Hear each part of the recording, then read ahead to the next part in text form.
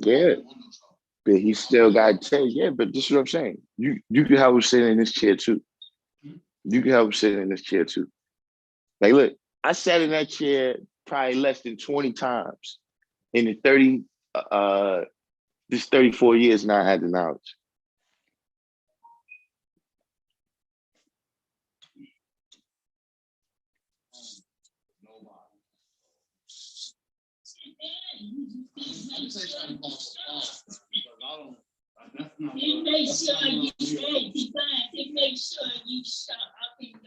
Yeah, that too. That's the main thing. Yeah. I mean, I just ain't got full 120 just yet. So we all been there.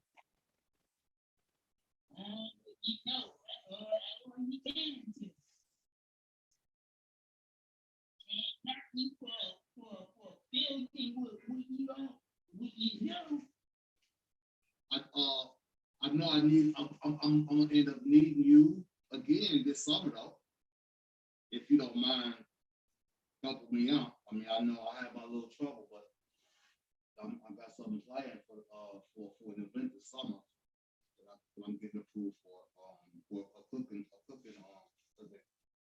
If you don't mind cooking with me, you know what I mean? Okay, get everything together, get everything a little bit closer to the moment, and then we'll deal with it. I'll put my alerts out. Everybody do the each one teach one, hit that like button for me.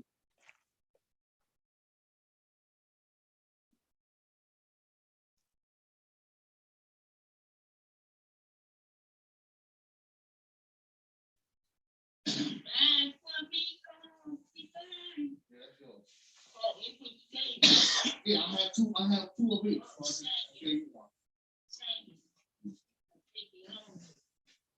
That's what First Direct. And that company ain't too bad of a company for what they show us so far. I mean, every company got their little perks, but the way they deal with their food, I like that shit.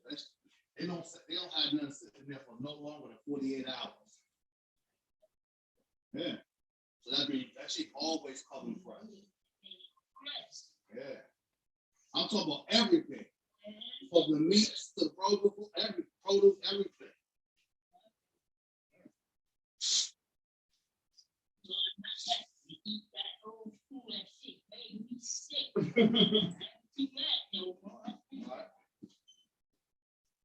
Nice out there, man. You know what I'm saying? That's what I was just saying. Yeah, I wish I could have caught that 12 o'clock though. That 12 o'clock heat. You know what I mean?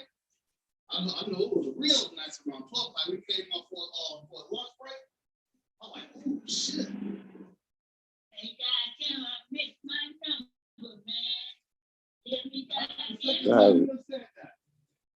Make my 97 Saturday, man. So playing the numbers, huh? Yeah, I mean, that's what I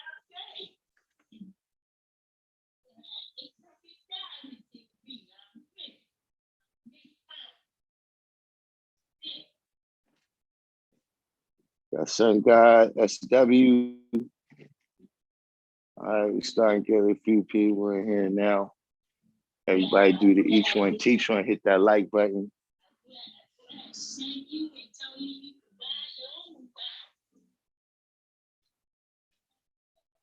It don't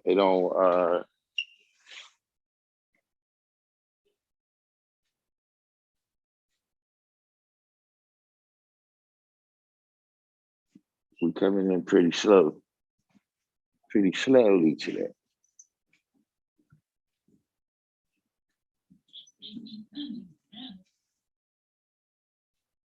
Wait, what happened in my picture? Knowledge 7 Supreme, no doubt.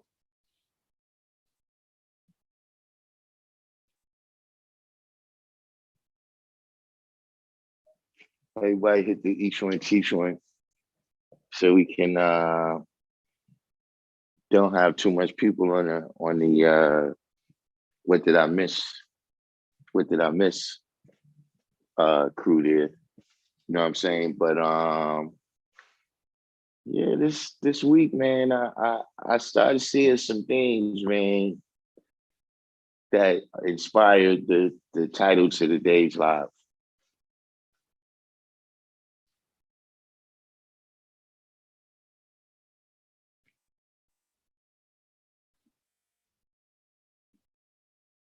Oh, you got it's more P Funk. Who is this P Funk? Who's selling the P Funk now? West Coast Wise. But you know, what inspired the title of today's live, man, is that, you know, I've been getting exposed to people, right? You know, on the internet, of course, you know what I mean? But people that it's like I can't tell they're 5% unless they tell me they're 5%.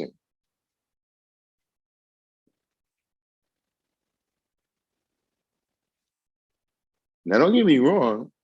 You know what I'm saying? When a person is walking down the street, we come to the people as the people. But I'm saying if I'm engaged in a conversation with you for a period of time, right? And it don't hit me like, you got knowledge, black man. You know what I'm saying? That it don't, like you have to tell me that you're 5% in name only, right? Because you don't really display the elements of this culture. Like it's just some things, you know how you be amongst some people, you be like, yo, y'all ain't gotta say a word, just what y'all doing. I'm not with this. And you keep it moving.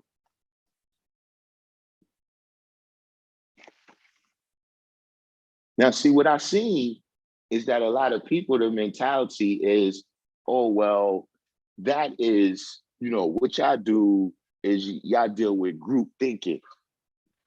Y'all deal with group thinking. But see, the people who telling you that trying to get you to deal with group think too. They trying to get you to accept this anything goes mindset. See, just because the mindset seems more random, but the mindset is that anything goes. You trying to get me to lose my values and principles so I can be more like you. To see, sometimes you gotta be aware of what somebody's telling you. You telling me you freeing me from something, but really you lining me up. And see, here's the other part of that too. See, group think is only bad when it's starting to have a negative impact on the individuals who is a part of the group think. See, in most other things that you deal with, listen, when you go to work, you dealing with group think with the people there. Like whatever it is that y'all do, if y'all print newspapers, everybody there, see, this is what I'm saying. Some people say, yo, you trying to control people and control their minds. Hold on for a second, y'all. 1 second. We're waiting for the other people to come in anyway. But let me hold on one.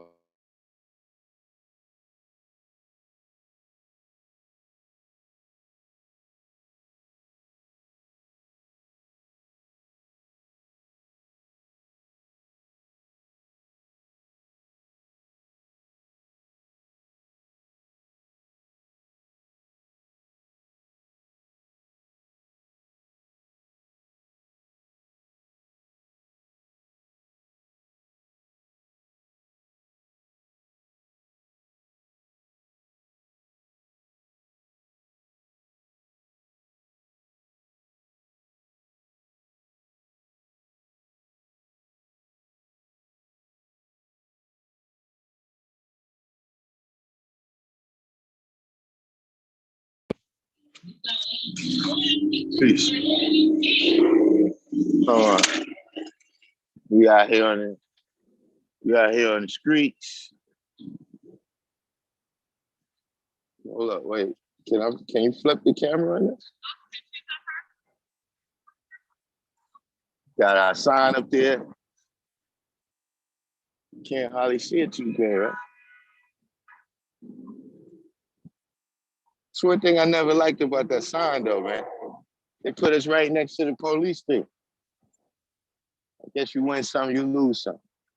But getting back to my point that I was making about, when as the 5%, you know what I'm saying? We got a lot of principles that we enforce, right? And for those who, for whatever reason, either they can't or they don't want to, they don't have the discipline to uphold those principles, right? They start saying things like, oh, y'all just trying to control everybody's mind. Oh, y'all just trying to control what everybody's thinking. And see, we had a name for that at one time. We called it being one mind, one body, one nation. See, I'm from the days when, listen, man, we air like, be like, see like. Dang. Oh, snap. I didn't know y'all was still facing out. Oh, wait. Well, y'all get my code.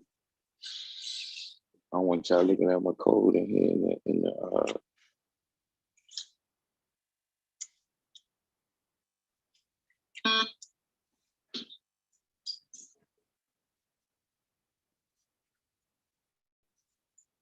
1 second, y'all.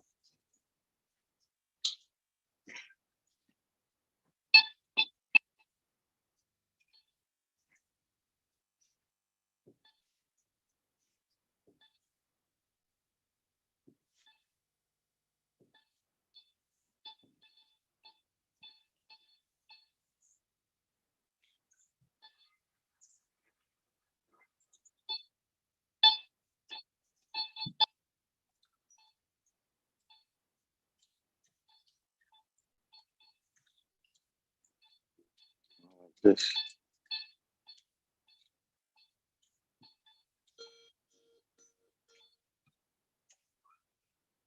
You came in here, man, they'll take your card.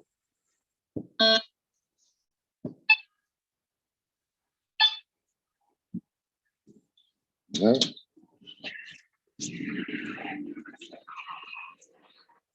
So yeah, I had to make a little quick stop right there. But yeah, you get the people, right, who for whatever reason they can't uphold us to what we're doing. See, because it's first of all, it's voluntary. See, that's why I put in the beginning culture of freedom. Because see, a culture is a certain set of things that we deal with, whether they ideas, whether they foods we eat, whether they places we go, clothes that we wear. So right now, if you go to a certain country, right, and they got a certain kind of garb that they wear, is that, some type of malicious, cult leader that's imposing group think on them? Or is that their culture? Now, here's the difference between when you're dealing with culture, right? And when you're dealing with Yakub's laws. See, there's no rope to bind you in. There's no rope to bind anybody in. So what does that mean? That's why it's culture or freedom. You see what I'm saying? When you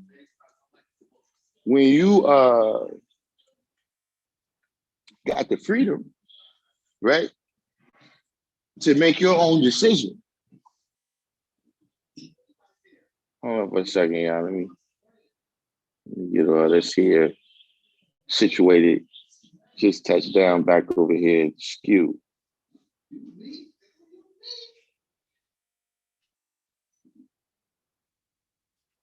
Who we got here?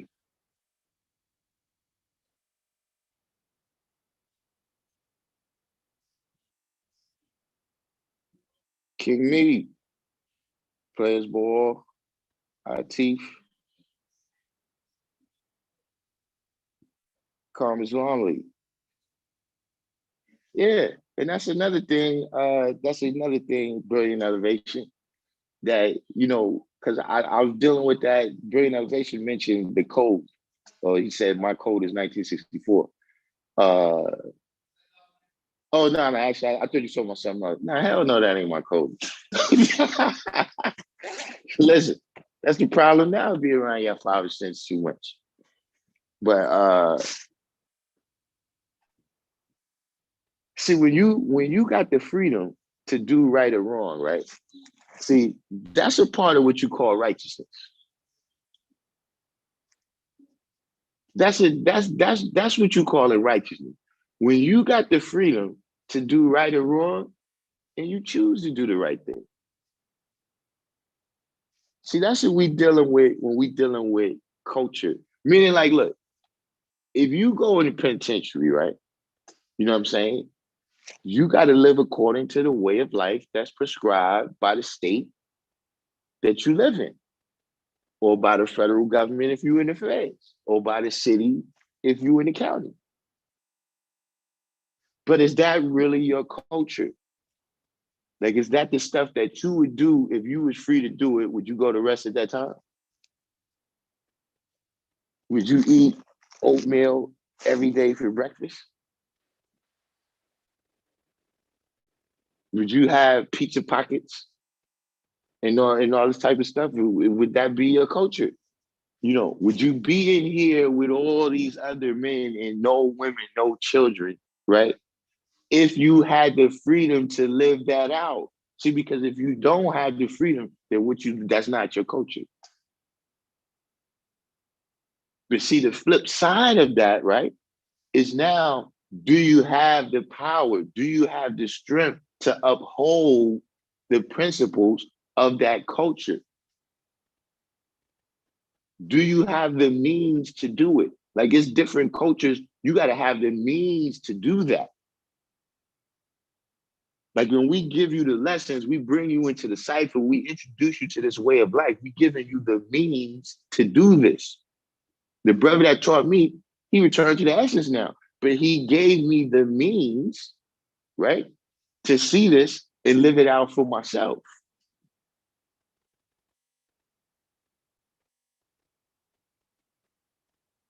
See, other things, you could want to be a bodybuilder, but then you might don't have the money for the steroids.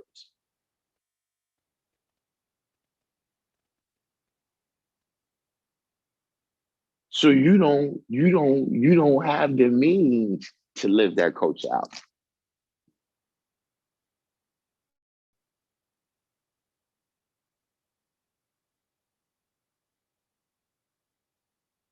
So now with this is something that I've observed, just something that used to call, we used to call, protocol.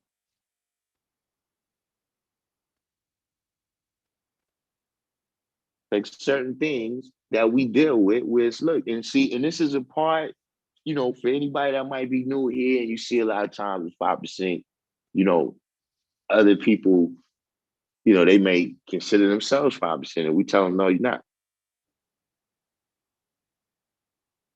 Because a culture is a specific set of things. See, I said this right here before, I say it again. If you go to a Chinese restaurant, they can give you the best pizza that you ever tasted. You go to a Chinese restaurant, you order chicken with broccoli, right? Whatever, the vegan people, you order your vegan stuff. And they come back with a pizza pie, best pizza pie you ever had. But that wasn't what you was looking for. That's not the culture that you went to. When you went to the Chinese restaurant, you went there to get Chinese food. So that's good what you did. That's beautiful. Power to you in your pizza. So it's the same thing what I'm saying when you're dealing with this protocol, when you're dealing with different people. Oh, you one of our brothers, you one of our sisters from one of our, you know, uh other nations, one of the other nations out here that our brothers and sisters is a part of. You very active in that. You sincere with it. Power to that. If you like it, I love it. But it's not that don't make that the 5%. And that goes for everything because listen, language is a part of culture. To see, we come amongst people and what do people tell us? Oh, well, you know, we don't know why y'all call yourself a black man. We not really black. Okay, that's fine and good. I heard you out, everything what you had to say on that. But that is not my culture.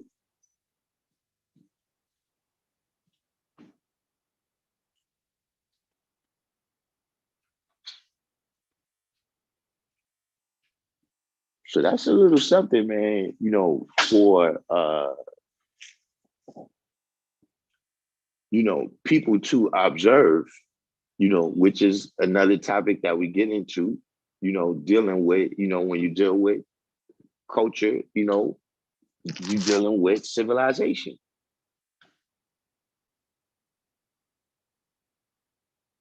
And that's one of the main things that we have to accomplish, right?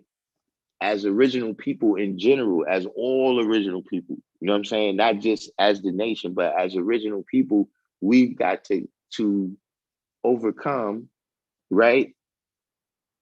Having individuals that are civilized, having individuals that have knowledge, right? Into being a group of men or a society of men, women, and children for one common cause. See, when they say wisdom and civilization, it says one having knowledge, wisdom, understanding.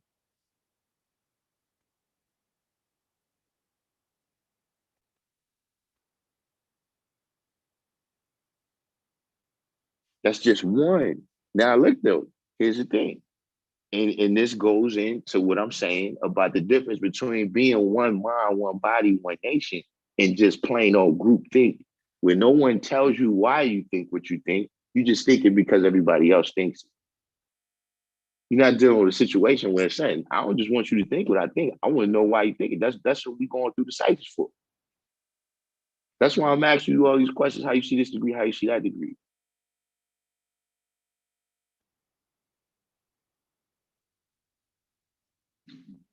But see, if we become one mind, right?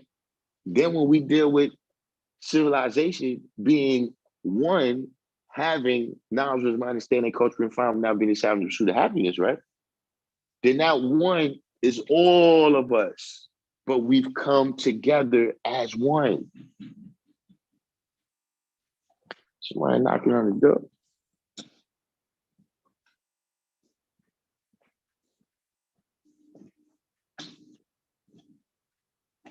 I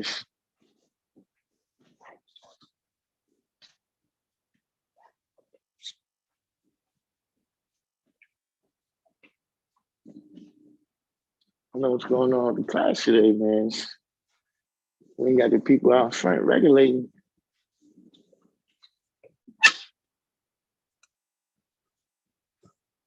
Somebody at the gate. Where Love Divine went? Where Love Divine went? Oh, he left?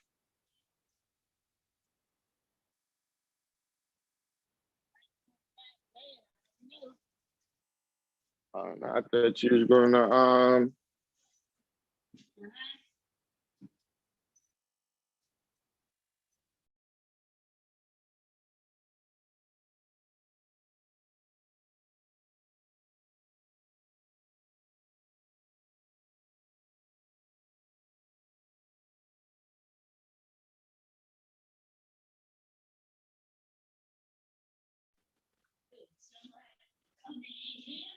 Now I said if somebody else come, that could go.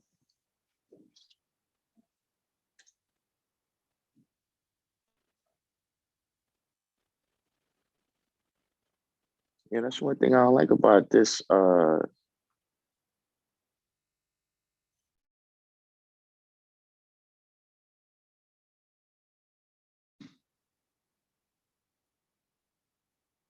See with this, I can't see. I can't see the words and do the video at the same time. I think we need to take a vote on that. Is this, do y'all like this app better than the old app, Dr. Vinci? Remember the last app that I was using with uh but I kept going in and out.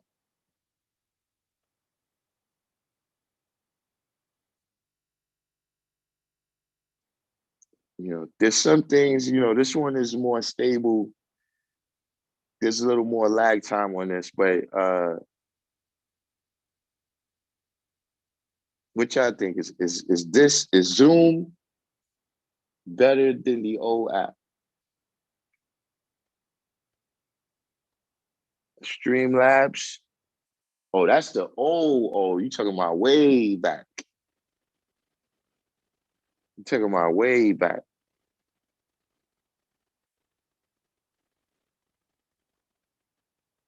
Streamlabs was better. Yeah, I haven't dealt with the stream.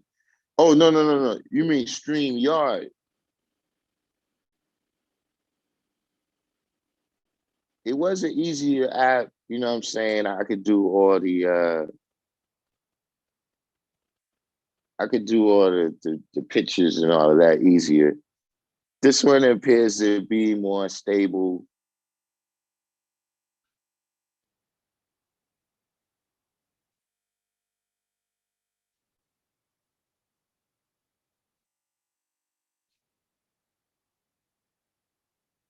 Maybe I just got to take the time to get into it more or something. I can't really call it, but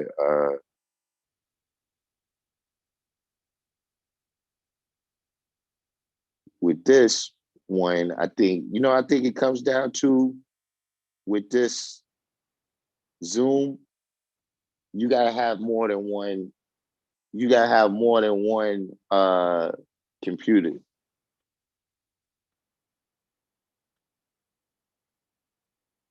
So then you got one that's constantly broadcasting a picture for you, and one that is, you interacting.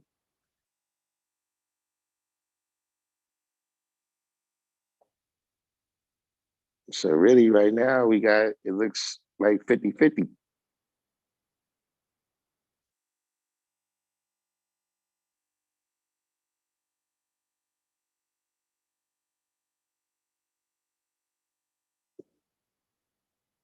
A couple people like StreamYard better. A couple people said Zoom. I gotta see what's up, man.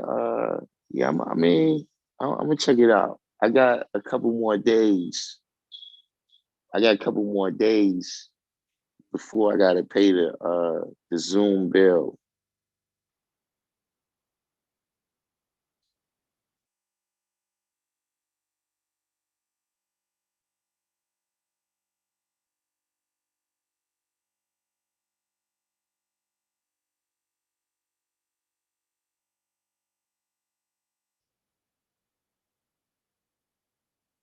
It definitely was easier to bring up Rick James.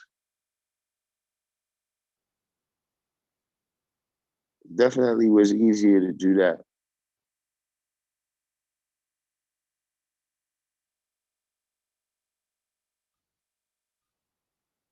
But yeah, though, in the meantime, in between time, though, what's the deal? What's going on out there? That was a little, something that I observed. You know what I'm saying? That, when you come in tune with these people, you know what I'm saying, whether it's in person or online, you know what I'm saying? Uh, make sure that these people is not just, coming into person. Like you coming into person, but you really don't have the power. And some of them people, listen, they here to serve their purpose. Like they're gonna come on the internet, they're gonna expose people to uh, you know, introduce people to the 5%, uh, you know, train of thought and everything, and then they never gonna really amount to nothing themselves, but they did their duty. When it was their time, they played their part in teaching who the true and living God is. But just in the terms of, you moving and just the way this thing is going, and some of these people and a lot of these people, the things that they be talking about and what they be getting into is like, just being aware of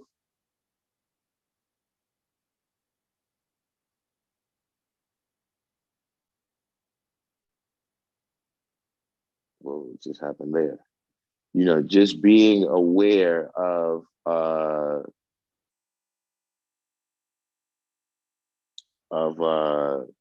who it is that you're dealing with.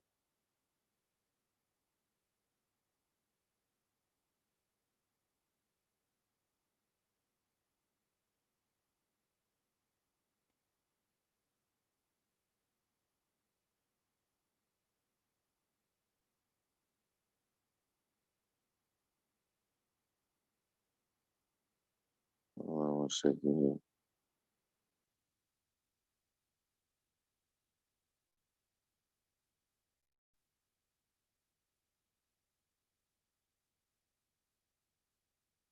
Divine understanding. But yeah, that's one of the things that you need to observe. You know what I'm saying? Like it's not just it's not just observing uh rather somebody know their lessons or not. That's something for you not to get caught up in either.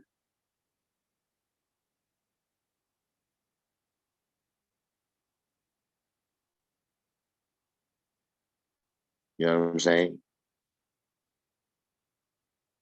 It's also observing the person's actual way of life, you know, how they move, you know. Success and failure is not just about talking. What's this Atif said? Watching the Ray and Ghost. Clearly they're not dealing with this no more.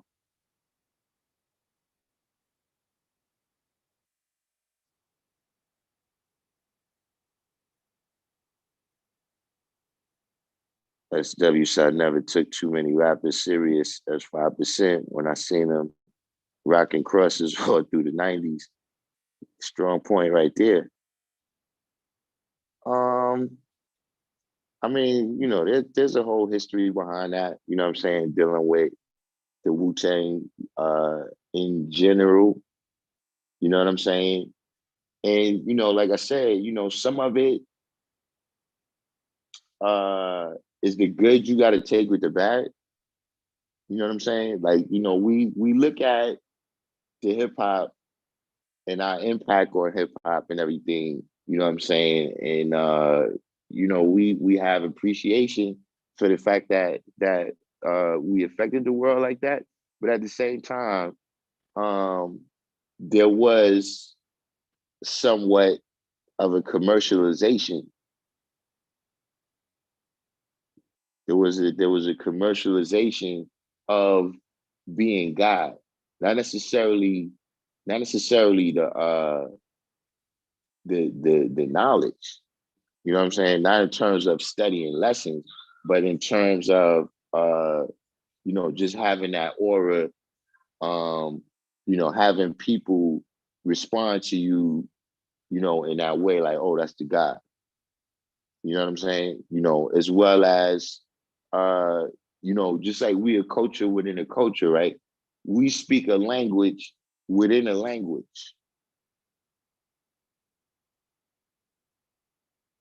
And so, just the fact of, you a rapper and you got this other lingo that you could bring to the table, to kind of set you apart from all the other people that's doing music. You know what I'm saying? So, you get those kind of things, but it's the same thing what I'm saying right now. That, when you saying, okay, somebody is a 5%, you know what I'm saying? Are you saying that because of stuff that they're saying? Or are you saying that because of stuff that they're doing? You know what I'm saying?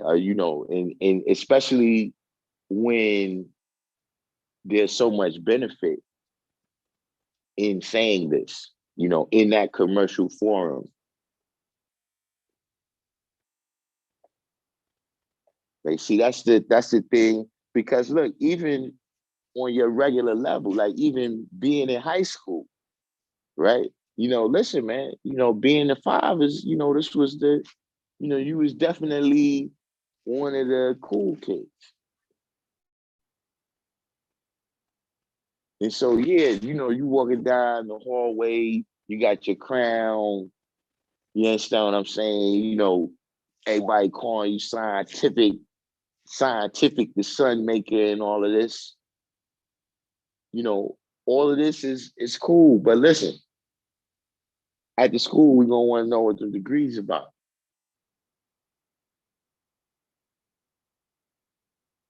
See, now is when it comes to time. All right, now look, where's the people? We need to come around your block. We come around your block, man. See, because we can't even just call you scientific. Now that's not your name. See, if it's us, we have to call you scientific, the sun maker. But then I come on your block and they call you Kevin. Everybody, not just, it's one thing. You take you a minute to get your moms.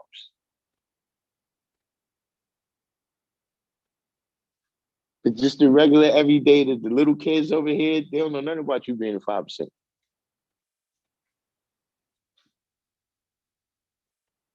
The old people, they not happy to see you. When they see you, they're like, hey, what's going on, young man? Yeah, tell the person over there I said something. You're not an asset in no way to no one else. See, at the end of the day, you're just being a 10%er. That's what your actions is saying.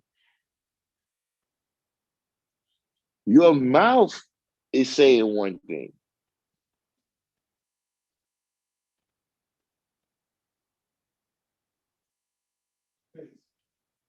So, at the end of the day, you don't want to be the one that's caught up, that's taking people on face value, right? And not, looking at what these people culture really is.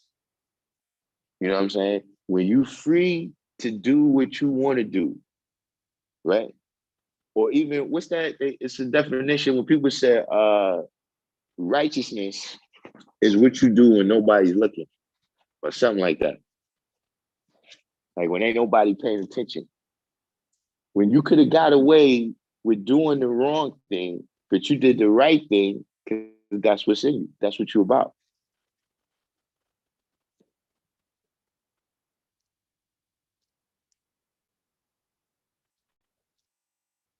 So observe all that. You know what I'm saying? And and even what I'm saying is, listen, you could observe somebody because you're like, all right, this person got 5%. It don't mean they not, they unrighteous.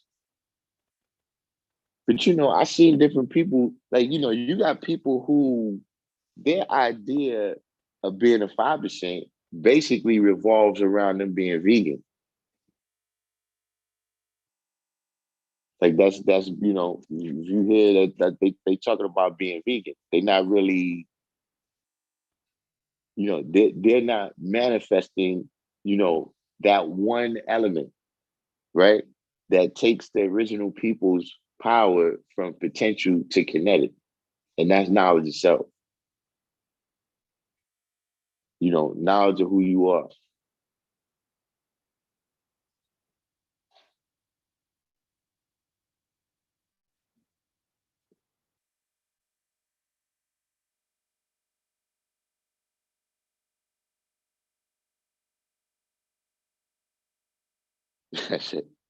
As W said, I picked up early on who's who and what's what in regards to the true and living versus the slanksters. Yeah, you got listen.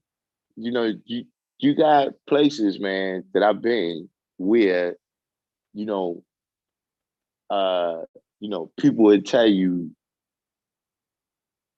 you know these individuals, they're just righteous names,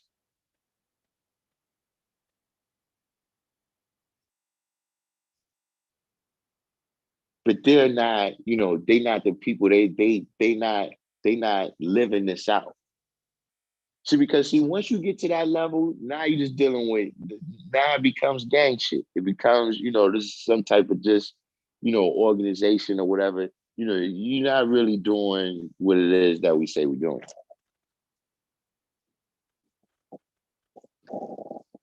So, observe them people. Observe them people. Observe what their teachings is. Like, what's your teachings? Are you teaching, right? You know, who the true and living God is? Do you believe in the teachings of the 10%?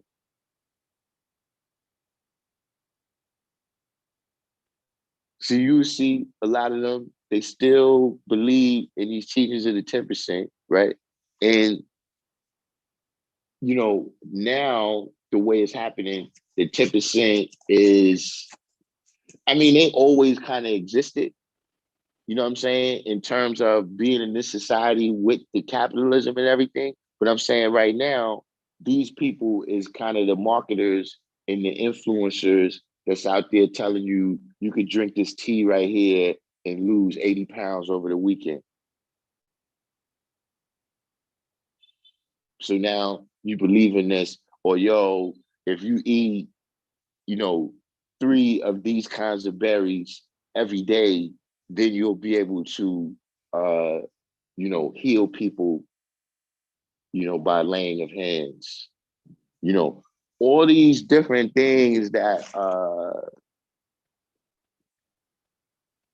you know, is still an idea, right? It's still an idea that there's some other power. Like there's some other power that needs to be tapped into, right? That in particular is greater than whatever power you could tap into on your own, within yourself, I'm saying.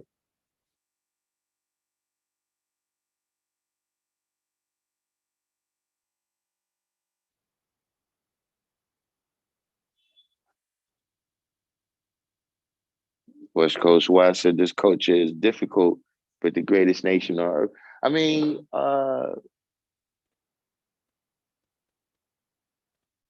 you know, uh, in some ways, and of course, this is like a little bit of a biased statement. But see, like I said, when you don't have the freedom, right, and you don't have the knowledge and wisdom, right, and understanding of the things you're doing and why you're doing them as a part of that culture, right, then you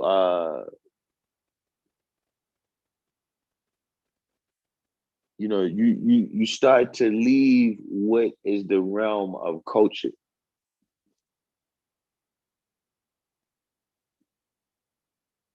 You know what I'm saying?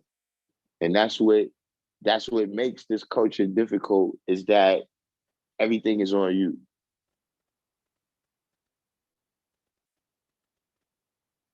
Like it's not like, see, if you don't read your Bible, right, and you're a Christian, don't worry about it. The preacher read his. When you get there Sunday, he dropped that jewel on you.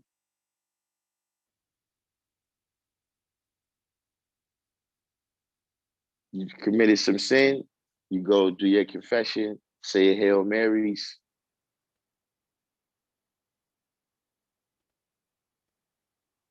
But see, when you are 5% and you don't study your lessons, and then a situation arises where you need those lessons to save your life, guess what? You out of here. You know, not necessarily saying that this words on the papers right here is going to save your life, but I'm talking about the understanding that you drew up, right? From studying it and building on it. If you need that to save your life, ain't nothing else going to happen.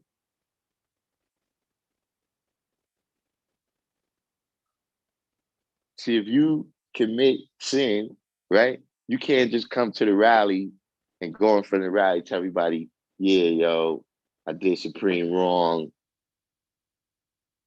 you know, Hail Mary. Nah, son. The 10th degree in the alphabet is J for justice.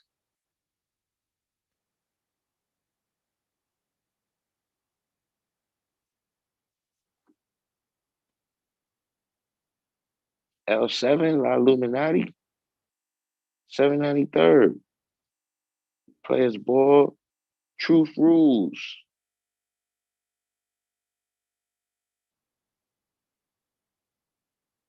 The mathematician.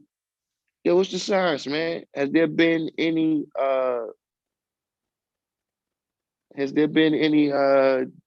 positive developments with that situation?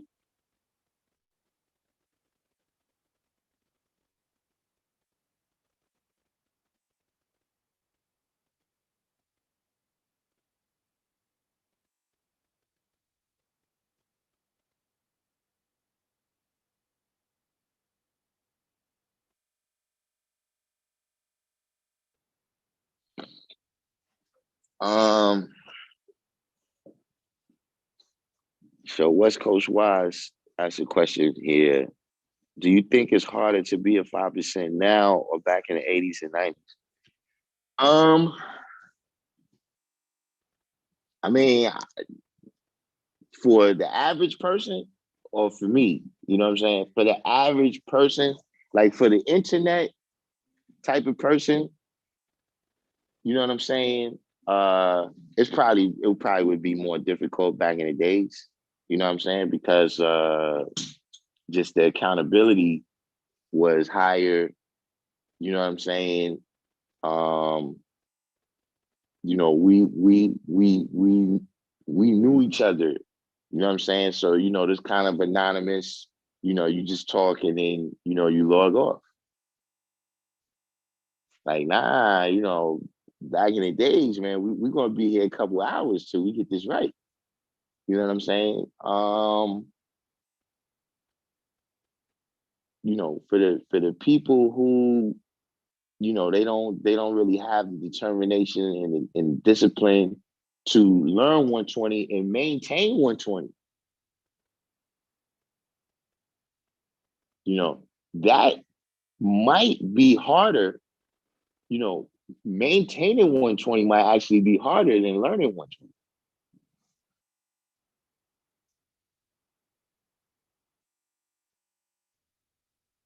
So for those people like that, you know, I think it would be harder, you know what I'm saying, to uh, you know, just be in the ciphers and have to be face to face, you know, with the guys, man. Like, you know what I'm saying? Where and you know, these is brothers that's not shrinking violets.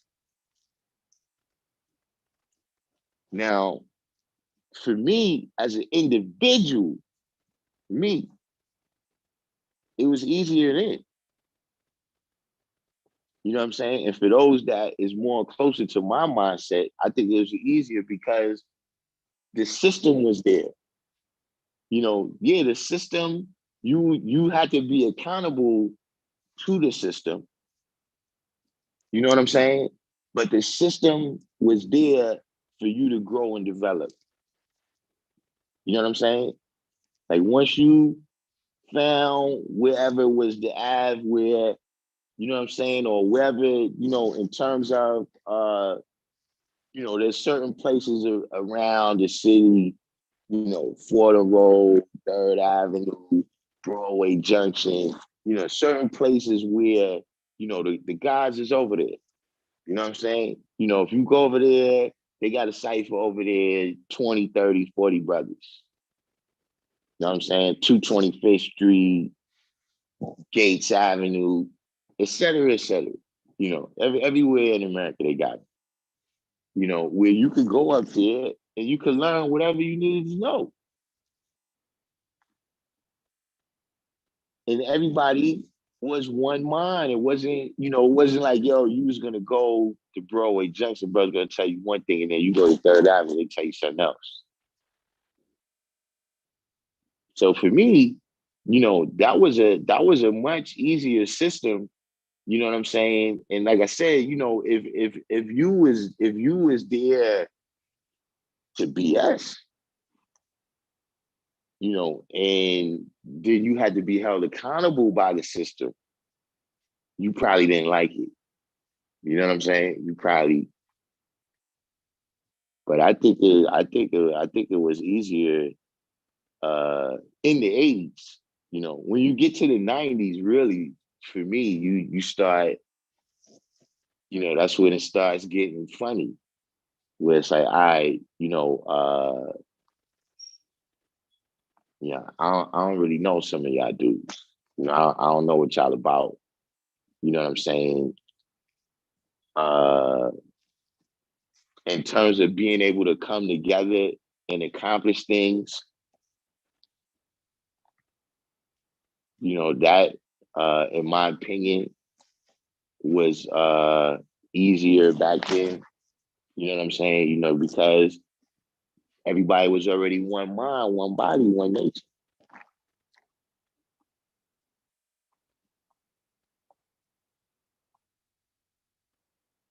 So for me, it was easy. It's like the difference between, anything. Like if you want to be like you a chef,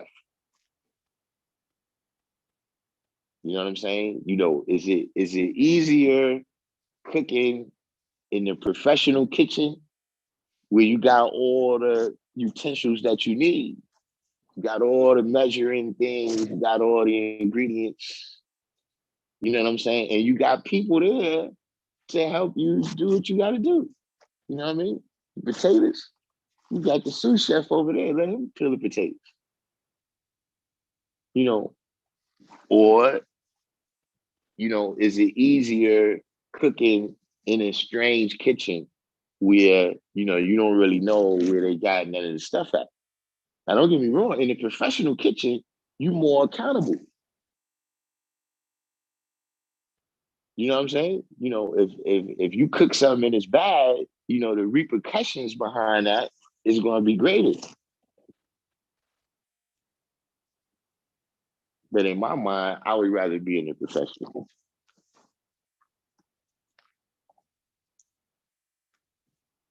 The love. What is the deal?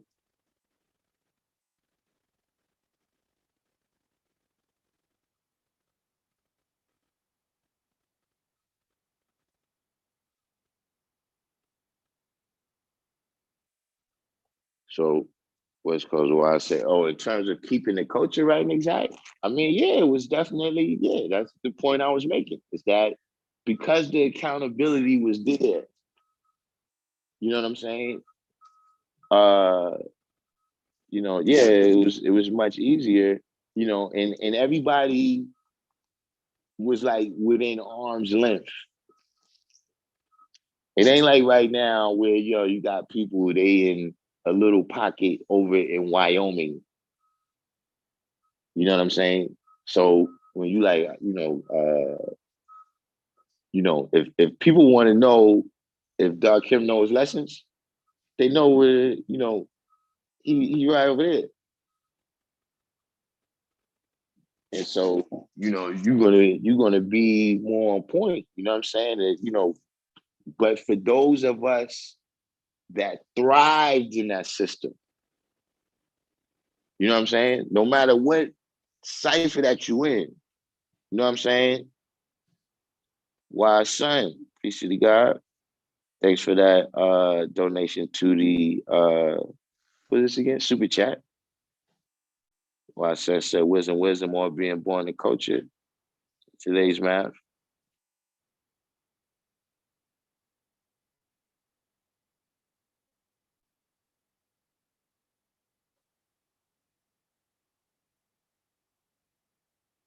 Jarrell Boiling. The other AC.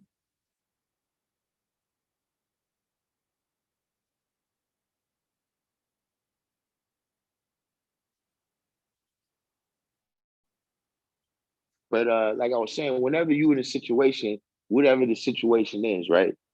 You got some people, right, that will fail in a situation.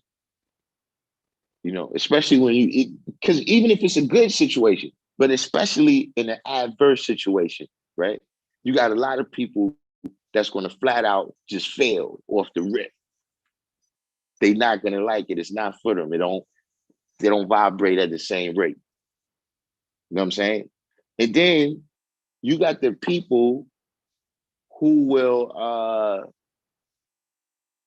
you know, they can survive, they can make it in this, you know, in this type of system.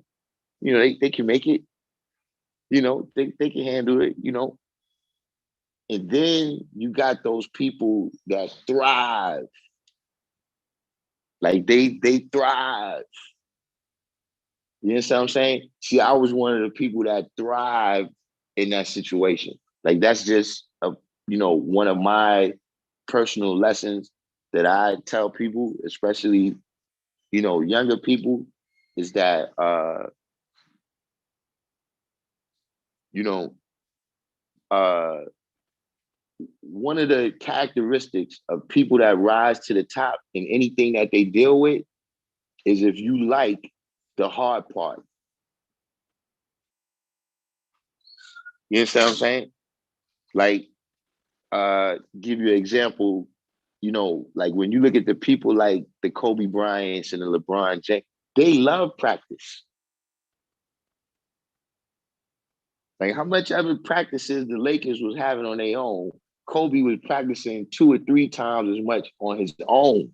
And so that's why when he came to the game, right, he was able to perform at such a higher level. You know, Floyd Mayweather, another guy, loves practice. He loves to be in the gym, you know, whether he got a fight in there or not. You see what I'm saying? So the people, what I'm using that analogy to say in terms of the knowledge is that the people who thrived on that, the people who, yo, yeah, we was at the cipher yesterday, you know, we got put under a little bit of pressure, but we write back the next day. You know, we love that. Like, yo, you know what? Yeah, the brother had to drop it on me, but I learned a lot from what he said. You know what I'm saying? Now that he told me that, now I know what's right. You know, I was a person that thrived at that time. So to me, it's always those gonna be the good old days. You understand what I'm saying? You know, this type of system like this, I can't really thrive in this system where, you know, I don't really know who these people are. You know what I'm saying? You know, you come on the Western aim and you saying you're a 5%er, but you teaching all this other stuff. But then when you come to the rally, you always want to know, well, yo, why everybody ain't getting this knowledge? Nigga, because you teaching some chakra shit. You're not teaching this knowledge.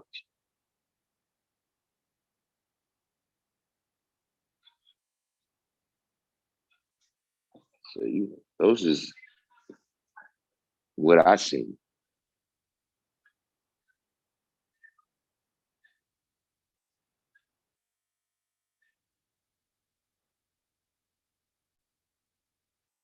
Truth Rules said it was love at first sight, saying the black man is God. Yeah, that's what I'm saying. You know, and when you know, any system that you could thrive in, you know what I'm saying?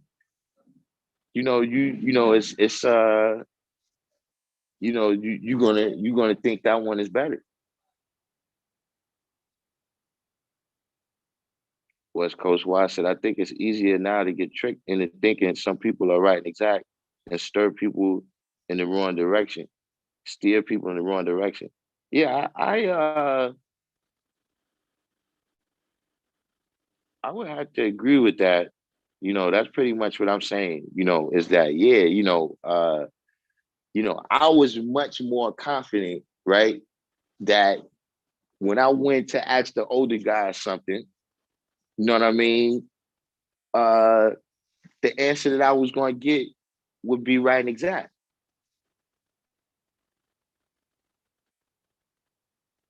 Like when I remember, as a brother, and he ended up being one of those type of people. He ended up being a person that, look, he was doing his duty. He was teaching people, and he was somebody that I used to go to and ask some questions.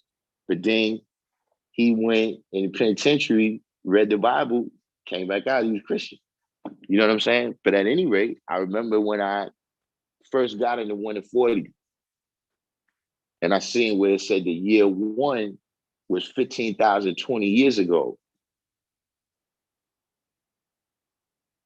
But I, of course, being that I already went through the 1 to 14, I recall, okay, in the 1 to 14, it said it was 15,019 years ago.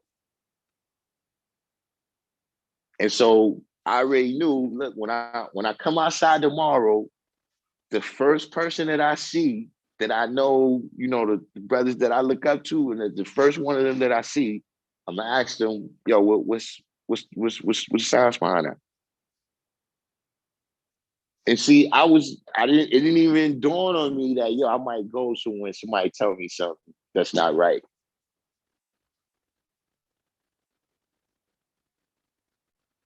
Today, nah. I mean, I mean, I could tell you the people that I know that I could refer you to say, yeah, yeah, ask the guy, or yo, you with the guy, or yeah, that's the right people. But just saying in general, yeah, it's way easier today to get led in the wrong direction.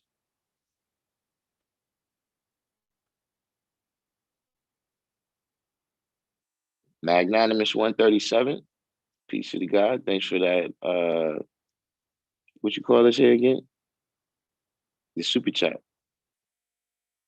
Right. King Me said, yeah, it was harder in the 90s because it was face to face. Yeah, that's what I'm saying. The face to face aspect, if you don't thrive on that, you know what I'm saying? Like if it's not, because it's like, you got the face to face aspect, you know what I mean? But, we was much more family there. So yeah, you go in places where you meeting brothers, like you might go down to the Deuce, or you might be somewhere you meeting certain brothers that you don't know. But I'm saying in terms of your growth and development, you know what I'm saying? And just in terms of too, like I said this on here before, a lot of times, people get a misunderstanding of what the ciphers was about. The ciphers was very supportive.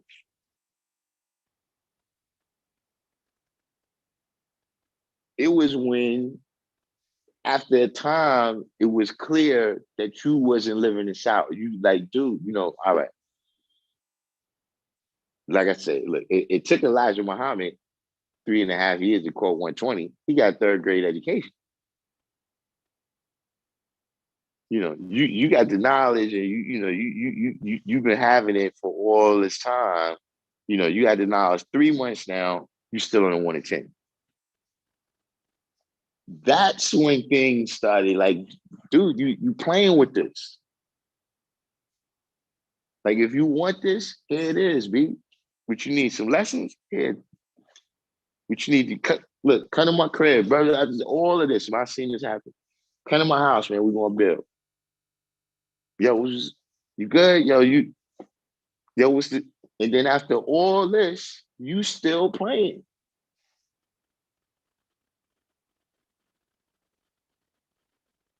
But in terms of being in the hot seat, like, look, even right now, right? I'm dealing with the cipher, right? Where with the cryptocurrency, right? I wish it was a cipher that I could go to and get bombed about the cryptocurrency so I could learn it like I got this. Because it's still, I don't understand. It's like, you first get introduced to the knowledge and they tell you, okay, one is knowledge, two is wisdom, three is understand. All right, I got all that part, but how you know what's today's mathematics? Like somebody got to fill you in on all the rest of the stuff. Like, all right, I understand this is Bitcoin. I got the whole blockchain, all that, but I don't understand what makes you know that this one is going up and that one is going down in terms of the value. See, I don't know today's mathematics of the cryptocurrency.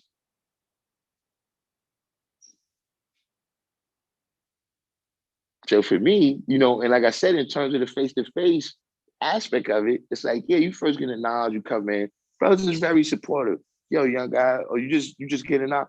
What's today's mathematics? No, you even gotta tell us what it means. What is it? Wisdom, born culture, freedom. All right, peace, God. Oh, you don't know? What's your name, God? Just say your name. See, all that used to happen too. You know what I'm saying? And at the end of the day, you know, especially if you go back to the 80s, like, God, we in school together. You know, we live in the same neighborhood. Like you know what I'm saying? Like these is not, you know, you're not going having, you know, giving a speech to a strange audience every day. You know what I'm saying? Like, you know, we all was there where you could see it. You know, you could see it, you know, where, you know, we come in the site for the first day and you could barely hear what we saying. You know what I'm saying? You talking all low.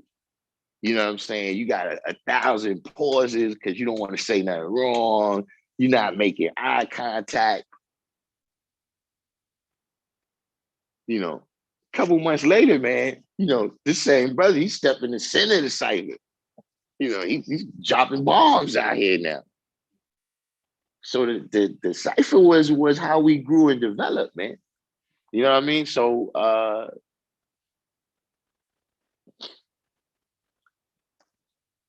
you know, not everybody had a good experience there, but for me, it was beautiful.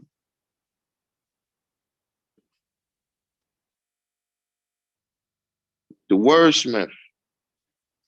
All right, hold up. I'm gonna send you the thing in a minute. Matter of fact, let me see if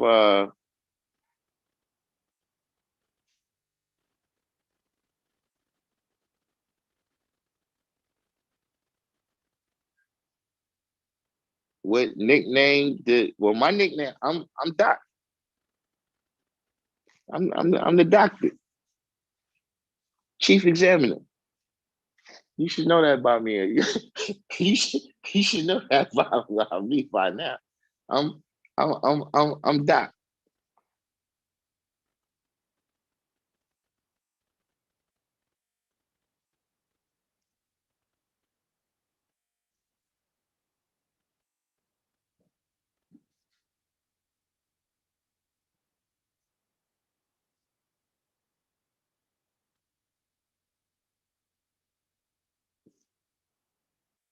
Apex Cypher said, I respect everyone as long as there's respect, but I'll never understand how someone can no longer be 5%.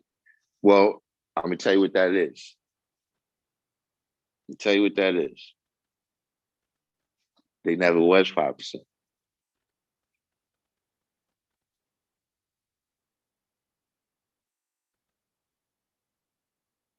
At the guy C District 120, be righteous. But yeah, those are people that never was 5%. Like some people could be enthusiastic about some shit, right? You could be enthusiastic about some shit, but don't never really see it or understand it yourself. I'm gonna give you a good example of myself, right? When I was a kid, right, and we should be going, you know, we going to church all the time. And I remember one time we came to the church, it was this dude, the Deacon Bush, George Bush. That was his name, believe it or not. Uh, but he goes up there and he says that, listen, man, uh, he says, you know, listen, I don't care if nobody don't come to the church. He said, I don't care if not one of y'all never came in this church again. He said, I come in here by myself and praise the Lord. And when he said that shit, it inspired me. Like, this shit is real. Like listen, that was some 5% shit for a nigga to say. So when he said that, it's like, shit, well, fuck it. If you're gonna get down like that, I'm gonna rock with you. So then I told him, yeah, I want to be down with the church. I want to be down with him. But I never understood what they was talking about. I was just inspired by that individual, and what he expressed was real. But I never really saw it. I never really internalized it. I never really was a Christian.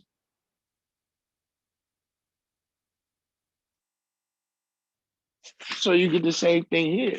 You know, dudes see, the dudes in the neighborhood that, they get all the girls, man.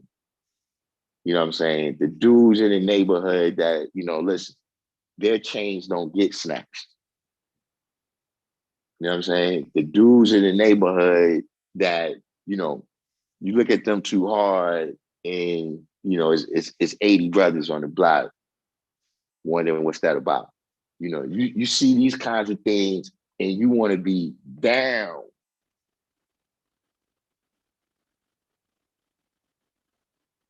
And some of these people, man, listen, some of these people, like I'll tell you an example myself, I asked to be down.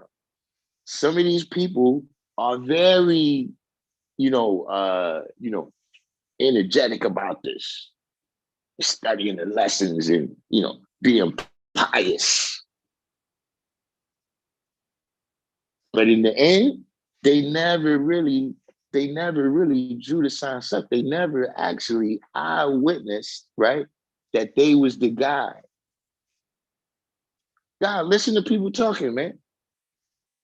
Listen to people talking. If they start talking for long enough, man, you're gonna hear some people start talking about they higher self. You're gonna hear some people talking about Allah, right? And it's like, you know, it pretty much it sounds like you're referring to a righteous but unseen being that exists everywhere. Like you say your name is Allah, but the context in which you just said Allah, the background and context, right, of the statement that you just made,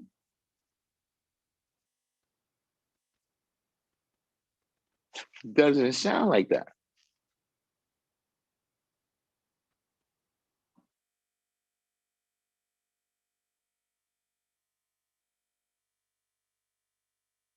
So you got a lot of people like that amongst us. Men and women that you just hear because you like the brothers.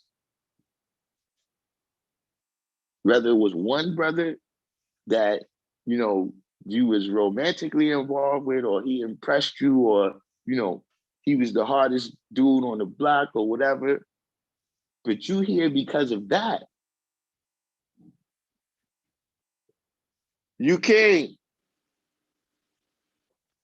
You king. Somebody at the door.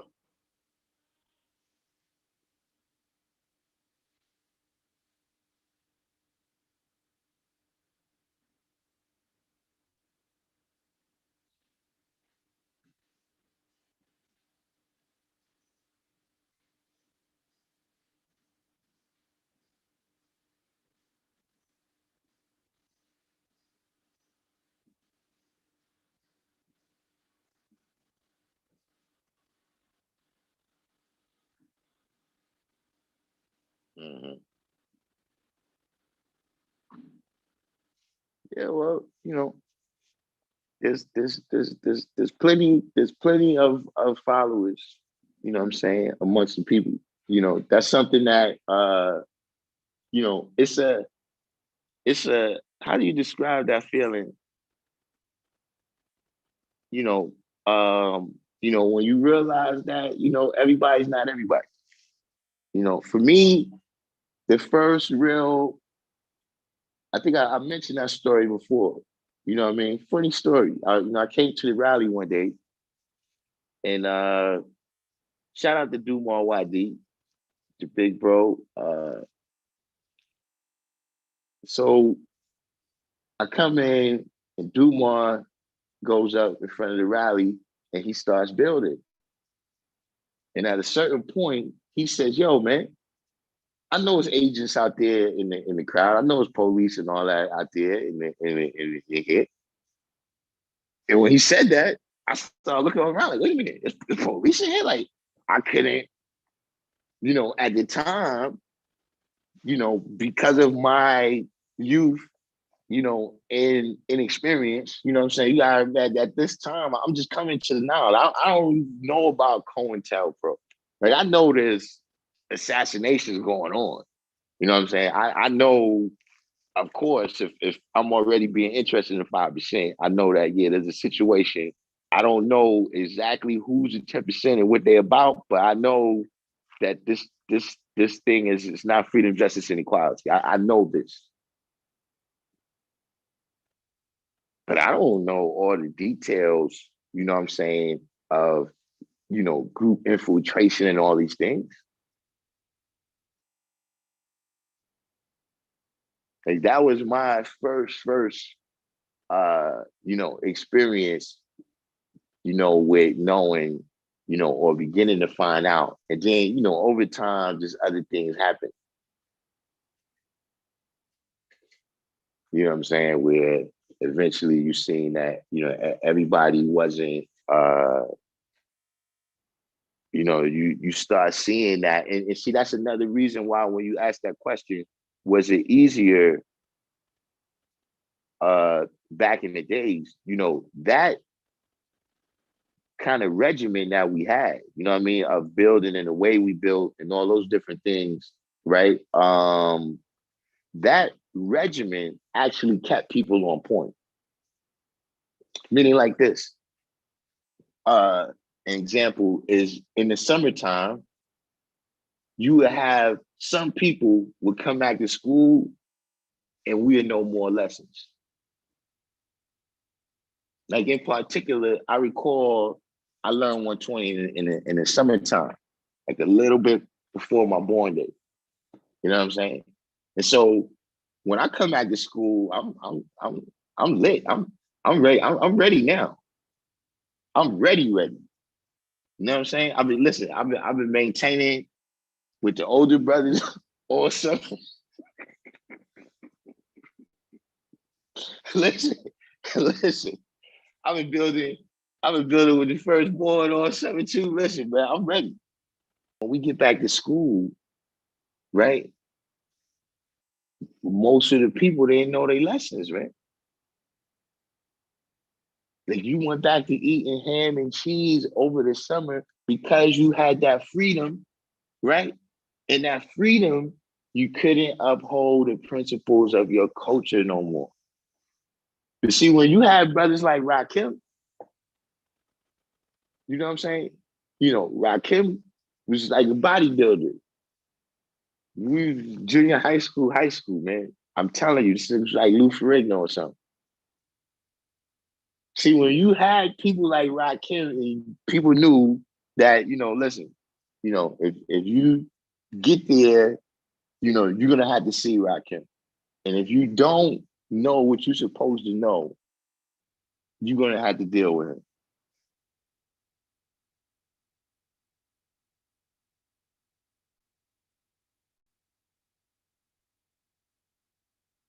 And that's the way regular society is. That's not a particular 5% thing. I mean, you got people that live in the hood that would never steal nothing from nobody. They just would not steal nothing, not from in the hood.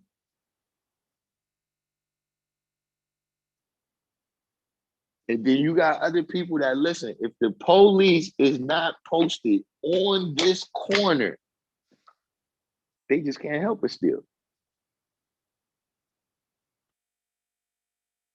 So it's the same thing. If your brother know that, listen, every morning at 7 o'clock, we're gonna be right here, striving and thriving. Then he's gonna make sure that he knows at least a little bit of lessons. But see, once you get back around the block and all the people that just call you Kevin and y'all eat Twinkies together, then you would slip right back into that way of life.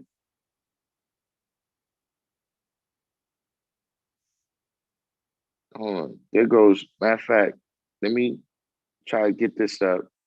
Now, I'm gonna let y'all know. I'm gonna let y'all know before we get into this that we're gonna be expanding. We're gonna be expanding the English language today. The wordsmith said that he's found a new, what is it, a new definition for Hebrew?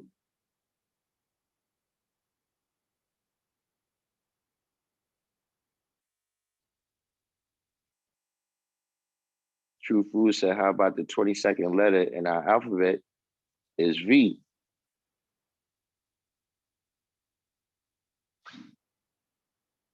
I'm saying, you got like a particular question about it? So yeah, the wordsmith is going to expand. He's going to expand on the. He's going to expand on the. Hold on, let me get this link real quick.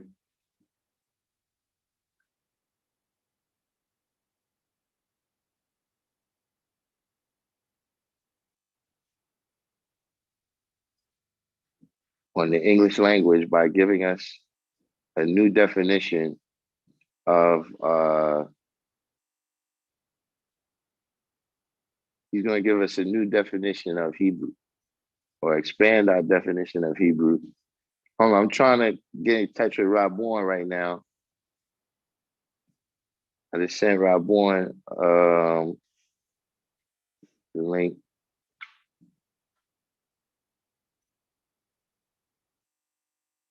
Because somebody had asked a question too.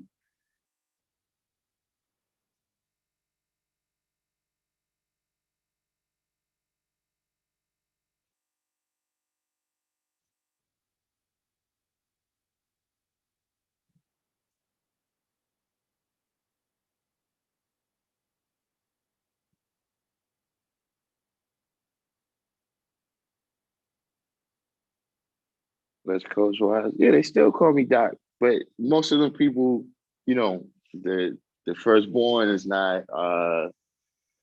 We down to a hard dozen right now. I don't know if you know how many of y'all brothers know that, but if you get a chance, right now, um, because of the lockdown and everything, you're not having rallies, you're not having showing foods. Hopefully this summer, um, things will loosen up and we'll be able to have a showing food, even if it's not in Harriet Tubman. You know what I'm saying? But yeah, it's like a handful, man, of brothers from the 60s left. I laugh about that with some of the brothers from the 70s now. And I say, how it feels to be the firstborn now. But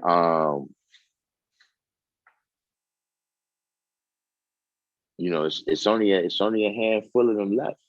You know what I'm saying? So what I'm saying is that if you do get a chance to come, to the rally or the show and prove, right? Try not to spend all your time in the party section. You know what I'm saying? Take the time to ask these brothers, man, about that knowledge, because we need it. Where you going, you don't need it. You understand what I'm saying? And it's not theirs to take with them. It's really not. You know what I'm saying? So take the time to build with them brothers. But yeah, no, that whole generation of people, they call me Doc. So you still Eileen, La Shasha,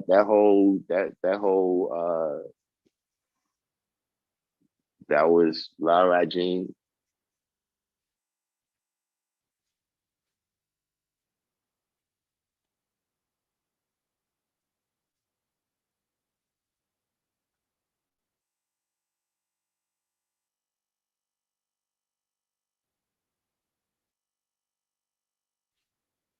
Be divine thought a lot. Peace of God. Everybody make sure you did the each one teach one and hit the like button. Was firstborn Prince harder on brothers in his tree? Um, nah, I think it was pretty. I think it was pretty. Anybody could get it. I think it was.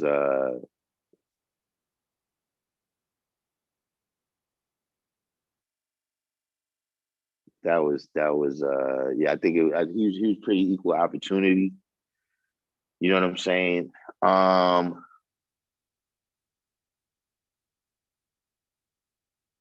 he loaded you up with stuff. You know what I'm saying? With him, the thing wasn't so much. Uh, you know, it was if you was too slow to catch on, those are the people that I seen. He was the most like, he's not gonna tell you something 5 times. He's not gonna tell you 3 times. You know what I'm saying? If he do tell you like that, you gotta come to action. Like, you gotta be something where it's like, yeah, that's kind of complex. But when you come to action, you're like, all right, God, look, I recall this part, but I don't recall that other stuff you said. See, now we can build. So if you just coming around saying the same stuff that he told you, yesterday, the day before, then and just in terms of he was somebody, right, that he evaluates you as a 5%, right? He's also evaluating you just as a man. You gotta be a man before you be God, and the type of man that you are is gonna that's gonna have a lot to do with what kind of God you are. You know what I'm saying? And so that's something that we don't get to experience on the internet, right? Is that like King Me was saying, with certain things is face to face, right? Um, within the knowledge, right? Uh Within the knowledge, there's people who they cool dudes and everything, you know what I'm saying? They my brothers. But if it wasn't for being 5%, I wouldn't know them. Like, I would not, socialize with them just, recreationally. I wouldn't have been around them.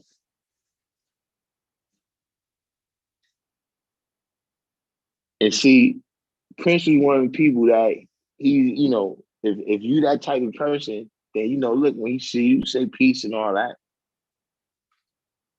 But when I walk this way, right? When I walk, you don't walk with me. You stay right here.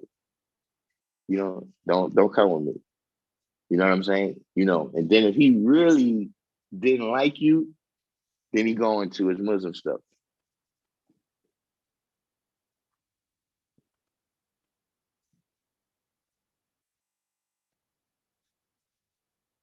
So just in terms of that, you know what I'm saying?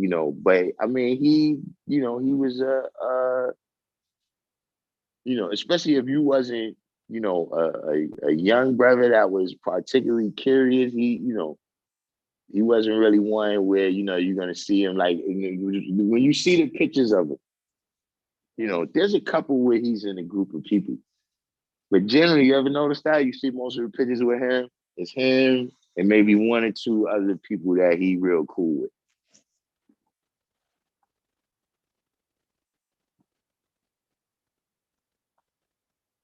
But in terms of it's hard for me to say.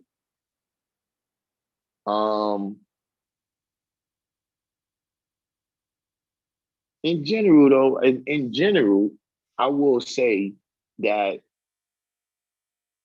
what I'm saying, what makes it difficult for me to analyze, right, is that because I'm spending so much time around the school, I'm spending so much time around the firstborn, right? So now I'm held to a little bit higher standard. You know what I'm saying? Not that I'm better than other people, but you could come from Seattle, right, and not know XYZ. Like it reached the point, right, where I come in and ask a question. The brother said, "Man, what's wrong with you, man? You don't know that by now?" And just walk off when you answer. So that was an aspect. Yeah, he started doing the prayers, the he wants to take you in the classroom and write Arabic on the board.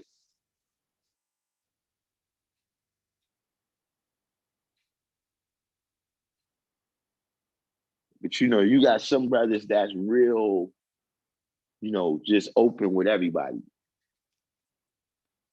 know what I'm saying? Like Najee, he's a brother that, was much more warm hearted.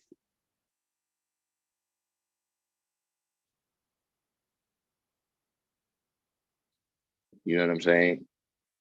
P, he was somebody that, like, nah, you're gonna have to, you're gonna have to be, you go to an amusement park and it's like, yo, if you above this line right here, you can ride.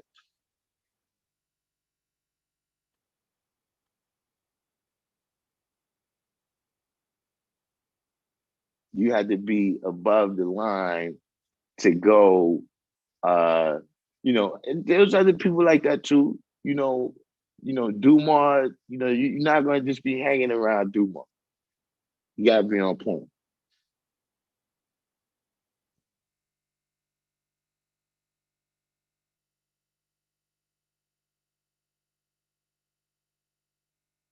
God see said, hope the borders are open so I could go to the Sean Fruit. Where you at, guys? See?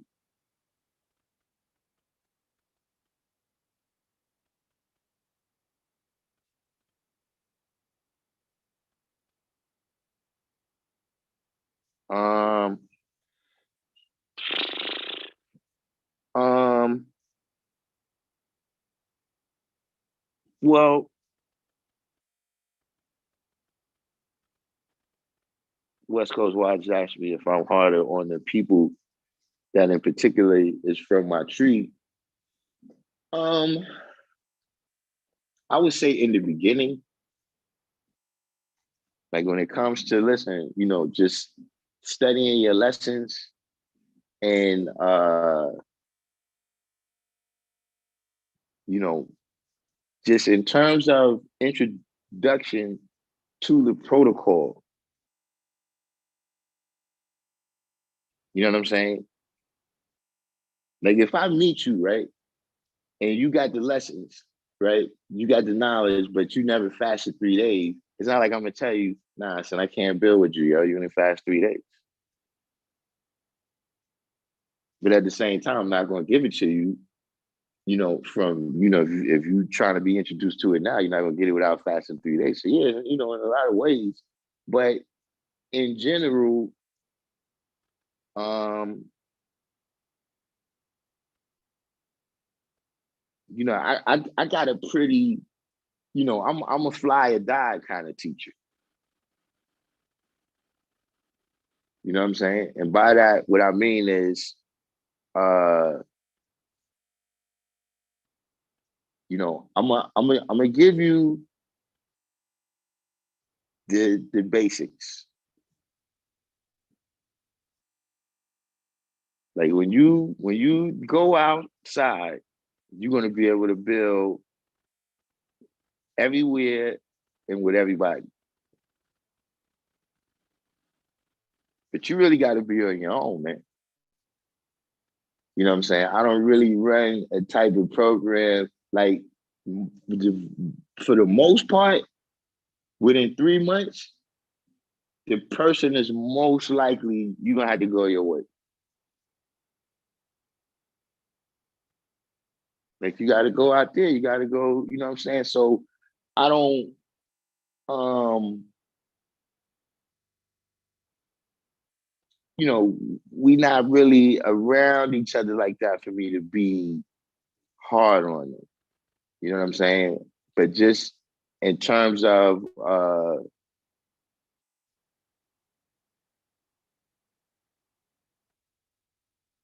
we like say we just in a cipher, you know what I'm saying? And I may be the brother in that cipher that has the most knowledge. You know what I'm saying? Um,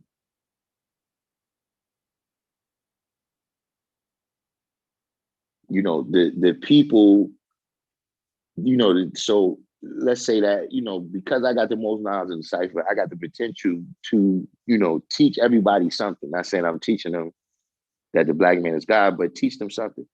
You know what I'm saying? Um,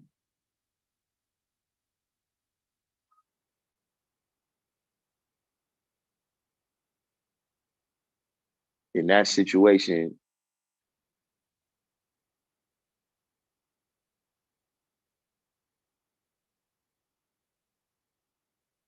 something West, now that you not West Coast wise, you know who I'm hard on? Now that you made me think about it, I never even thought about that before. You know who I'm hard on? The people that ain't do no teaching. But I can't really think of the people like that. I can't really think of it, everybody, they did they think. But like if you just coming around and, just everything with you is just party time. Like when you roll up, man, you know what I'm saying? You ain't never really dealing with supreme equality. You just dealing with a bag of equality. See, those are the cats that we're gonna have to go through.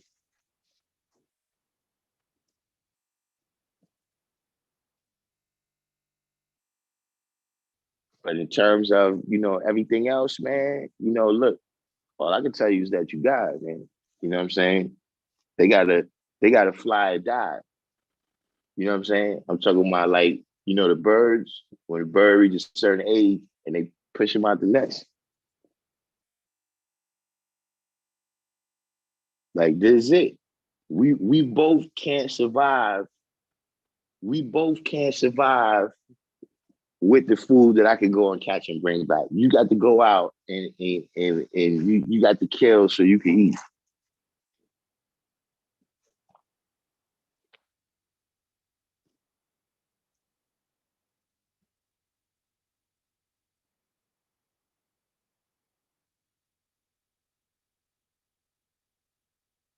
But those are people really. Those are people. The people that they constant mentality is that this is a party.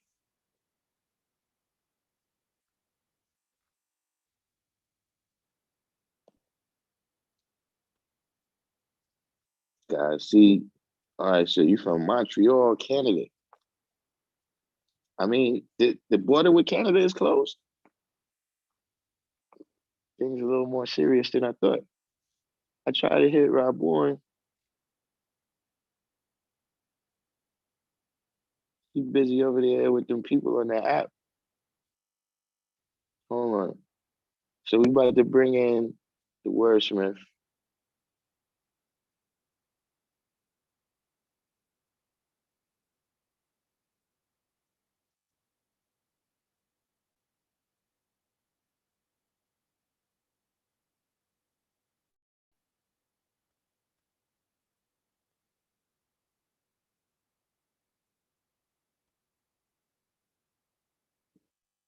Let's bring up the wordsmith.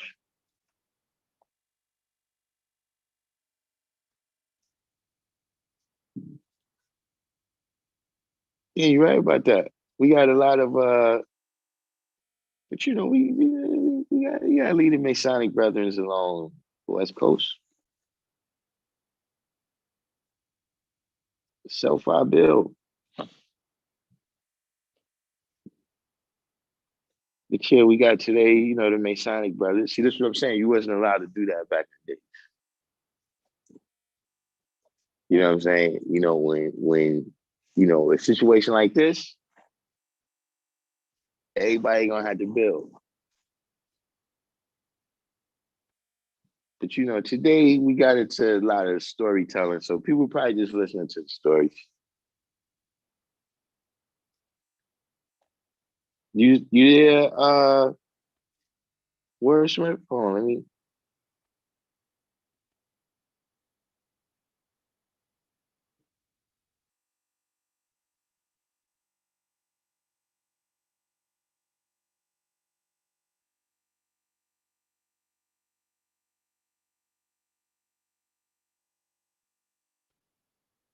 Wordsmith, you in the room?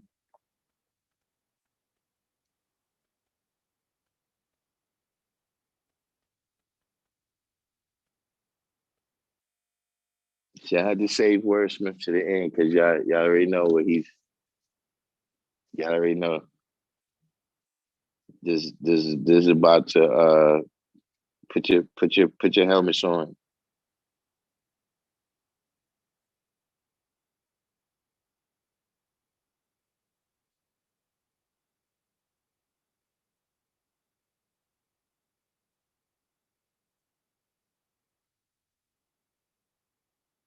You right just said, just like you can hear a brother's accent and tell geographical location, you can see through a person's ways and actions and words what state of mind or school of thought they come from. Yeah, that's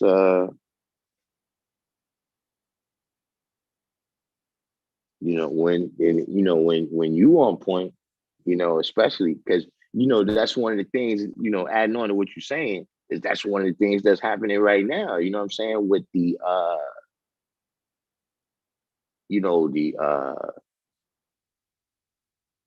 just the type of propaganda and the stuff that's in the media where, you know, you can't hardly tell what's real no more and what's not.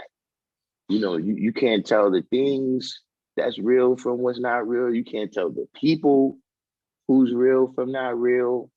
You know what I'm saying?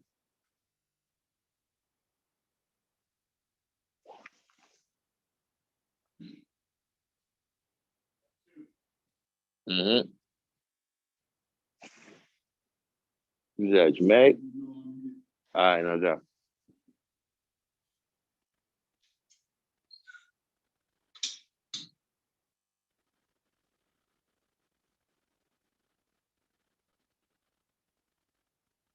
All right, hold on. We let the wordsmith should be coming up any minute now.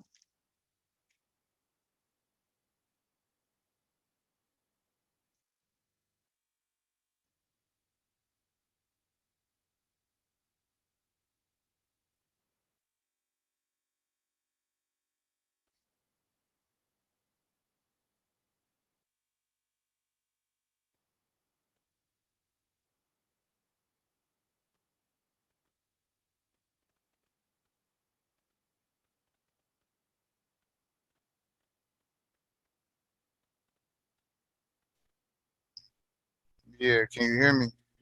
All right, yeah, I can hear you now. All right, peace, peace. Yeah, how do we do that screen sharing thing? What I wanted to touch on was the term Asia, because I remember one day Rob Bourne was on the live, and the brother was talking about how the You gotta origin. you gotta turn your what's your name down. My what? Oh. Your volume on the Can you hear me better now? yeah, I can hear you now. All right, Yeah. peace. You waiting for the echo to stop. But Bro, I'm this I'm I'm in a real delay. I can hear myself. This yeah, is you weird. gotta mute your YouTube. Oh, mute my YouTube. Okay. You there? Mm-hmm. All right, here we go. Okay, The, so the yeah, screen sharing. If you on a Zoom right now, you in a Zoom app. yeah, I'm on a laptop. All right, so yeah, if you look at the bottom of the Zoom screen, you're gonna see something that says share content. Share content. I see share screen. Yeah, that's it. All right, here we go. Yeah, here we go. Can you see it? Right. Yeah. All right. This is called the Gebers of Hebron. Now, apparently, Hebron is a place in Palestine. Okay, so here we go. It says here, this is page. I sent this actually to Knowledge Allah as well. Or well, I put it in the group chat that we were in, and I, wanted brothers to download it. Well, I didn't necessarily want them to download it. It was just more like okay, well, here's some little esoteric type of knowledge type of thing, and just different things in this particular thing here. And they get into a lot of different languages. But it says here, Philo's remarked that God, making intellect, first called it Adam. Afterwards, he created sensation, to which he gave the name of life, appears to be Kabbalist doctrine. Servius tells us that from the moon we got our corpus. Now, Isis, in Hebrew, Asa, Isa, and Asia, see, right here, Mm-hmm. is the moon, where primal matter was in watery shape. So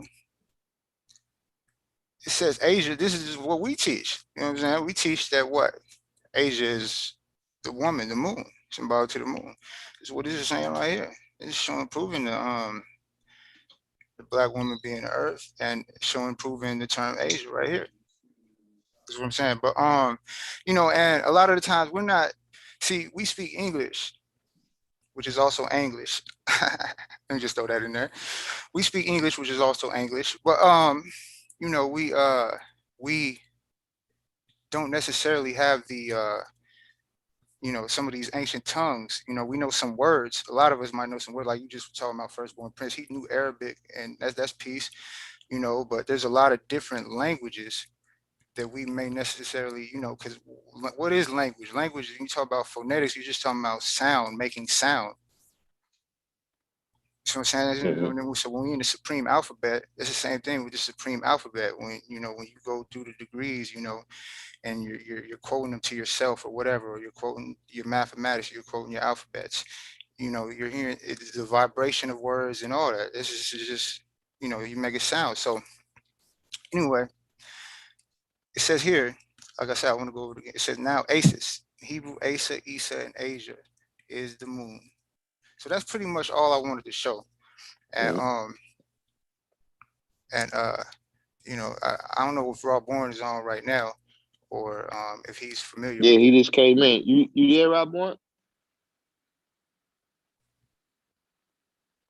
He didn't have his sound on a minute ago. Yeah, yeah. But yeah, Asia, Cause the moon, and the thing about it, when Rob Bourne first made that information, when he first said that, when he said that Asia is not an ancient word, I could see the tick, because he was saying the tick. He was talking about the tick in the word, like Asiatic tick. You know, mm-hmm. he was saying that's some English stuff, and it's not in ancient tongues, and that's peace. I can Mm. see that. However, the thing about it is, what I was saying is that how I was drawing it up was, I personally wouldn't care if it was a word that I just made up off the just made up right now. I wouldn't care. We the guys, you see what I'm saying? So if we say Asia means that's the name of the planet, and that's what we say, and we have the authority to say that. You see what I'm saying? Because we the guys, we can do that. You see? So I was there. I really didn't care about the actual origins, or if there was some ancient word named Asia was a planet. It don't matter. If we said it was Asia, and that's what it's called, and that's what it's called. Why? Because we said it. But Born that universal truth. Yeah, it says right here. But I'm going with this too, though. All right. So what exactly is this book right here? It's called The Gebers of Hebron, and I actually didn't read this whole book. I actually didn't Mm-hmm. read this whole book. Like, this is just something I was going through. I've been looking into different things, like, you know what I'm saying, like the secret teachings of the ages and just different things, just looking at things, you know what I'm saying, going through my lessons, of course. You see what I'm saying? However, um, you know me, you see how I build on here. I'm into words and things like that. So, uh, um, so I've been, studying that type of information, going through, this certain books, going through that type of information. So I found this on what was it called? Something called the Son of Saturn. It was the Son of Saturn. So they into, like, astral theology. They're into astral theology, and some of the astral theology based upon, like the Bible and Sumer and Kemet and all those different sciences and whatnot. And I just was just like looking at it and just doing the knowledge to it, you know, and I came across this, and So I found the PDF, and I found the PDF. So I'm not in no way, shape, form, or fashion professing to be an expert in Hebrew, because I don't speak Hebrew. I'm not a Kabbalist. You can ask me about supreme mathematics. I know that. However, you see, so this I don't I think it's something to take into consideration. so now when was this book right here written? Like This this who's was the this was written in the 19th century. This was written in the 19th century. I don't The author, as I said, like I said, I didn't read it, so I didn't read the whole thing. The author of the Gebers of Hebron, I can look Mhm. that up right now. and so what was the kind of like thesis of the book that he was what was he? Well, it was just talking about some of, it's talking about Hebrew stuff, Bible stuff, basically, like Canaanites and just all that, go to the Hebrews and ancient civilizations, Phoenicians and things of that nature. What So happened? Oh, Rabon. Oh, he's dead now. Unmute your mic, Rabon. it says here, the Gebers of Hebron. Because I put it in my cart because I was thinking about buying it, but I don't think I'm gonna buy it because I read some of the It's by Samuel Fels Dunlap. Samuel Fels Dunlap. Forgotten Books. Yeah, Gebers of Hebron. Mm-hmm. You there, Rabon? Yeah, I just pulled up. Peace, peace, peace. Yeah, peace. Yeah, because well, he was just talking about that, and is the brother on here? There was a brother that he saw the debate. I think he said with you and Zion Lex, and apparently he has a Hebrew acquaintance that he was saying you had it all wrong. I'm trying to is that brother in the room right now? But in the meantime, while we looking for him, did you hear what the brother just said about Asia? No, All right, Um, I'll pull it back up for you, Rob. Peace. Peace to all the right, guy. yeah, good. Peace. Peace. peace. I'll pull it back up. I got all screen share. Here we go. This is called the Gebers of Hebron. This is a PDF I just downloaded.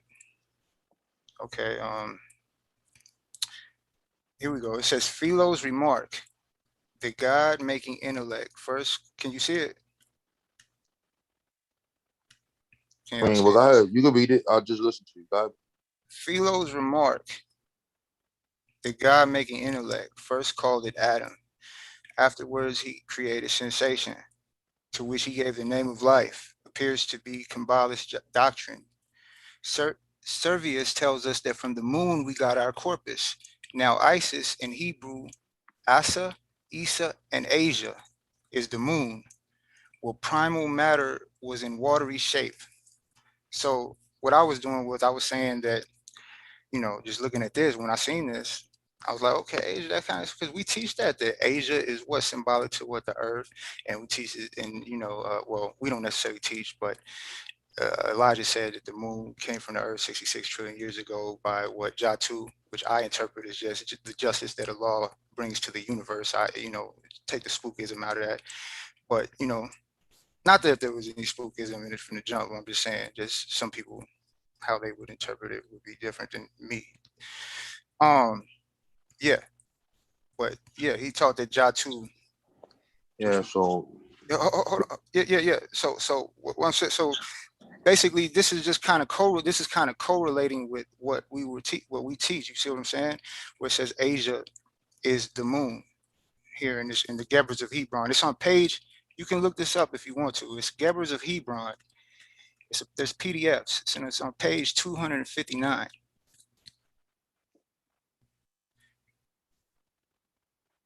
And it's mathematical too, because if you do wisdom, power, born, and you born that out, come on, let's born that out. We mathematicians here.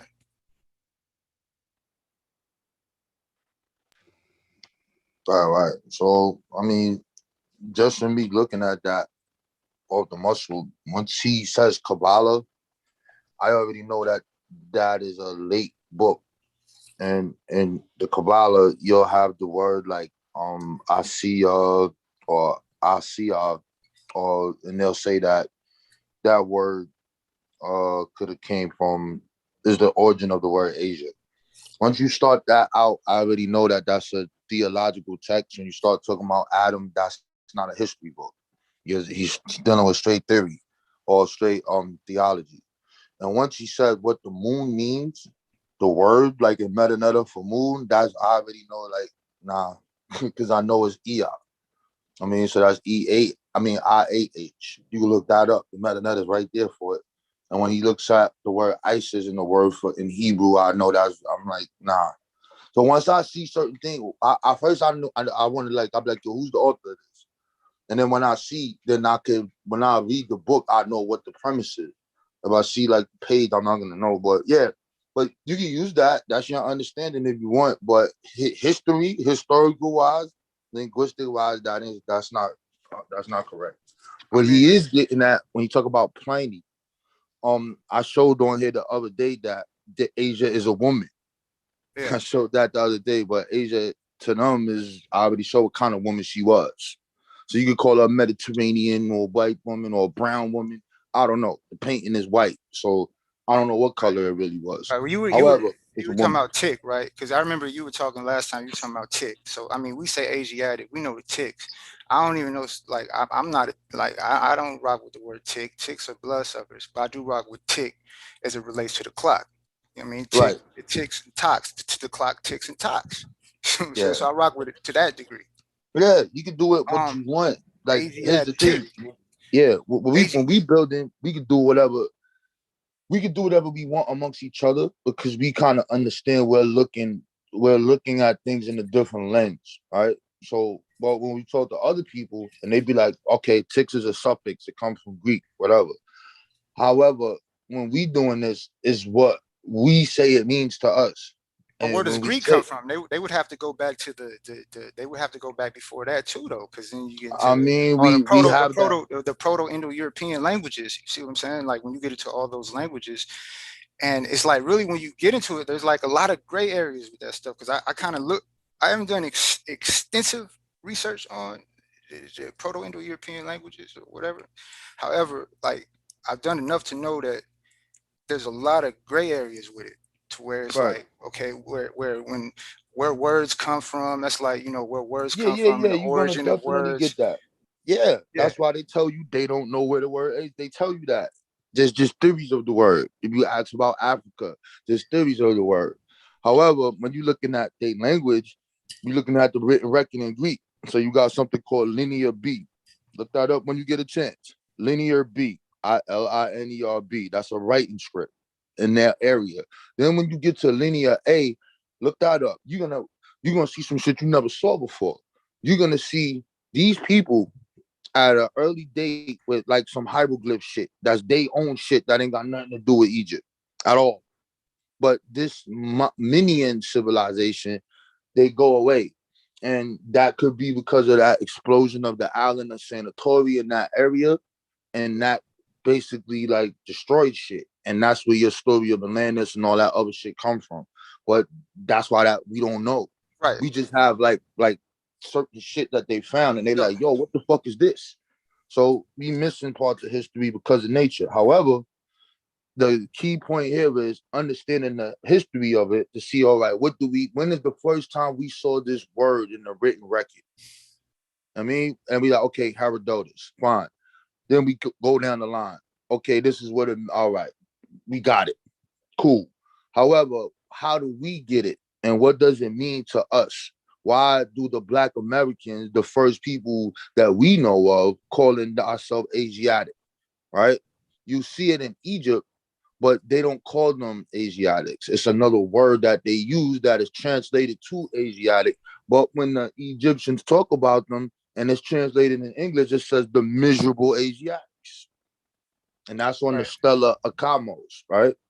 So, and we Right, know that those people but are does that brown. mean? But when you say that though, when you say those, like, that these things have, this is the history of the term Asiatic right here. Does that necessarily mean that it's not an ancient word? Does that mean that? It doesn't mean that. It Well, just it does means mean ancient, God, because the earliest text is Herodotus. You're talking about 400 BCE. That's ancient. But as far as saying it meaning what Elijah or them are concerning, like this means the whole earth. Like, nah, son, you ain't gonna so find when that. well, You're never gonna find it. I just found it. But so what I'm saying is that, so when No, you say God, that's not. that That's is not a it. That history, is it. fam. That's not a history book, fam. You're reading a book that's talking about But Adam what is being history real. though? What is history though? History is what? All right, Like, okay, God. we say in the knowledge as cipher degree, because today's mathematics is All what right, God. wisdom. Rob Warren, today's mathematics is what wisdom, all being born in culture, right? And if you jump into the knowledge as cipher degree, All right. 1 to 14, right? It talks about the culture heads, right? And it talks about a snake, right? So we say history. What is history? History is his story, like snake shit, bro. Because that shit is like, you know what I mean? It's iffy. Yo, fam, that's like, yo, what you just said is like, all right, God. his If that's how you his want to see it, if story. that, I'm I telling you, you get it, tell me God. history. History is the Yo, reason why I'm saying that though, is to tell you that, because a lot of people, because I'm not a big history buff. I didn't really even get into history really like that, into researching it, until I started watching Darkim channel. And the reason being was because why would I be so concerned with the past when, you know what I'm saying, I'm more looking towards the present. You know what I'm saying? I've always been that type of individual. However, I know that's something that you guys are big on, so it kind of, got me into it. Looking at Sheikh Anthony Diop, some of his writings and stuff like that, and I other. feel you, God. Yeah, All I'm saying is this, God. When you have the written record that's from the people themselves that are talking themselves, and we have it, why not just look at that instead of looking at people who come centuries later and start making up shit? When we have the actual people words writing for themselves. That's all I'm saying, God. That's it. I mean, but I get what you're saying. I get you. But like, right. did you read this book, God? No, I didn't. As I said, I took Darkim. I was looking in the. I'm reading a book called other books. I was reading, like the Secret Teachings of the Ages, and I'm into that type of stuff. Like, You like the Asian, huh, God? what, secret Teachings of the Ages. Now, Secret Teachings of the. You like that shit, huh? Yeah, I like that type of information. Like, Yo, what about the secret teachings of the place we were at before we came to America? What about that? Secret Teachings of the places where we have become. Yeah, I like that too. Huh? That's where we was at before he came to America. I like that, bro. I love that. I love researching that. I got. I do. I do. I I'm look into. just on God. I look into that. I look into that too, bro. Don't think I don't look into that. I love that. I just Yeah, um but check it out though. You see how like we use books for research. A lot of times, like if I get certain books, is because it is the only source that has what I'm looking for, and the damn thing will only be 2 or 3 chapters. Meaning the other stuff I'm privy to, but I have to get the book because it's only in these 3 things. And when I look at that book, that book is going to show me where they got their sources from. So now I could go to their primaries, so I know the stuff they use to write the book. So sometimes research books, I don't read them from cover to cover. This book, however, just saying that's primaries is also prime Aries though. Prime Aries. You We're no playing with the look. words, God. We're in the month of Aries. Look, we're coming into the spring equinox. How we know when the Aries, God? We're in the spring equinox. Well, How listen, you know we in the Aries? we're spring. How do I know? Because the weather changed. That's how I'm going. That's what I'm going. All right, God, check it. How many zodiacs are there? Zodiacs. Yeah. What is the zodiac? How many is in the zodiac? So I just listen. I wasn't trying to jump into it. I was just saying that because you said primaries, and I was just saying prime Aries. Aries. All right. So let's keep it on what we're talking about. When Aries. you deal with history and literature, when we're talking about a primary is like our lessons. So if you look at a copy of a Pacific thing, that kind of won't be that. So you go to the source of where it came from. So now you're going to the supreme wisdom. The words are different. It ain't the same as our lessons, but you're going to the primary of that which it came from. If you want to know 1970, what happened in 1970? Primary also sounds like prime Airy though. Like when you say that, I get it, but hold on, God. Look, prime. When I say listen, because when you say primary, that sounds like prime airy, like air gas, like airy, like it might just be a smoke screen that you're throwing out there. yo, prime airy. Prime airy. Where you from, Seven? Where you from, God? I'm from California. All right, I see you, man. I get it, but I'm talking about primary sources, son. So when we dealing with literature, we try to get the closest thing at the time frame. That's all that means. That's it. I don't know about prime, airy, and prime and the airiest constellation. I'm saying because it's kind of airy. Because yo, man, I hope you ain't over there pimping, man, because you're good with these words, man. You good with these words, God. No, you good though. I don't do that. Oh yeah. So, but I just think that I appreciated that your build on it too, though. It's just I never did. You hear what I said when I said that when I first heard you say that? Like when I first heard you say that. I never heard you. I didn't see okay, because you came in. Okay, you came in a little bit. When I first heard you say when you was building on Asiatic, and you were like, well, I can't find it. Is it? You said it's not an ancient or your thesis on it. How I drew that up was when I first heard it, I was thinking that Asia is the name of the planet. Why? Because we said it was. Because what? Who has the ultimate authority? Who said? What do you mean? Who's the we? Who's we? God, the black man. Us. What God? Who are you talking about? Talking about us. What do you mean? There's only one God. Fam, who are you talking about? Allah, me. Nah, son, what God and what time frame are you talking about? 2020, 2021. Oh, so that means that if I come around and I say, yo, the earth name is Lucy. You don't have it. So are you saying you don't have the authority to do that? No. Because we do. How you God if you don't have authority to do that? No, fam, because we deal with actual facts and solar facts, God. That's like me looking at how do we know that listen, fam, how do we know that the sun is 93 million miles away from the earth? There's a formula to that. You need to know how fast light travels. And then you do your division. Then you find out it takes 8 minutes and 20 seconds for light to hit the there is a science behind that. You can't come around and change it because you want to. This is like what you're saying is what these other people say when they say tap into my energy. I'm gonna align. We're gonna tap into the mat. Yeah, yes, that's what you're saying. No. Let me explain to you why. Because then when energy is just everything. But what is energy? When you say energy to me is just energy, the inner God. You know what I'm saying? No, that's not. See, you doing it right now. Inner God. Don't tell me this is true. That's all energy. That's all energy is to me is what? Inner God. Energy. INNERG. The inner God. Okay, can we stay with that point? Because you're making my point. Can we stay there and just have a little build on it? Can we build on that? What energy? All right, God. So I'm gonna ask you, God, in the realm of science, what is the definition of energy? Okay, in the realm, energy is is kind of like electricity. Energy is, you know what I'm saying? It comes forth from, it's one of the forces in the universe. So that's your definition. I mean, So, but I'm just, okay. So, all right. Okay. So, I'm just keeping it simple. all right. All right. So we could say energy is the ability for something to do work, right?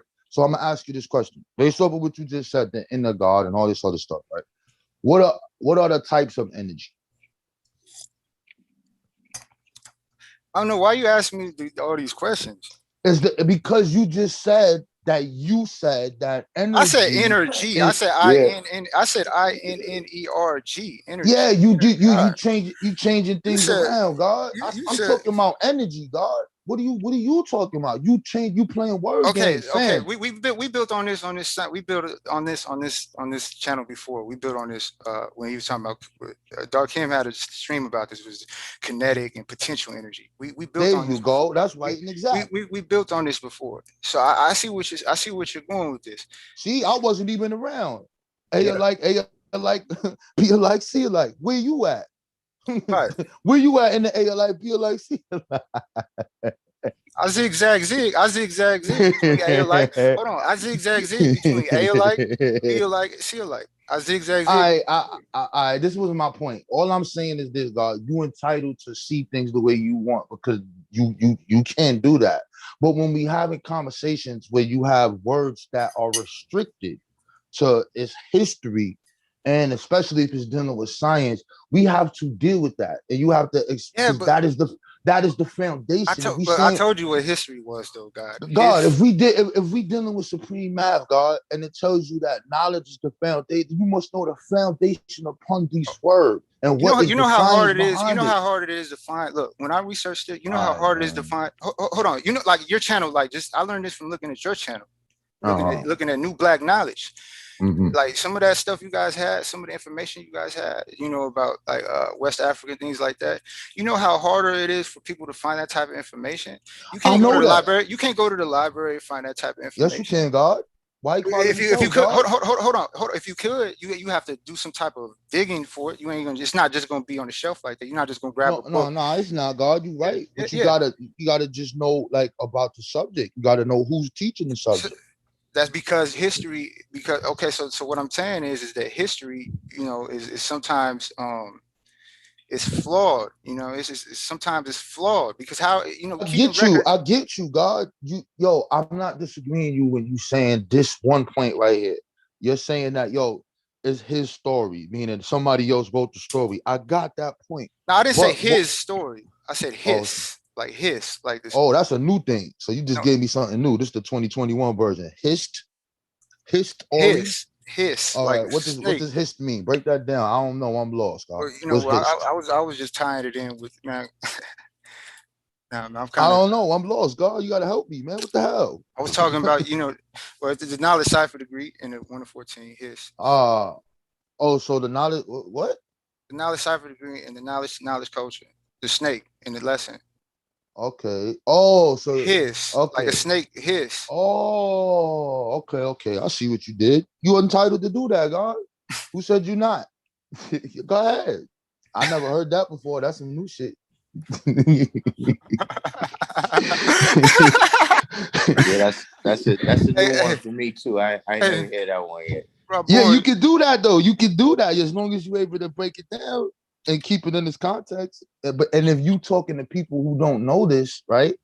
If you talking to a body of people who don't know this framework of how you, because this is our filter. The lessons is the filter where we put every outside information in. But does this line up with this?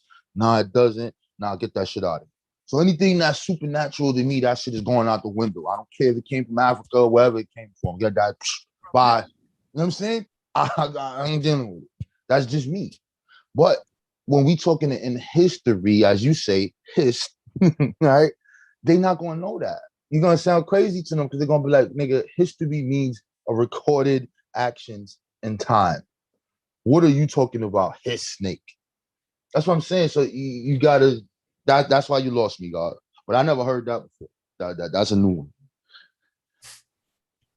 Yeah. The God got me with that one.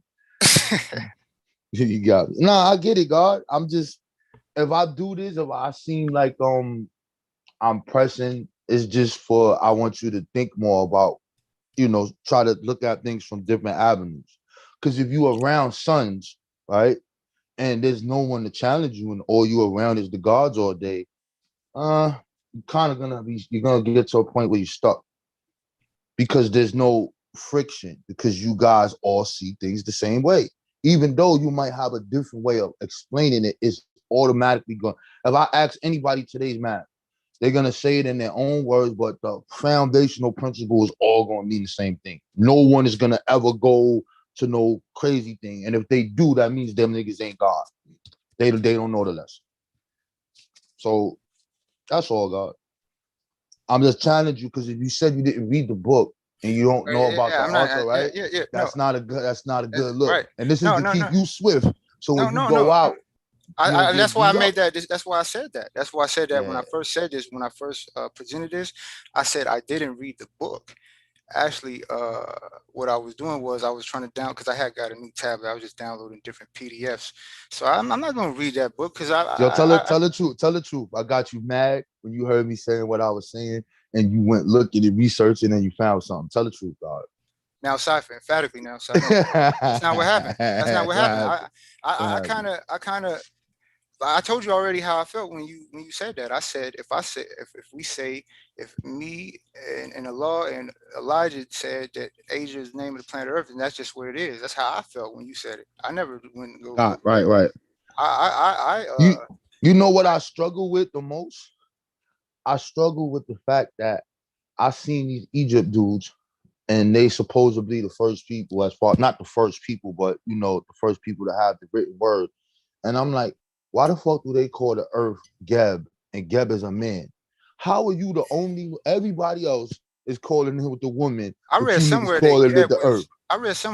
was a bisexual. Nah, it's not bisexual. It's just a I, man. no, It's just no, a no, man. no. It's it's just I like I know know it's a because myth. I them know it's dudes, not real, but I know what I'm saying in the myth of it. yeah, it's the Hebrews that do that. They'll look at the picture of him with the phallus, and the phallus is pointed at his mouth. You heard? Yeah, I don't really want to get into that, but yeah, that's what that is. That's why they would say something like that because it's supposed to represent a regenerating principle. But everywhere we from in West Africa, in Nigeria, in the Igbo, in the Yoruba land, the earth is called Allah, bro. ALA. Even I'm just saying it. I probably don't know how to pronounce it, but it's ALA. Allah. How that sound? I don't know how you're supposed to pronounce it, but that means earth, and that's the earth goddess. Yeah, I mean, yeah, and you look at Nana Bukulu, same thing. She's represented as the earth. Everywhere that we came from, that goddamn earth is the woman. And every other place we came from, the moon will be symbolic to the woman. Now in Egypt, though, when you get to that Iya, I'm probably pronouncing that wrong again because it's IAH. That is represented by a woman with a moon on her head. I mean, so it's supposed to be the sun disk, but it's not. It's actually the moon that's on her head. So if you get a chance, just put AAH. Yeah, but women are Yeah. also whim, like you whim. No, hold on. You whim, like WHIM, whim. Break that down. Break that down. What you mean? Go in more. Yo, you gotta break it down. I don't understand, son. You coming with some next shit. You just put me on to the tempted me with the snake and the hiss sound, bro. Like, come on, will you break it down for me, yo? Well, man, when you when you dealing with them, you have to be on your square. You see what I'm saying? So whim. So that's just I mean that's what I got it You now. said whim, like HEHIM. WHIM whim. All right, well, let me see. I don't remember what that means. What that mean, man? Let me look that up real quick, man. So when means a sudden desire or change of mind. Mine, especially one that is unusual and unexplained. So you said women is whim. Women. So women, this whim means that the woman Because they change their mind a lot, bro. You see what I'm saying? They go back and forth. That's people. I don't want to, You know, so that's how they do. They change their mind a lot. Is that not true? Hey, yo, everybody changes their mind, but I get you. They emotional. I get you. I'll get you at that point. Yeah, go ahead, God. What you got for emotional? Emotional? Yeah, what you got for that one? Nah, man, I don't got nothing for that one. Emotional. Yo, Darkim, this is the brother you call Wordsmith? He call you Wordsmith, God? Yeah, that's the wordsmith right there. Get it, God. He's working on a whole new dictionary for us. God going in, yo. Yeah. The English language according to the wordsmith. So what you got for the what's today? The wisdoms. What you got for the wisdom degree in the alphabet? How you gonna break that down? Let No, me hear that. that's interesting that I'm glad you bring that up, because Right. this was like when I first got on this channel, I came to Darkim and we was talking about victory. And when you get into the etymology of it, and yeah, when you get to the etymology of it and how it takes you back to Victoria, the name Victoria, and the Greek deity Nike. Think about that. People wear Nike shoes, and Nike was a Greek deity. And there's victory. You know, I found a Nike tribe in Africa, bro. Niggas got a Nike tribe in Africa, bro. That tribe really name is Nike, fam. From where?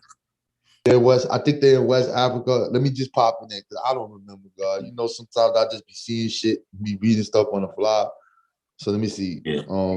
Nike Tribe Africa. Let me just put it in there. Mr. Let's see what Spot. we got. Where they at?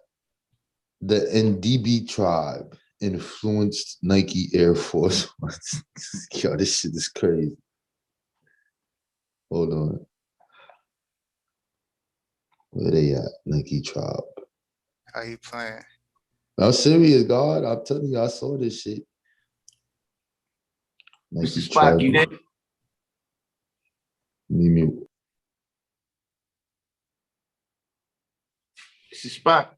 Yeah, man. But a lot of those Greek deities, man, and those Roman deities, man, a lot of them are just, you know, like when we go into our solar facts, a lot of them are just, you know, they took the different ones. It's they have them. They took them from, like, you know, Egypt and just different places, and they took them from different places and kind of, you know, rearranged it, reformed it, changed. Just like when they say Jesus is Jesus or Jesus. You see what I'm saying? And they just, this is all mixed up shit. So yeah. What say you, Mr. Spot?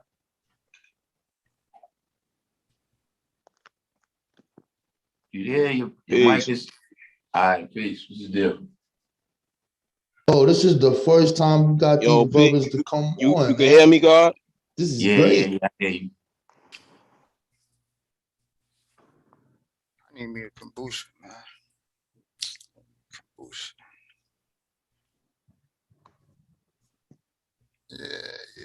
Yeah. Now we can hear you, Mr. Spot. Peace, Mr. All Spot. right, you can hear me? Yeah. All right, what's going on? What's going on, man? Peace. Peace to the God. What's the deal? Peace, Rob. Peace. Peace, peace, God, peace. I'm just reading something right now. I'm trying to pull this up. But go ahead, God. Yeah. Now, what I was saying is, So, yeah. Oh yeah, you can go ahead, Bill. yeah, go ahead, God. No, I was I'm just saying, listening. just dealing with, you know, because, you know, it's good to notice these things. You see what I'm saying? I'm not saying that these European deities, like, I rock with them or nothing like that, man. Fuck them. You see what I'm saying? It's just that they put this shit in within the subliminal messages. They put the shit in the movies, the you know, symbols, and fucking, you know, when you go to the store, the different symbols that they have, and these, you know, businesses and things like that, and you have to recognize this shit. Yeah, it's just reality. Yeah, that's why I you know, I acknowledge it. Just like when we when we go into the solar effects in our lessons, like if it is say Mercury is the equivalent to what Hermes, which come from what Thoth in a solar facts in the knowledge degree. So Mercury would be what Thoth. So what are we going to do? Change it because we want to be we're trying to blacken it up. So we're not going to call it Mercury no more because that's Roman. So we're going to say, okay, we're going to go with Thoth because that's African, that's black. Is that what we're going to do? I mean, I would be down with that because Thoth is what? Thought. Yeah, but Thoth is not African though. But Tahuti, I mean, it's just, what do you mean? It's not African. You're saying Thoth, you're saying that the deity I mean, Thoth was not. exactly what I'm saying. Thoth is not African, bro. Thoth is a Greek rendition of African thought, but it's not African. Okay, well, what is his real name? Jehuti. Tahuti. Jehu. Okay, yeah. Jehuti. Jehu. Okay. Well, I'm just saying, like, if you're gonna go off of that, you gotta go like with the people's, like with they line of reasoning, like what I heard Rob Bourne saying a couple days ago, where he was arguing with somebody about Hebrew, and the brother didn't want to use the Hebrew etymology. You know what I'm saying? He wanted to give it his own spin, like, say, well, this means this. Nah, you can't do that. Well, spin. Look, if you take the S off the front of spin, and hold on, and you put it on the back, you put the S on the back, and you got pins, bro. And then when you spin things, you got pins. Now I'm telling you, you take the S. When you take the S off the back, you put it. No, I'm saying you take the S. No, look, off spin. the front. Look at the word spin. You take the S off the front, then you put it. You put it on the back, and then you got the pins. Then you're dealing with the 20th degree to go to 40, right? That's how it goes. Wisdom build degree. Yeah, that's how it go. Pins, yeah. God. That's why I don't really trying to. That's why I don't try to spin my. I just leave it like it is, man. Just You just did spin some shit up, God. You put this shit in the laundry. You went past the laundromat, God. You just made a tornado, nigga. It shouldn't even be what make rain, hail, snow, and earthquakes, nigga. What makes rain, hail, snow, and tornadoes? Wordsmiths. Man got his own language. Wow. Where is the who was that, Mr. Spock, that was asking about the debate with Rob Bourne and Zion Lex?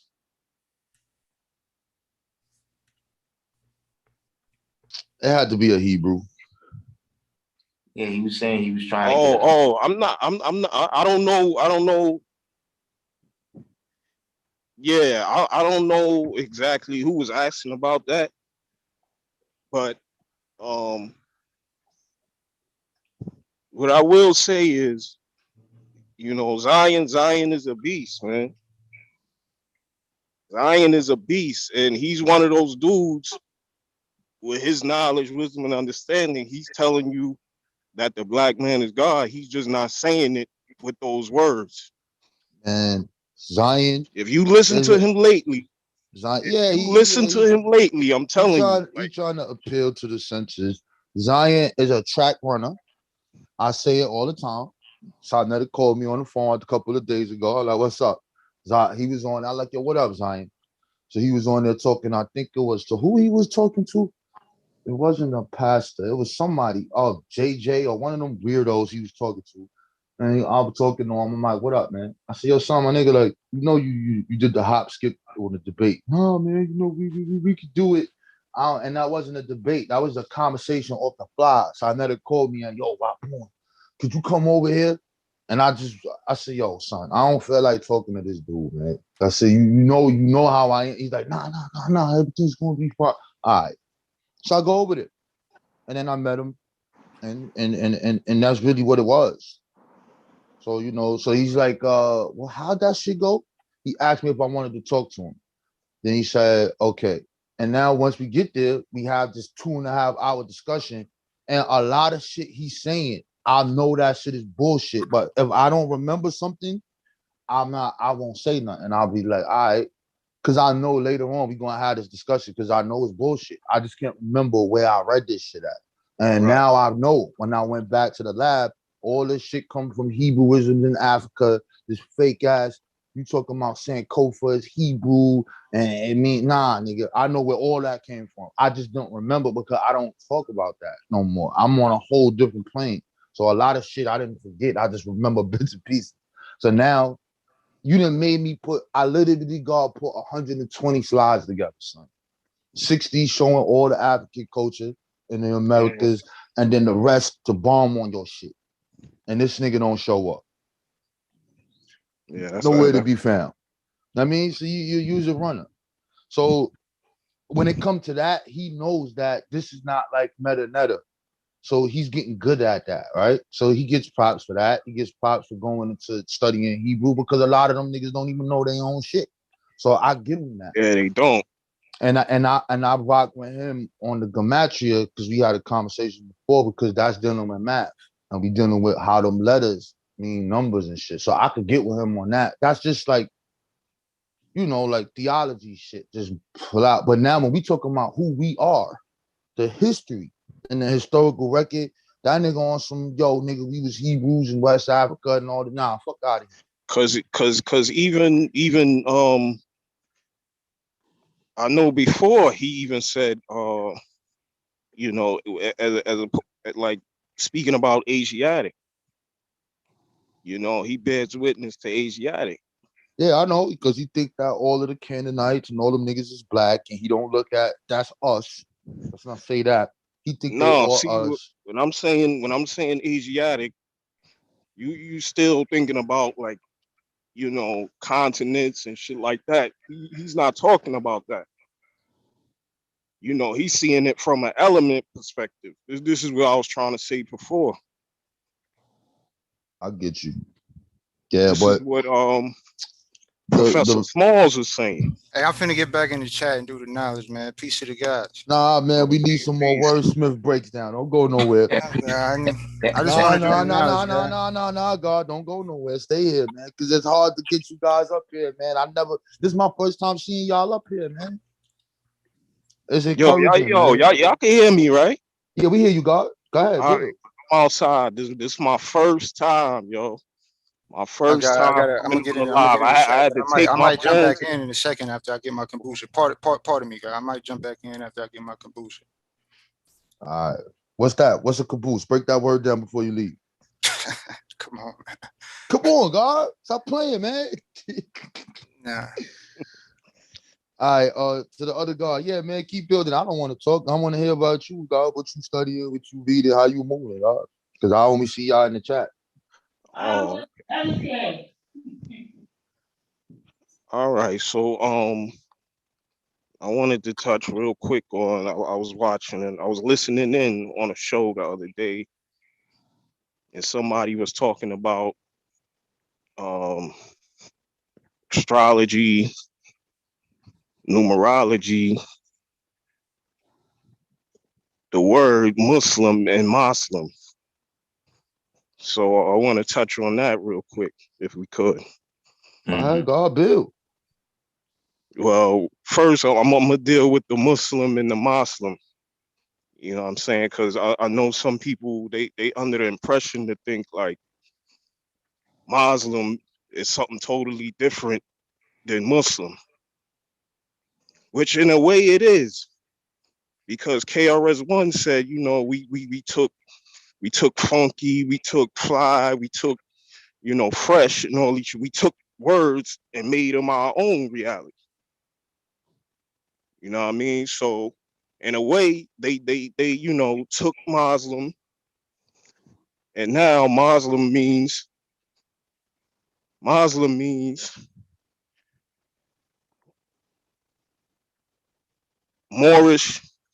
Mason, sovereignty citizen / conspiracy theorist. That's what that shit means. Mhm. You feel me? Yeah, I've I hear seen you, that. God. We just want you to That's build, that's God. that's not like no opinion or nothing like that. You know what I'm saying? That's just what it is. And Muslim, and also you know, Noble Drew Ali, he always referred to his people as Muslim. So they choose to go with the word that he, you know, the way he spoke it.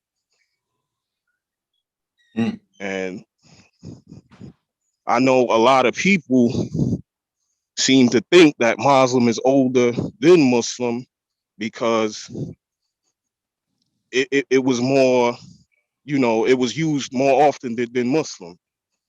But that's wrong. Like, you know, that came out, you know, people made knowledge wrong on that. That's wrong. That when you understand Arabic, you understand that Muslim is the real translation. And even now today, some people from those Eastern countries, they'll get mad if you call them a Muslim. Mm. You know what I'm saying?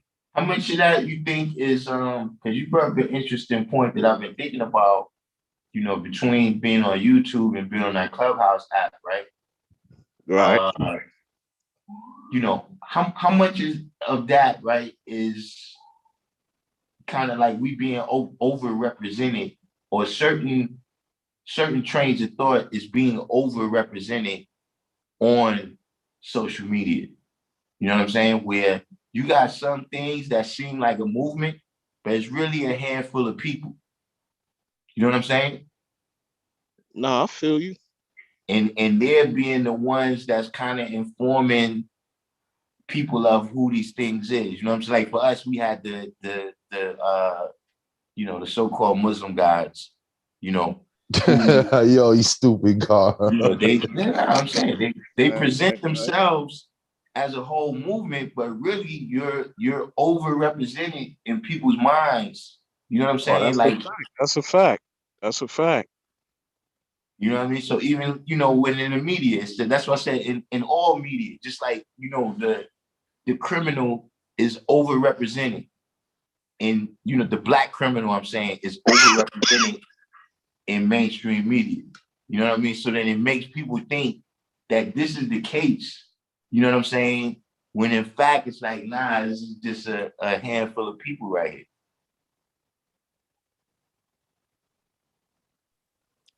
Nah, I That's agree. a dope one. What you think about that, God? Go me. Nah, I agree. I agree, man. I agree with the guy. You know what I'm saying? Because I've been Yo, seeing listen, that. yo, I mean, I guess you can see when I pop up in rooms, I see you pop up here and there. Bro, bro, like these are our people, son. Like these are babies, son. These are the kids, son, and they all under the influence. Yo, it's to the point that I would just sit there and I would just listen sometimes for a half an hour. And then they'll be like, Rabon, do you want to say anything? I'll be like, yeah. Then I'll start going. And they'd be like, wait a minute, I never heard that. Yeah. Give me 1 second. And then when I go, then they all be quiet. And then they will turn around right after they agree to everything I just said and just go right back to the same shit again, bro. Like, I never seen this type of shit before, son. Everybody's astrologer. Everything is, yo, them niggas was like Jadakiss and Styles P with this shit, bro. They was like, yo, yeah, you know, the reptilians. Yeah, I seen the reptilians. You know, the doggone got him and this one got him. Yo, Nibiru. Yeah, you know, Nibiru. And they was bouncing this shit off like it was mathematics. And I couldn't do. You heard that shit, Uh, God. You heard Yeah, that shit, God. yeah, there's people. Well, I told you that the one woman that she took the cake is when she said that the aliens came to her job. She went out to lunch or something for a minute. The aliens came to her job. Her boss calls her and shit, saying that no, it wasn't the aliens. I think she said it was the men in black.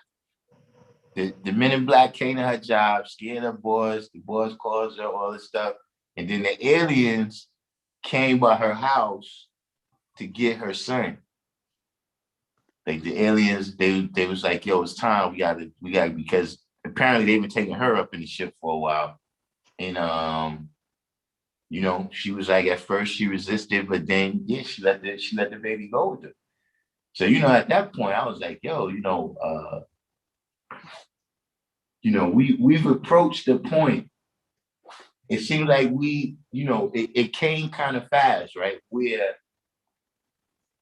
as a society, we're being asked to validate a lot of people's craziness, like a lot of people's insanity.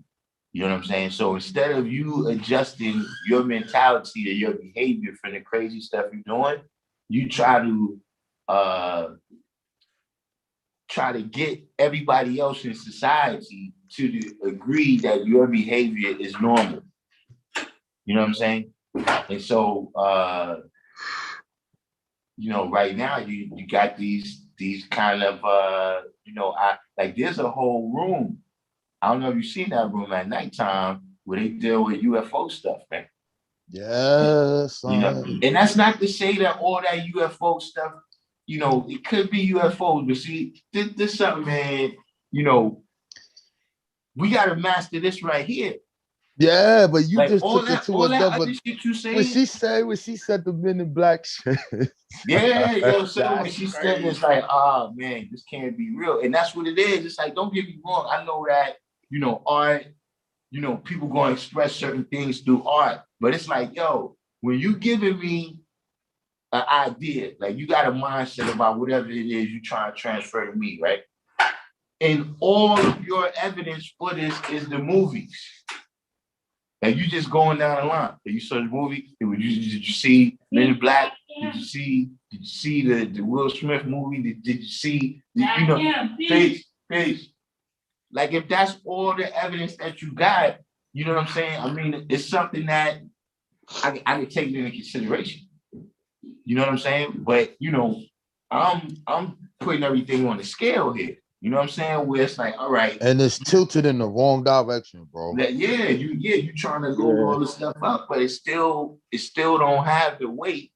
You know what I'm saying, of the reality. And it doesn't. This idea.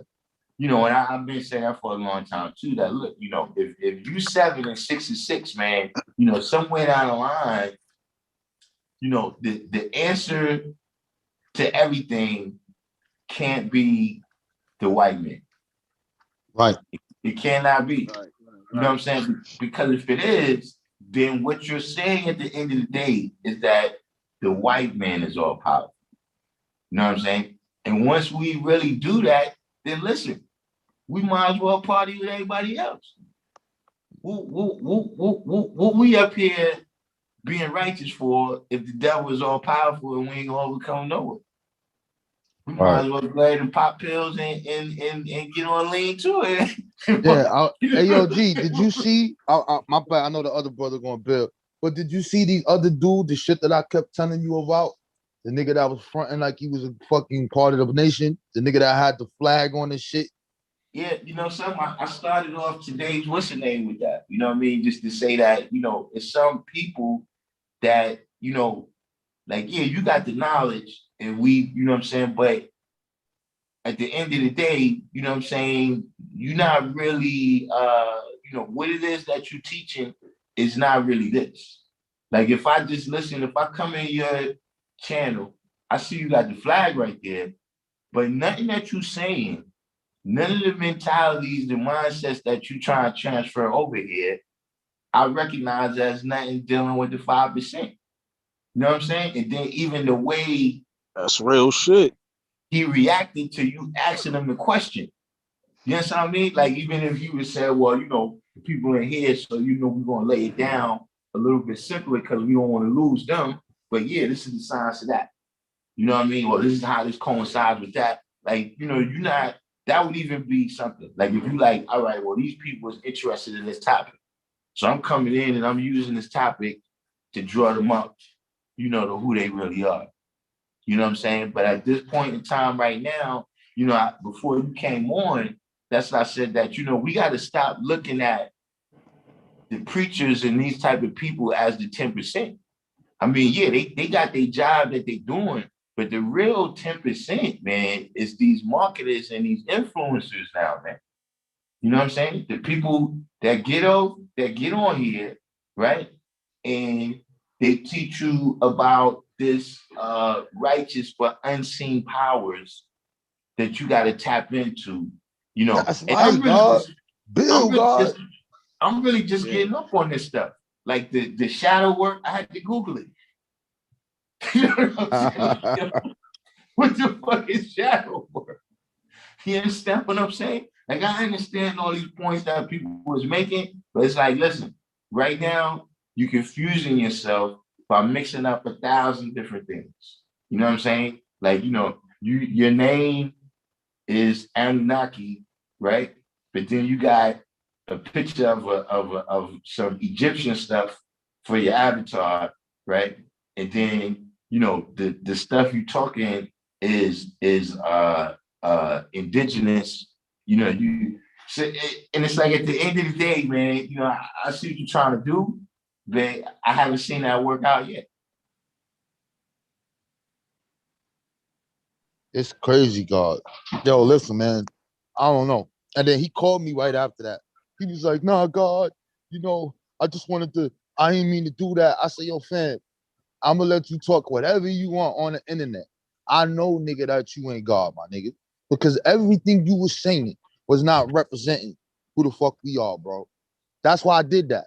And you spazzed out and you proved me right. And this is what he told me, son.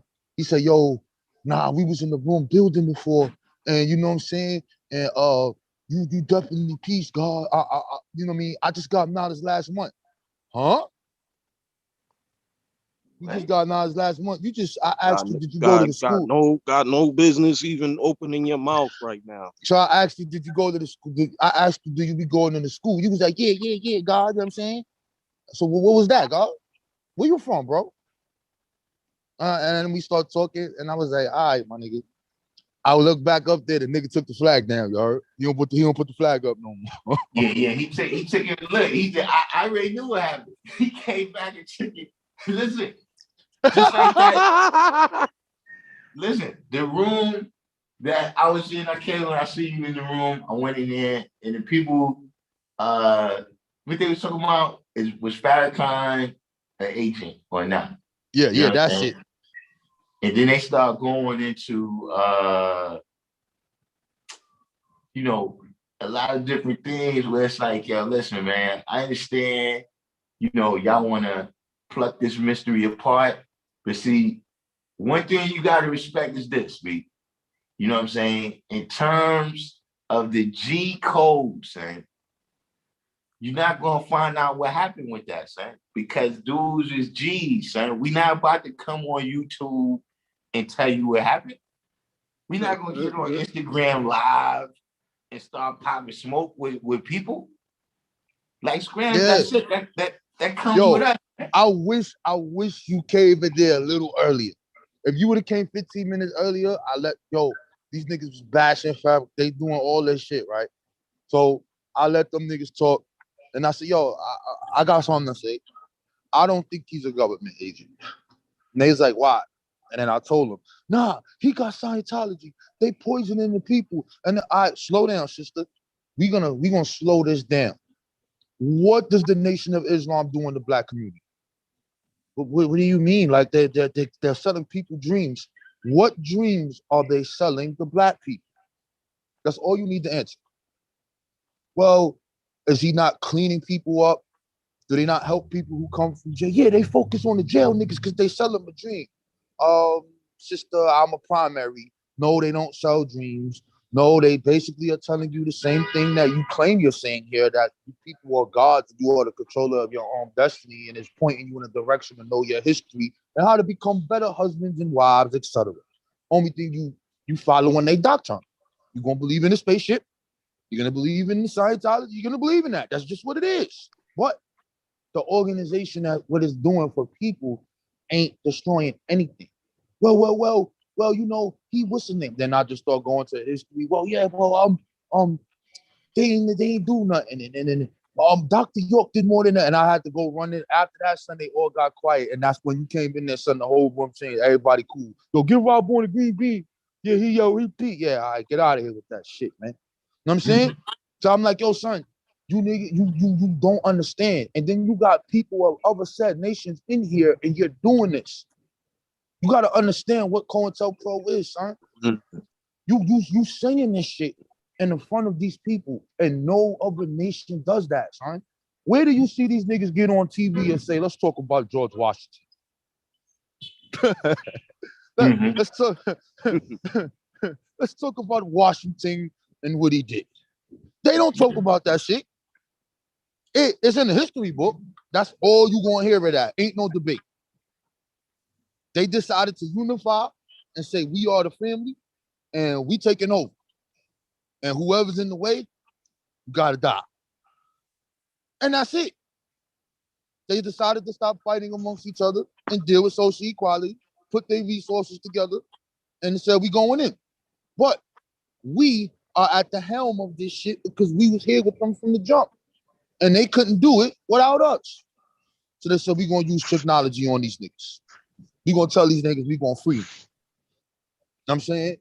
And because if we don't get them, we can't defeat them. And both sides did the same thing. It's not a nice thing, but they don't talk about this stuff. But we do it. I mean, so I broke it down to them, and then they just everything got cool. It's crazy, God. You So know what that's why I when you mean? came in there, it wasn't talking about Farrakhan no more. Yeah, they started. Yeah, then they look when you left, they went back. I was like, yo, what the hell they got to look? Oh shit! They waited till I left to go back. Yeah, listen, they started to look. Shit. Look, I ain't gonna front. I was about to come on and say something because in the midst of everything they was talking, right? They started talking about Baba. So who the hell is Baba? You know what I'm saying? Yeah, Baba, Yeah, Father Dr. Allah. York. Yeah. He was there too, and he left it like, listen, man, we not involved. Just leave us out of it, man. Like, first of all, we still right here. You ain't got to go looking for nobody. You know what I'm saying? Yeah, so the girl was up there, that girl, Naya, she was up there. She was like, well, and it was another dude. Here we go again. I want you to remember these names, guys, when you see him. His name was Cliff Poe, or whatever his name was. He was at the top. He tried to say he was a father center. Right. And then I let him talk. And he was like, yo, the father was a goon. Allah was a gangster. And I'm listening to the nigga. And I say, yo, son, my fam, have you ever read The Bomb? He's like, what's that? Okay. So where did you get this narrative that the father was a gangster from? What history did you read? Nah, you know what I'm saying? He was a street dude. Where did you get that from? You know what I'm saying? Well, I used to be a father. Now here it come. I used to be a father sinner, but some of them, niggas started hustling and selling drugs. You know what I'm saying? You know about the Secret Yo group. We ain't talking about nobody else. We talking about you. Everybody that's a father sinner, the same thing like everybody that's a Christian, don't follow the rules and regulations, nigga. You can't look at a group of people and point out bad apples and say that that's everybody. So I was like, okay, so now that's done. So then I broke the history. Then the girl was like, well, I never heard of him. What did he do? I said, okay. And then I broke that. She's like, wow, I thought that. So now I'm listening to her, and this chick talking about Dr. York. She picking up York, God. And I'm like, yeah, they set him up. They did. And I looked, and you know what? I felt so sorry for her, son. I ain't even chop her head off, son. I just let her live. I said, yo, son, ain't no saving you, my nigga. You too old right now, nigga. You're done. Listen, anybody who think that he copped out to that, it without having nothing to do with it, you ain't never been in the bullpen. We ain't talking about the penitentiary. Say that shit again, Fat. Say that shit again. You ain't never even been in the bullpen. If you think a nigga's gonna cop out to that type of time for that type of crime, and he ain't had to do with it, like, Spam, you giving me 150 years. What I got to lose going to trial? What I got to lose? You gonna give me 250? Kim, who you talking about, God? Talking about Dr. York. Oh, okay. Yeah, but it's a little different. See, that's the funny part with his case. So I ain't gonna front. They did some weird shit, my nigga. So they told him if he cop out, he get 15 years, right? He cops out the 15 years, and then the judge turns around and says that's not enough time. Then they slap that nigga with that 135 years, bro. oh, the judge ain't approved that he made the plea with the prosecutor, and the judge said nah. Yeah, son.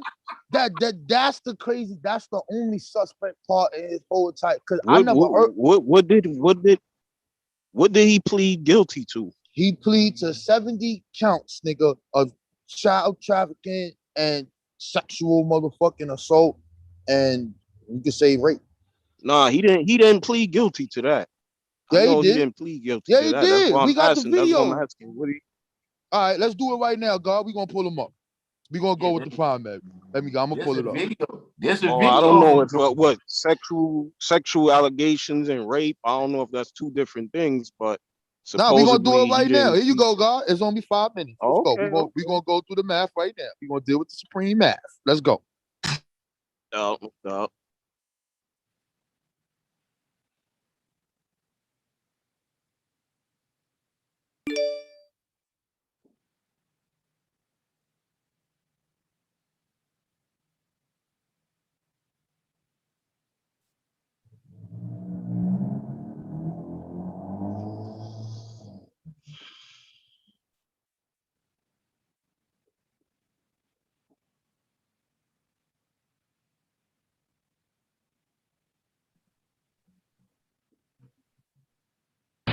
Mr. York, are you now under the influence of any alcohol, drugs, or narcotics? You understand you are charged with 40 counts of aggravated child molestation, that you could receive a maximum sentence of 30 years in confinement for each count, that you are charged with 34 counts of child molestation, that you could receive a maximum sentence of 20 years in confinement for each count, that you are charged with 1 count of sexual exploitation of children, and you could receive a maximum sentence of 20 years in confinement, and you are charged with 2 counts of influencing witnesses, and you could receive a maximum sentence of 10 years in confinement for each count, and that you could receive a minimum sentence overall of 10 years on probation. I'm telling you the most and the least. You understand that? Actually, Your Honor, it would be 10 years for aggravated child molestation, and the minimum is 10 years in confinement. But minimum then would be 10 years. You understand that? You understand you have a right to an attorney, and in fact, your lawyer, Mr. Aurora, is here with you and representing you. Is that correct? I'm going to inform you of certain other rights that you have, Mr. York, and inform you of the fact that if you plead guilty, you give up these rights. You have a right to trial by jury. You're presumed to be innocent. You have a right to confront any witnesses the state presents against you. You have a right to subpoena any witnesses you want to appear and testify for you. You have a right to testify and offer other evidence if you want to. You have a right to the assistance of an attorney during the trial. You have a right not to incriminate yourself. You have a right to plead not guilty or remain silent, not in any plea, and in either case automatically obtain a jury trial. You understand these rights, and understand if you plead guilty, you give up these rights. You heard the recommendation the state made. Is that the recommendation you understood the state would make? Did you in fact do what the district attorney, Mr. Bright, told me you did? How do you plead, guilty or not guilty, as to all the indictments that were cited by the district attorney? Did anybody force you or threaten you in any way to cause you to enter this guilty plea? Did anyone promise you anything to cause you to enter this guilty plea? Are you satisfied with the services of your attorneys, not only Mr. Aurora, but your other attorneys? Were you able to hear and understand my statements and questions to you? He's under oath that he entered his plea. Your Honor, we've drawn up this withdrawal of not guilty plea, entry of guilty plea, and it comes down to both the defendant, both trial case, withdraws his plea not guilty in this case, waives his constitutional rights, and pleads guilty as charged with offenses of. I've already enumerated those on the record. They're the same ones I've enumerated on before, Your Honor. I signed on behalf of the state. After he signed on behalf of the state.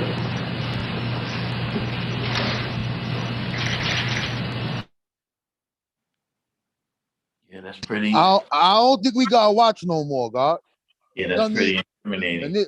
Yo, listen, that nigga has 74 counts of fucking child molestation, nigga, and child abuse, my nigga. Sexual child abuse. 4. Yo, son, there is no way in the fucking world, son, I'm copping out to that shit, my nigga. No way. So let's back up in history a little bit, right? When shit was real, they got Geronimo Pratt in jail. They got fucking Asada Shakur. They was beating them niggas' asses in that motherfucker. They was a threat to the whole order of the fucking way the world was working. This nigga ain't no threat. All this nigga doing is going and making some Egypt shit in Georgia, and the nigga got the women separated from the men, the children separated from the boys. Yo, listen. Yo, Darkim, I don't even know how to break this down. Yo, we had the victims come on this Dagger Squad show with us, bro. And they broke that shit down, son. And then you got the dude Mujawo. This is the dude that was the one that was in charge of the court work or the court paperwork. So he's the one that tells the whole nation what's going on. This nigga got all the paperwork. So I'm sitting here and I'm like, yo, son, like, I need to see this shit. So what made him cop out to this right here? Why he did, and this is the state case. So the Nuwabi is like, see, in the feds, you can't video it. No, he got two cases. He got one in the feds and he got this shit right here. I mean, and that's why it's in there. But now let's keep moving, right? He had a specific type of herpes, fam. And when that shit came back, them kids had the same strand of fucking herpes, man. That's crazy. Yeah. So when that came back, that nigga was like, damn, son, I gotta plead this. And let's get even deeper, right? Yo, this nigga had a fucking Pink Panther with a dick on it, my nigga. The nigga had a Pink Panther in Brooklyn with a dick on it and brought the shit home, bro. I heard something about that. And they got the shit in the court paper, and he was like, yeah, it was a gift. Nah, son, I don't want to hear nothing. Yo, let's pull the Pink Panther up, nigga. We gonna bury this. We gonna pull him up. Pink Panther. We gonna do injury to damage. But I can't say this on Clubhouse, you know what I'm saying, fam? Because I can't show it. So if I can't show it, they just gonna argue me down. But I know, sir, because I know the niggas who worked on the case with the dude. Now, it's weird. I believe that some of them dudes still really like follow that dude in some type of form. They got some kind of love for the nigga. I don't know what that's about. I never seen them niggas do shit for nobody in the hood. I don't know nothing about them niggas, fam. All I knew is that I seen that book they wrote, the problem book. I read that bullshit. You got our lessons in there with this basic understanding bullshit. I was like, who these niggas? Y'all don't like these niggas, man. You know what I'm saying? Mm-hmm. But yo, that's crazy. But let's look at him. Yeah. No, I just wanted to ask you something right quick. Was you there in regards to that? Because I heard brothers used to flip their tables and all of that, like, for that book. Oh yeah, is that true? Yeah, I had a whole issue where they came with the like I don't look, God, but before you go ham, God, look at it. So this is my man Chuck Morgan. So Chuck Morgan is one of the dudes that was helping writing the books. So he's down with York for a long time.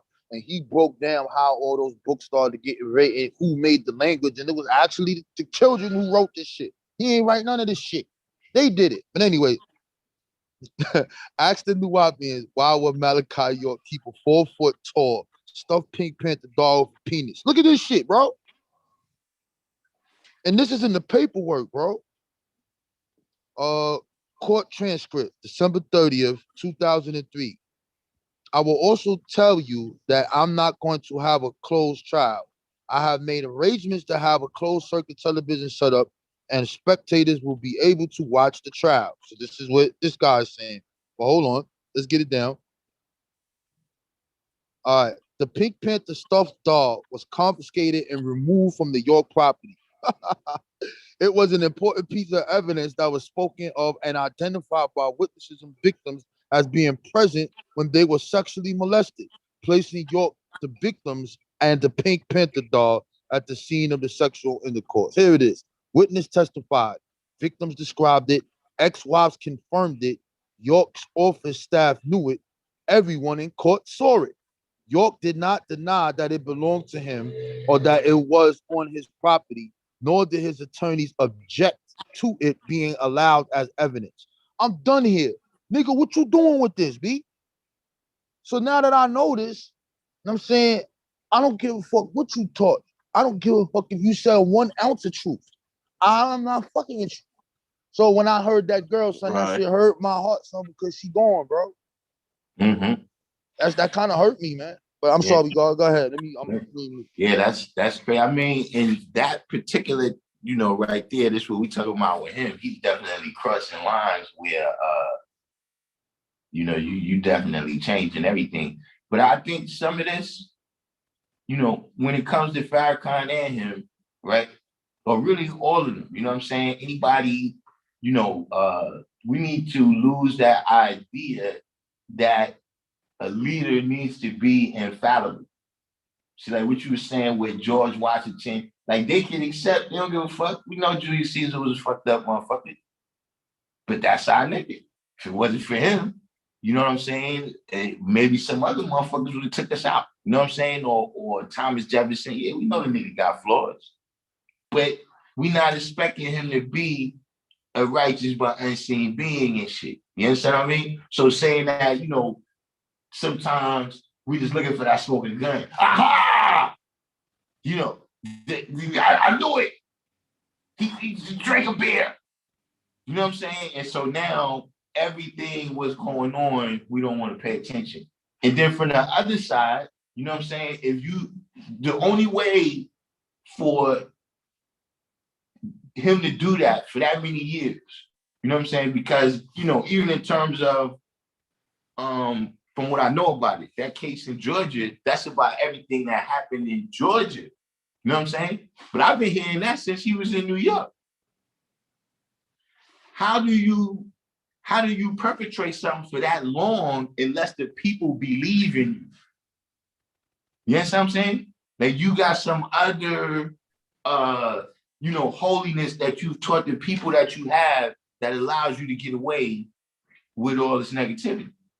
You know what I'm saying? So some of it I think just comes down to, we gotta get out of that kind of worship mindset. You know what I'm saying? Like whoever it is, like the Jews don't give a fuck that David is a fucked up person. They don't give a fuck that Musa was a savage and never could make it into Jerusalem. They don't care about none of that. You know what I'm saying? But for us, it's like every single little thing, we on the worship tip. So you just see a whole bunch of people in our community is able to get away with a whole bunch of stuff. You know what I mean? Rather it's the preachers getting away with what they get away with. If it's the politicians getting away with what they get away with, if it's the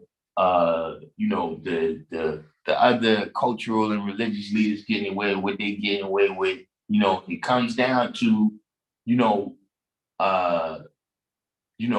and I guess it all go hand in hand, but this idea that we in this condition because of something holy.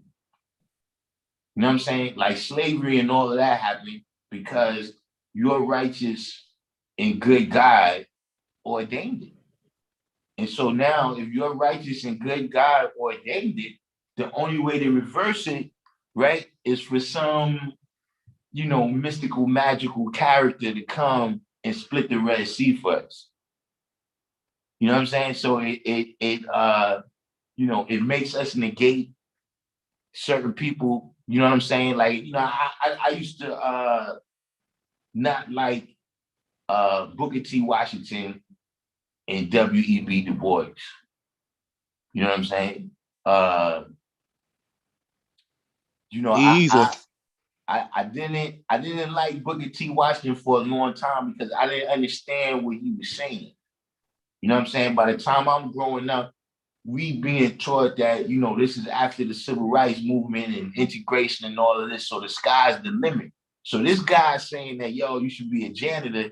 I kind of was like, yo, man, I thought he was selling the short, but I didn't understand what he was saying is that, no, we got to build up the skills and the resources in order that we could build a society and then we could, deal with things on a little bit more of an equal footing. You know what I'm saying? And I didn't like W.E.B. Du Bois for the talented 10th. You know what I'm saying? But over time, you gotta realize that, you know, even right now, you know, I'm looking at things from my age. You know what I'm saying? A lot of they was young dudes when they was doing that. You know what I'm saying? Dudes is in their 20s and 30s trying to make a move. So it's like, all right, you know, you could look at the mistakes they made and grow off of that, you know what I'm saying? Or you could condemn all of the people, because anytime you put something out, like one of the only people who's able to escape that is Malcolm X, and only because that's a part of his story of redemption. So you can't really, like, if somebody came out and said right now, yeah, you know Martin Luther King used to be a pimp, right? See, that destroy him in certain circles because of the people that, you know, the idea that the people have about it. But if the people already, they know, like, all right, now this is already the stuff that's out in the open right here. You know, that's the good part. You know what I'm saying? You know, and the government knows this about us. That's why they keep putting out the bullshit. They got bullshit on themselves too. Yeah, it's crazy. You put out the bullshit because you realize that we will totally discredit somebody for jaywalking. If they said they was uplifting black people and they jaywalk, you know, now this is a whole other thing. You know what I'm saying? And what I'm saying is that's something in the population of black people, right, that we allowing you know, these people to thrive amongst us because of that. You know what I'm saying? And just over the time when you can see that's the people that you know, the people that was with Jim Jones. The same thing. You believed in him. You didn't really wasn't dealing with no questions. You wasn't saying why. You wasn't going into, all right, well, yo, why you telling us these things? You know what I'm saying? Like all this stuff you talking about, you know, the government is trying to take us out and all of this. Why Jesus ain't protecting us? Why we gotta be all the way out here in the forest? See, you ain't questioning none of these things because you believe in that person, and you know, not all the time, you know what I mean, but in that situation, the person is just using that image as a shield for a real dirty religion that they practice. You know what I'm saying? So we gotta just get out of that, you know, worshiping where, like you said, like, you know, you could be presented with all this evidence, but to you it's still a setup. You know what I'm saying? Or like, look, one time brother said that this was like when it first happened, and some brother said that he got himself locked up on purpose so that he could take the movement to a new level because he needed to go in there and teach people in penitentiary. Another motherfucker said, yeah, right now, he's in the particular cells because in the nighttime, the COs are walking past the cell and they see him levitating. Now listen, look here, man. If you can levitate, the question is, why you don't go out to the yard, levitate your ass over the wall, and come on home? Yo, God, he ain't look like no levitator there. He looking like the Anunnaki left his body right there when he was in that goddamn courtroom. Yo, son, he looked at mad. Yo, listen, like, I'm looking at it like this. If Geronimo Pratt didn't cop out, if, you know, Asada Shakur and them didn't cop out, and they got murder charges, you know what I'm saying? So, like, of police, you know what I'm saying? Your word against them, that's really, you ain't getting out of that, you heard? Like, if they couldn't cop out, what the fuck are you doing, my man? You know what I'm saying? They asking you the questions. Did anybody promise you anything? No. Like a little boy. No. Do you have your senses? Yeah. Are you sure you know what's going on here today? Yes. Did anybody tell you to do this or threaten you in any matter? No, master. And all that other shit that went focused down the Anunnaki shit. That was the time that the Anunnaki was supposed to show up, nigga. Yeah, the Nuwapians, they claim it's like they was like depriving him sleep and shit like that. So he wasn't in his right mind state. Yeah, that's the excuse. But come on, son. I don't, yo, son. Anybody that been, yo, son. I did 5 months. I came home for 6 months. I went back 6 months later. And then a year and a half later, I was forced, nigga, to take this time. Now I had to cop out to 8 more years. Nigga, I sat there and looked at that motherfucking judge. She tried to talk to me. She was spazzing on the DA. I was happy. She's like, Brown, you're not getting out of this. You're going to get 8 years. And don't think, I went back to that fucking cell, nigga. My judge, like, yo, man, you go to trial, nigga, you done. Don't do it. And I went in there, I started crying, son. Yeah, I came out there. Them niggas was like, same shit. How do you plead? My face looked just like that nigga. Guilty. Speak up. We can't hear you. I'm like this. Guilty. Did you commit these acts? Yes. Did you have the possession of this weapon? Yes. I can't hear you, Brown. You need to speak into the microphone. Nigga, I was looking like that nigga Taki talk. Nigga, I was hurt, son. I ain't want to admit this shit, bro. So like, yo, son, like, what the fuck? He looked at like a little, cause come on, son. And then if you see what I read before that, right? If you see what I read before that, right? He asked for the cameras to be there, son. You know that? He asked for that, bro. He wanted people to see that, bro. And then you see what happened, and I'm gonna show you how alert he was. You see when they started telling him, you got these 34 charges, these are worth 30 years consecutive. So he started from the high, and then when he got to the lowest, he said the lowest you can get is 10 years probation. Did you see that nigga eyes light up and pick his head up, son? You gotta go back and watch it. He said 10 years probation, and the nigga picked his head up. Man, he had to know that wasn't gonna happen. So if he ain't cop out, son, he would have probably, them niggas would have probably been deeper out here, you heard? You know that, right? Mm-hmm. Yeah. Definitely. Son, ain't no way I'm pleading guilty to that shit, bro. Mm-hmm. Fuck you. You niggas trying to kill me. And then he had Al Sharpton down there. He had a lot of black people like supporting this nigga, bro. Right. But he got some weird shit with his case though, so I'm not going to take that away. There is some weird type of shit that was going on with this nigga shit. I mean, however, when you get down to the basis of the evidence, my nigga, you're done, son. You're not getting around this shit. And then you have a couple of the witnesses that recanted. So they said this shit happened, but then they came back and said, nah, it didn't happen. So now you got 2 people who did that, son. So now when you have that happen, nigga, now it's a problem. Nigga, you was supposed to go to trial, you bitch ass nigga. You know what I'm saying? Knowing all of this shit, my nigga, you supposed to go to trial. Wouldn't you go to trial? Listen. Shit. Listen, just my whole shit. Look, I ain't even worried about the time, son. You see, I'm not the type of nigga I'm just gonna be just sitting up in the motherfucking shit no 23 hours, son. Like, yeah. Son, how you going outside, son, with 74 child molesting charges? Yo, that shit sounded crazy when I heard that shit, my nigga, I was like, this shit gotta be fake, my nigga. How many counts, nigga? That's a lot, bro. That is a lot. And like I said, I've been hearing that since he was in New York, son.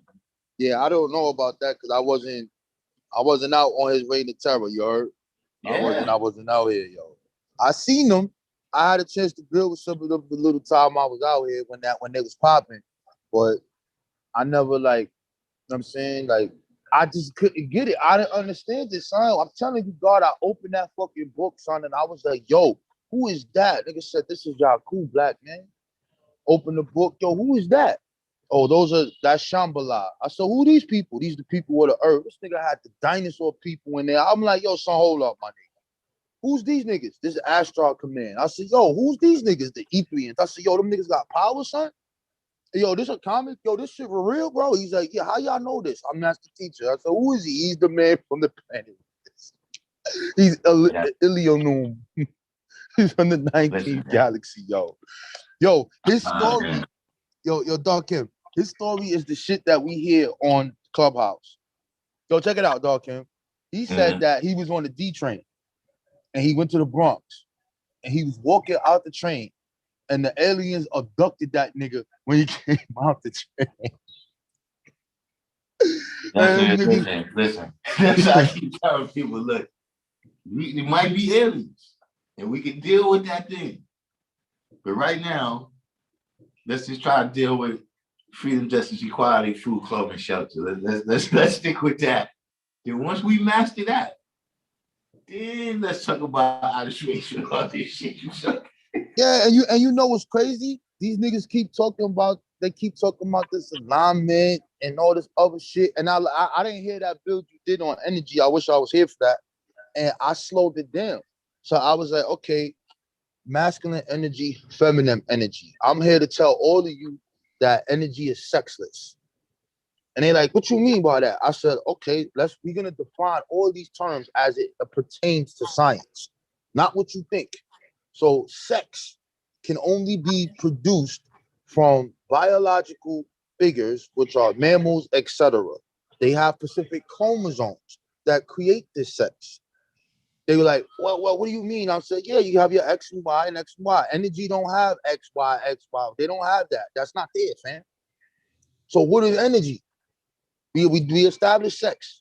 What's energy? These niggas are, oh, energy is everything. I didn't ask you that. What is energy according to physics? What is it? So then when we start getting into this, yo, these niggas start talking about dimensions, God. They took me to the dimensions, bro. They said, yo, on the third dimension, this is where this energy is, and this is where that energy is, and this is where that is, and all this other shit, God. So I'm like, yo, where'd you get that from? Can somebody define dimensions? Matter of fact, how many dimensions are there? And they say 5. Okay, what are the 5? They don't know. I said, well, it's not 5. It's actually 7. So, and there's 4 basic. And like, what are you talking about? Where'd you get this from? So now I'm like, listen, man, let me tell you something. There's 4 forces that govern all natural phenomenon that we experience and see on the planet Earth. Then I start breaking it down. You have your strong interaction. You have your weak interaction. You have your gravitational pull. And you have these forces. These are the forces that an electromagnetic. These electromagnetic and gravity are what we experience. The electromagnetic is light. That's X-rays. That's that shit. Those are wave particles. That is not a sex, my nigga.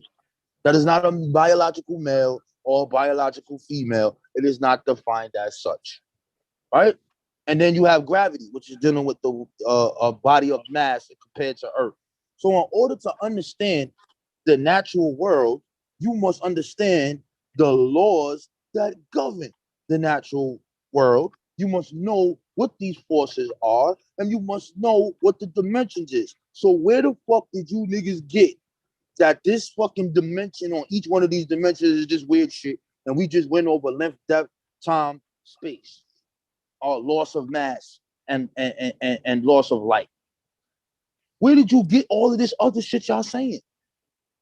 Yo, son, these niggas was going in circles, son. Well, you know, it's my intuition. Okay, I respect that. You just told me that is your opinion. I feel you. Nah, but you got to look at it from the spiritual realm. Where is spiritual realm here, fam? If you want to look at it and you want to use that term, then you're going to deal with the natural forces that cause everything to happen, my nigga. What is the natural causes that force everything to happen, fam? If you saying you this God and you saying this is what you are, all of these elements are part of you. There is nothing in the universe that is independent. So what the fuck is you tapping into, nigga? What are you tapping into? But you know what I noticed though? What I noticed is that a lot of this stuff from, and I'm saying this from this particular experience where I was on there one day and all of a sudden people start talking about how, all colored people was made by evil scientists. You know what I'm saying? And as they talking about it, it's like, okay, I recognize what you're saying, but, I could tell that they didn't really know about it. This was just something. So as I was asking around, somebody had told me that there was one of the episodes of the was the Tariq Nasheed, he did those whatever them videos that he did about the history of Black people. And Any colors, yeah. Yeah, Hidden Colors. And in there, he mentioned Yakub. So she just off of that one mention, right, and no in-depth study, they built up a whole philosophy.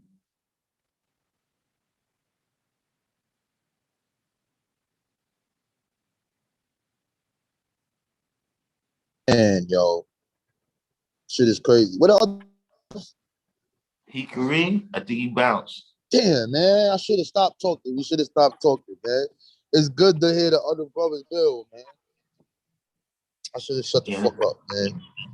I should have shut up. We had some people, what's your name, asked a question a while ago, Calm Islamly. He asked a question about what was the language. It said we took from them everything except their language. That language is basically technology. You know what I'm saying? But they tell you themselves that we conquered the world with democracy and capitalism. You know what I'm saying? So anytime you're dealing with these things, legalese, right, where they talking to you and you think you understand what they're saying, but you don't. You know what I'm saying? When you go into the court and, you thought you made a deal for this land a certain type of way, but now see the legalese says this right here. You know what I'm saying? All the things that we talk about in the, that's in the media, all the different ways that they manipulate the people, by using languages, even on this computer. You know what I'm saying? The languages that they use, from the binary code to the basic to the A+, whatever they're using on there now. You understand what I'm saying? All of these is the language. So, it's just always something about the way he's talking. When he comes to make an interorientation. See, the lesson there, and I said, you can draw that up, but I'm saying the lesson there is to always pay attention to what this dude is talking. You know what I'm saying? But it's not to say a language like, well, that language was Spanish or that language was French. You know what I'm saying? But it's more one of them things where, you ever be watching something on TV and the dude might come in and he asks for something from the doorman. And the doorman be like, nah, I can't do that. And then he give him a tip and he said, oh, now you're speaking my language. You know what I'm saying? We're used to understanding language just on that plane of verbally speaking. So you got English, Spanish, German, et cetera, et cetera. You know what I mean? But any time that ideas is being transferred, that's a language. You know what I'm saying? Whatever the reality is, the birds and the bees speak a language with the plants. With the birds and the bees, you don't see them go up to dead plants because the dead plant is not speaking to them. Whatever it is, whether it's a smell, whatever it is, that's a form of communication. Just like you see animals, you understand, and how they communicate that, it's time for them to engage in whatever intercourse. You know what I'm saying? All of those are different languages But basically when you deal with all these, economic jargon, where look, dude, how much money you give him? So you got but the stimulus package that has a percentage of it saying how much money I'm getting. Speak my language. You see what I'm saying? So remember, that's what it tells you when it gets to the end. The trader disappeared and there was nobody there speaking my language. Nobody was telling me, where's my money that you promised me? When am I going home?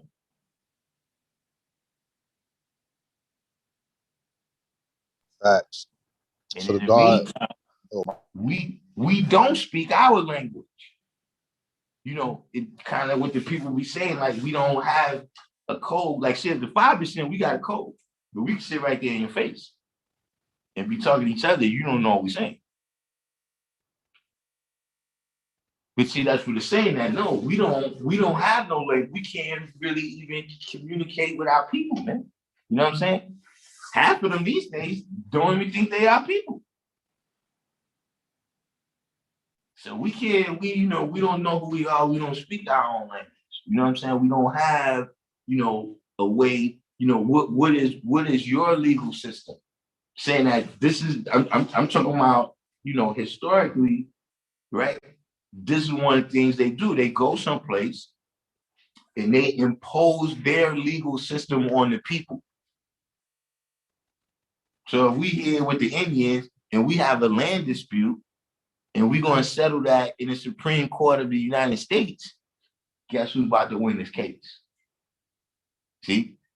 And when you get there, they not, the respondent, the defendant, in lieu the people, they ain't no people.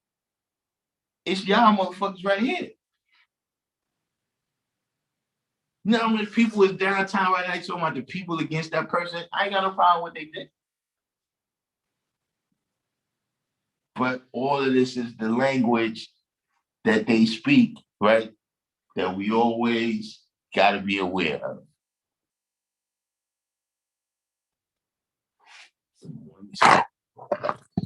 Catch up here in the comments.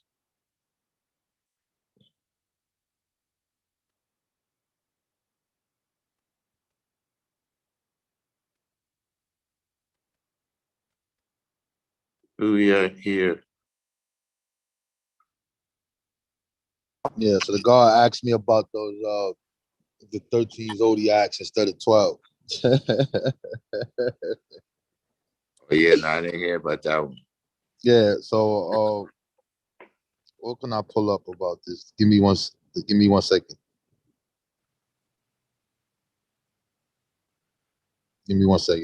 I'm trying to find the shit.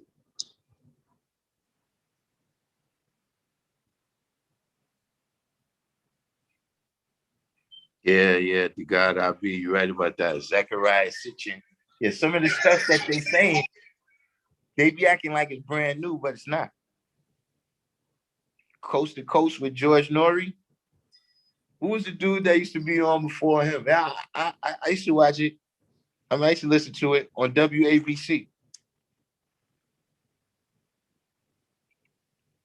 George Norrie be on Ancient Aliens now.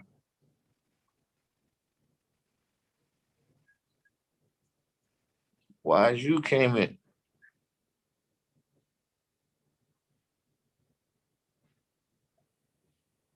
Oh yeah, SW on that Clubhouse app.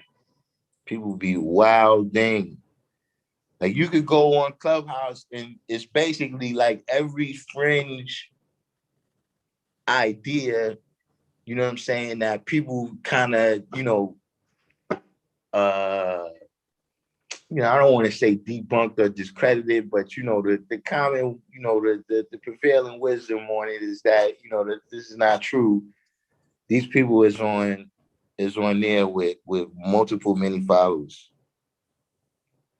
Knowledge a lot.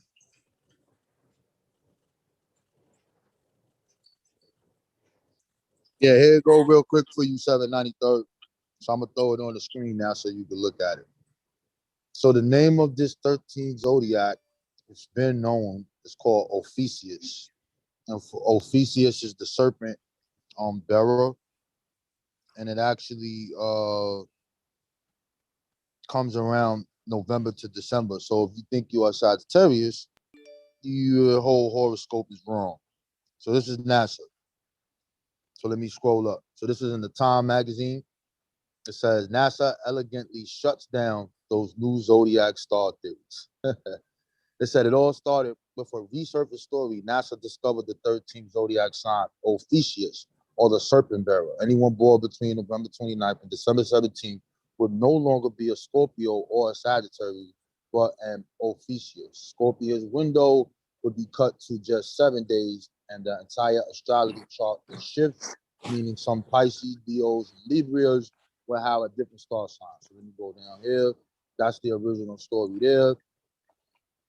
So in the blog post, NASA patiently explains the difference between astronomy, the scientific study of everything in space, and astrology. It is not considered a science. NASA then notes that the zodiac signs are simply constellations that are in line with the Earth and the Sun as the planet follows its orbit. Earth actually travels through 13 signs. This is NASA telling you this. 13 signs, including Capricorn, Aries, and yes, Ophiuchus. But some 3,000 years ago, the Babylonians, not NASA, decided 12 was nearer than 13, so excluded the 13th zodiac sign and divided the zodiac into 12 parts based on the 12 months of their calendar, according to NASA. So that's it right there. Then it goes, the line from the Earth through the Sun points to a Virgo. Blah. You can look at that all you want, but that's what happened. So now, what's the name of that shit again? So all these zodiac fucking females and astrological numbers, your shit been wrong, and it's pseudo anyway, but it been wrong. This is this Ophiuchus shit right here. It said it's the name from the Greek, the serpent bearer, blah, blah, blah. This is how long it says the serpent is represented by the constellation Serpians. Ophiuchus is one of the 48 constellations listed by the 2nd century astronomer Ptolemy. So they've been knew about this, and history. There is no evidence of the constellation preceding the classical era and Babylonian astronomy, but we have new evidence that says they did know. Citigon's constellation seems to have been located in the general area of Ophiuchus. So the earliest mention of the constellation is Aratus, informed by the lost catalog of, anyway, this shit is old, bro. So they knew this. There you have it. You have no 13th, what's the name? And this is supposed to be, I don't know, some nigga with a serpent. Have a nice day, Ashala. So you know I'm having fun with these niggas on Clubhouse, right? I'm attacking all of this shit, bro. And I don't know why they keep following me, son. After I do that shit, they follow me. And then when I come through, they don't talk to me, bro. They don't want to talk to the gods, son. Mm-hmm. The God I be is saying that you see Dr. York stickers everywhere. I don't be noticing too much from him, but he was saying that also that's grounds for appeal. But I mean, that's what he's been doing. To my knowledge, he's been on appeal pretty much since he got convicted. You know what I'm saying?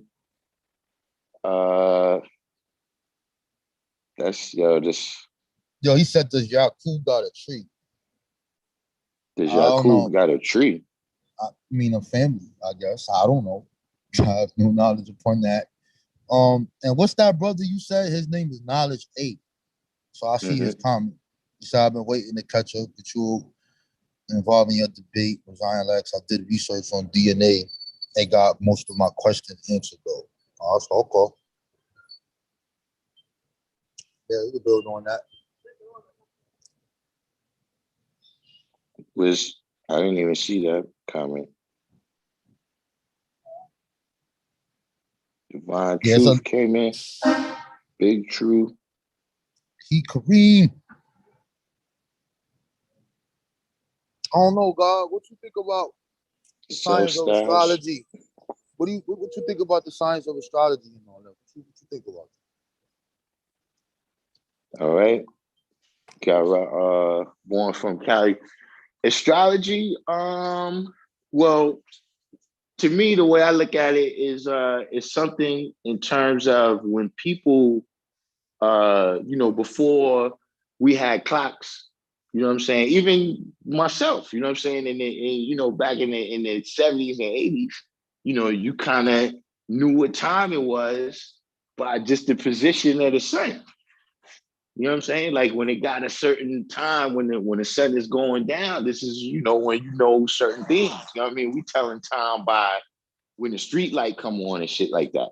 You know what I'm saying? Or you got to be home by dark or this type of stuff. So you more in tune with, your surroundings. And this is how you know what I'm saying? All right, we seen this group of stars right here. So we know it's time to plant our crops right now. You know what I'm You saying? know Or what? we, You right though, son. Because I never thought about that as a kid. They told us to come home before, and we already know what time. Yeah, that's crazy. you know what time it is. So you're like, what time it is? It's about 5 o'clock. Son.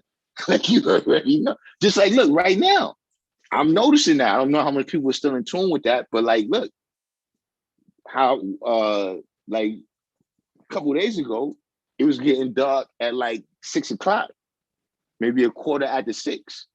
But now that we're in the daylight saving time, you see it's 7 o'clock, quarter after 7. You see what I'm saying? So all of these things like that, when we using that as a blueprint for the things that we doing, you know what I'm saying? But once you get to that level of, just the newspaper horoscope, you know what I'm saying? Then you've entered the realm of spookism. I feel you, God. I'm gonna get you with that. So the God asked. He said, "Rob born involved in a debate with Zion Lex." That wasn't a debate, yo. That was just a conversation. Is it your understanding that there were no Hebrews in West Africa during and before the colonial times? I wouldn't say Hebrews because they never called themselves that. In the records, they called Jews. So in colonial times, yeah, because in the 1400s, on the end of that, when the Jews get kicked out of Spain by the Christians, 2 times they get kicked out, they get exiled, but they have something where they told them that they gotta sell their property at a certain time, and then they let them extend it.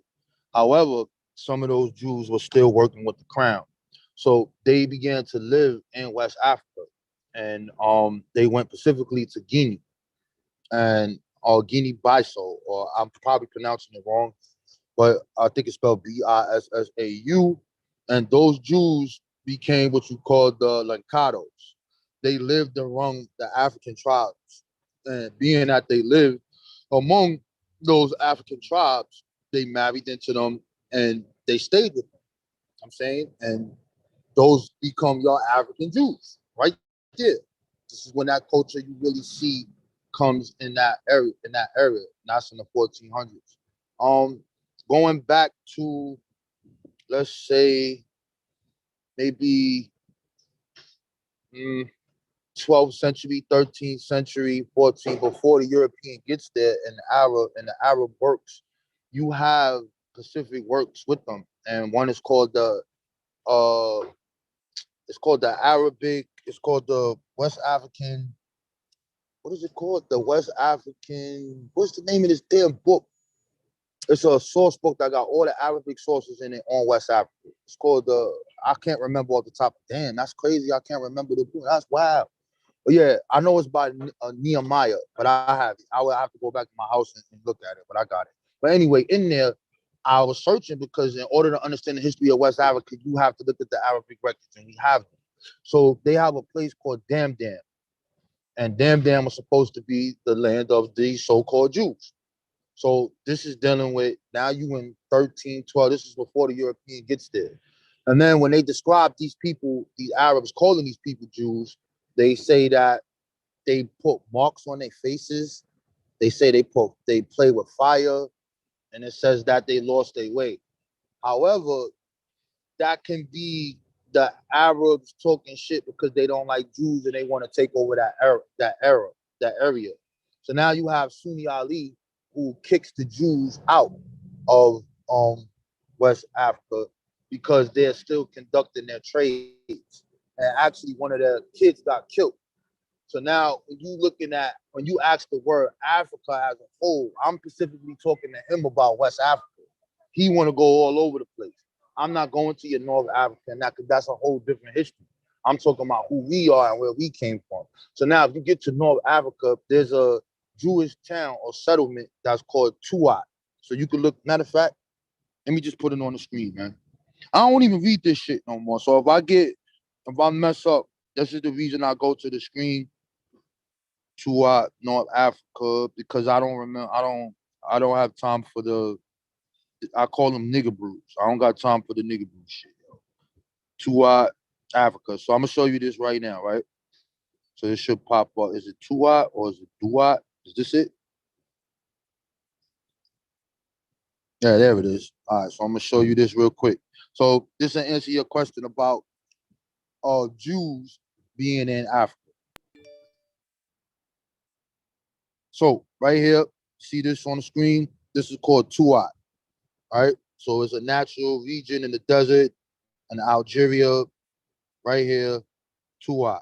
This place right here, Tadamet and Tuat, was a place where the Jews were at and they were doing trading with the Berbers. So these Berbers in North Africa are the link between East Africa and West Africa.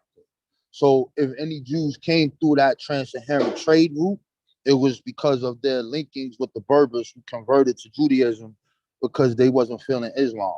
And they basically was going against them, so them niggas turned Jews. But let me go down here. So you can see this.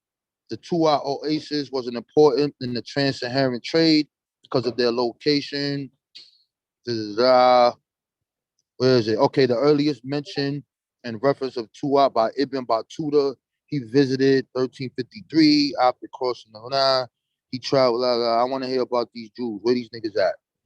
And this is another place to look at in North Africa. Sil Majasa, there were Jews there as well.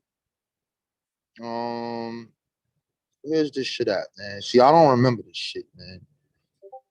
But anyway, this is the place in the city where the Jews is at. So Sunni Ali's kid got killed.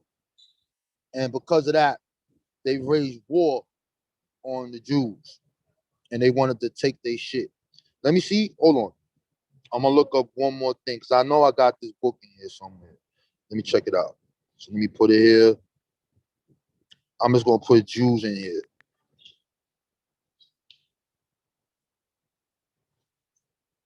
So you see all these things I got on these Jews up in here, man. So when they start talking that shit to me, that's why I get mad. I'll be like, man, y'all niggas ain't go try to find these niggas. I found them. All right, so I want to get the name of this specific book because this talks, here it is right here. Bang. The Jews of the Sahara Oasis. Elimination of that's what it's called. So part itself, see, I messed up, God. The Tamanite community, but it's in that region of Tuat. So in this book, I'm not opening this, but it goes through the form of Islam that they had called Dini, how you say it, Diminus and Islam and the Jews and all of that. So the Quran on the Jews, and this is where they at. So if they get to West Africa, it's there. It's through that region, and that's who they are. Now we're going to take it one step further. I'm gonna go back to this book here. This is talking about Creole Jews, right? So now I'm gonna blow your mind real fast. So this is what would have happened if your man would have showed up at that debate. So this was the second half of my presentation. I didn't do on Sinai. I only did one. So these are the Maroons. And these are the Maroons writing or talking about who the Jews are. It says the white man, a Maroon's perspective. The Jew was unequivocally a white man, as seen through the eyes of Maroons. This was a notion of whiteness that transcends skin color alone. It was an amalgam of skin color and dominance. Unfamiliar with Jewish otherness or with Jewish religion and culture, so now we know that they know of no such thing. For the matter, the only things that mattered to Maroons from their, what's up, brother? Peace. I'm over here doing this quick build. So I'm gonna hit you, subordinate. And I saw your number, Ace. It says the subordinate position was the light skin of the Suriname Jews and their dominant status as slave owners, as the voices of the enslaved and the maroons. So right here, you see, this is what the black maroons are saying about these people, right? So I'm gonna give you this work. I'm gonna show you what I was going. Yo, listen, it get deep. Yo, hold up. I'm gonna show you how this get crazy. See this right here? Jews and Negroes in the Old South, 1789 to 1865. Watch this shit. Watch how we get. Look at this. Hold on. This is where it get interesting. We do not even have the help of religious affiliation in our investigation of the question, since Jewish congregations would not accept Negro members. The Richmond congregation required that its members be free, and the Charleston Beth Elohim Constitution of 1820 accepted proselytes only if he or she or they are not people of color. There is only one reference to a Jewish Negro in all of Southern Jewish records, and that man name is Billy Simmons, right? So right here, you seeing this, and this is actually dealing with the slavery of these people here. You see who these people are in the South. I know when they got here. We know who their culture is, and we know exactly who these people are. And then now we go one more step for you. So I'm gonna take you there, God. I'm gonna take you there, bro. So we gonna go there, and then I'm gonna wrap this up. Let me go in here. Let's go in the Kindle. And let's go into this book here. Oh, that ain't that book. Wrong book. Let's go here. Watch this. We gonna get it. Let me see these names. So this is a book you should get called The Soul of Judaism. All right. Now check it out. Let's get real now. Still conversion. All right. Oh, let's go here. In Brazil, between 1630 and 1654, Jewish purchasers dominated slave auctions, buying and selling slaves to plantation owners and others on credit. The Jewish community imposed a tax on members for each slave purchased from the Dutch West Indian Company, and freedom was automatically granted to any slave who converted to Judaism. So when you see these black people, when you hear these oral traditions about these people being Jews, they converted because they wanted to be free. Let's go to the next page. Still, conversion did not guarantee manumission, and in Curacao, individuals of both pure and mixed African descent served as slaves to other orphan non-Jewish owners. So when you hear these things, these dudes be talking about, they want to establish that Jews were in West Africa because we came to the Americas. But when we come to the Americas and we see how the Jewish culture is here, this is how I get here. But now that I'm thinking about this, I got one more for you. Now let's go. Where's my Google books? We're gonna go on another joint. Watch this. And then I'm gonna wrap it up. See this book right here? It's called The Jews and the Expansions of Europe to the West. Let's get deep. Look at this shit here. We're gonna go in. Watch this. Let's go. So this is Suriname, right? So I'm gonna show you something. See these things right here, fam? What does this say? Tomb with Sankofa or a coma on a horizontal gravestone from Jodas Vance Creole Cemetery. Let's go to the next one. This right here is a Sankofa symbol. Vertical grave marker with a Sankofa form on the Creole Cemetery. All right. Next one. Here, tombs with horizontal gravestone, vertical markers with Sankofa final. So you know what this is? This is a Sephardic Jewish grave with Sankofa. What's the name? But we just heard why people joined that, right? So now look, it says within walking distance of the Jewish cemetery in Johannesburg is the so-called Creole Suriname, meaning descendant of an African slave cemetery. Those graves still visible date from the 19th century, right? And it says most likely a Sankofa, which means to go back and fetch, is a symbol for the important power of the Akan. So let's go. Oh, let me go right here. Wait. Oops, I think I skipped the page because I ain't looked at this in a while. The discussion of African descendants of the architecture and culture of Jordanibus is erroneously important. African and Jewish cultures were in close contact and Suriname and clearly affected one another. And this is why you see that there. So when these dudes come around here and they try to front, even though they don't know this, because you would have heard it, this is your first time seeing this, they don't know this, but I know this. I mean, I got a whole bunch of mob style shit for you. So when you want to talk about them, oh, wait a minute, I forgot one thing, fam, and I'm gonna wrap this up. There's something here that you need to see, and it's dealing with the first. Okay, see this right here? This is the first modern day Black African or Negro to undergo a formal conversion to Judaism, which was discovered in the record of the Inquisition of 1474, according to the record of this, whatever this dude name is. So right here, it says both converted. Here's the key words. Both converted Africans and Euro-Africans was incorporated into the Jewish community of Amsterdam. So we know Amsterdam is New York.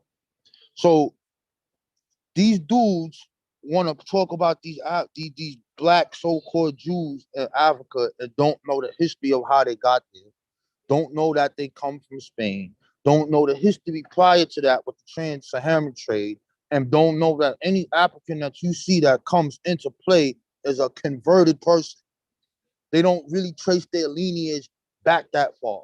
They are not the sons of Abraham. They're not the sons of Ham. That shit was bought there. So now when I ask you, show me the Hebrew culture in America amongst the black people, it gets become a problem. Nobody knows. But then when I show it, like I just showed you, you see what they're doing. We see who the real Jews are. And there you have it. So I hope I answered that for you, God. Yo, my sound had cut off in the very beginning. You were saying the Jews that ended up in Guinea-Bissau, what was their origin? Spain and Portugal. Yeah, that's what I was thinking. I was like, I wonder if this guy anything to do with Andalus. So these is like people that's moving back and forth through the Moors. Facts. You on point. All right. I don't want to, you know what I'm saying? Hold up. Let me put my mask on. My God, one of the brothers just popped up by me. Yeah, they say Asiatic black Hebrews. Yeah, so you know, it's not connected though. I don't know. I kind of attracted you. I don't know how I just ran into this dude, man. He just talked me by, yo. You keep on saying you don't know how. You know how. You know, we all connected. He's y'all everywhere, son. No doubt. Come on, man. Yo, we ran into each other more times now than ever before. Yeah. We used to work together. Facts. I ran into you 4 times. Yeah. So yo, when we doing this prospecting, I'm working on this 6-pack. I got to take another one today. I got a new client. Look. I got a new client yesterday. Yo, look. I'm speaking to like 20 people on next to the water. All right. People looking at me like, look, they look. But look, once they see what we do, not even once they see what we do, but like people don't talk. I know. Trainers out there, they don't talk to people. So. All right, we go in, son. But like when all those people run across the path, awesome. So when you wanna do that, you wanna do it on the weekend? I want to talk to you. Yeah, I'm still on here. Yeah, I'm gonna be on this for a little minute. Okay, that's what you're talking about. So this is called General Civilization class. So here's what you need to do. So see this? No, I want you to look at this. This is Darkim Be AllahChrist. All right. So you go to his YouTube page, and sometimes the God will be building, and he always in the school. So when you see this brother, yeah, he's a teacher. That's him right there. So if you want to go there, you know what I'm saying, pull up, and then you just got to be around, man. I mean, nah, but yo, hey, proper introduction. I go there with you. That's fine. I go there by myself. You could go there by yourself. I mean, yeah, I could go there by myself because you know, like that's my principality, that's my lineage. But at the same time, nobody know me there. Don't worry about it, God. They probably know my pops though. Yeah. Who's your pops? What's your dad name? Huh? What was your father name? Born. Born. Born what? Born. Born. Just born. Oh, just born? Yeah. Well, where he from? Fort Greene. He's from Fort. Man, you know how many Borns live in Fort Greene? Yeah, that's what I said. Like, yeah. Huh? You gotta narrow it down a little bit. Yeah, because he a little older. He a little older, but he older than us. Oh, right? Yeah, son. So he probably know my dad then. Yeah, you said born? He probably knows my dad, or he probably knows my godfather. Nigga, it's too many powerfuls and too many Nah, tall. Oh man. at the rallies, Powerful from Fort Green, tall, at the powerful, rallies, dark skin. Fort Green, man. You talking He about said, powerful that be with the kids? He said, he used to be with the kids, dark skin. yes. That's Yeah, I him? know powerful. He said what? He worked with the kids. Yeah. He worked with the Yeah, I kids know that like powerful. who play So, sports and they play so basketball. okay, say about basketball and stuff, right, God? He takes them to like little trips. And Take a trip. Like that. This is his nephew I'm talking to, you heard? All right. My godfather. Yeah. You could come through, God. You know what I'm saying? We good. No, but look, that's Allah's bringing us together because look, how the fuck I see you this many times, son? Because I live. No, it's not that. Don't downplay Son, look. Don't downplay Allah's work. Look, what I'm saying is, just the pure coincidence. There ain't no coincidence in life. It's all mathematical, son. All right, I feel you, but let's deal with the mathematics, right? I lived in Harlem my whole life. Now I live downtown in Manhattan. Not too many black people live down here, son. True. You're right. And you You're work right. around here. Yo, and I work around here. this is answer me not. Is this a time more than ever for us to be together? Yeah, God, facts. Speaks about this, son. Like this is written. Speaks about the God that inhabit the earth. Facts. Listen, what time you want to get up Saturday? We gonna bring it back in the days. I need my cards, though. I just ordered some cards. No, I need cards too. You got your cards? Nah, I be talking to y'all. I was jogging, talking to people, son. Look, I was just walking. I saw like a dude. He was like, "Y'all gotta do some boxing." I was like, "Let me jog with you." Started jogging with him. He's like, "I need some boxing." He was like, "How'd you know?" I was like, "Just knew." And he's like, I was like, "Yo, meet me here tomorrow." Hey yo, Darkim, let me tell you something, God. So me and him do fitness, right?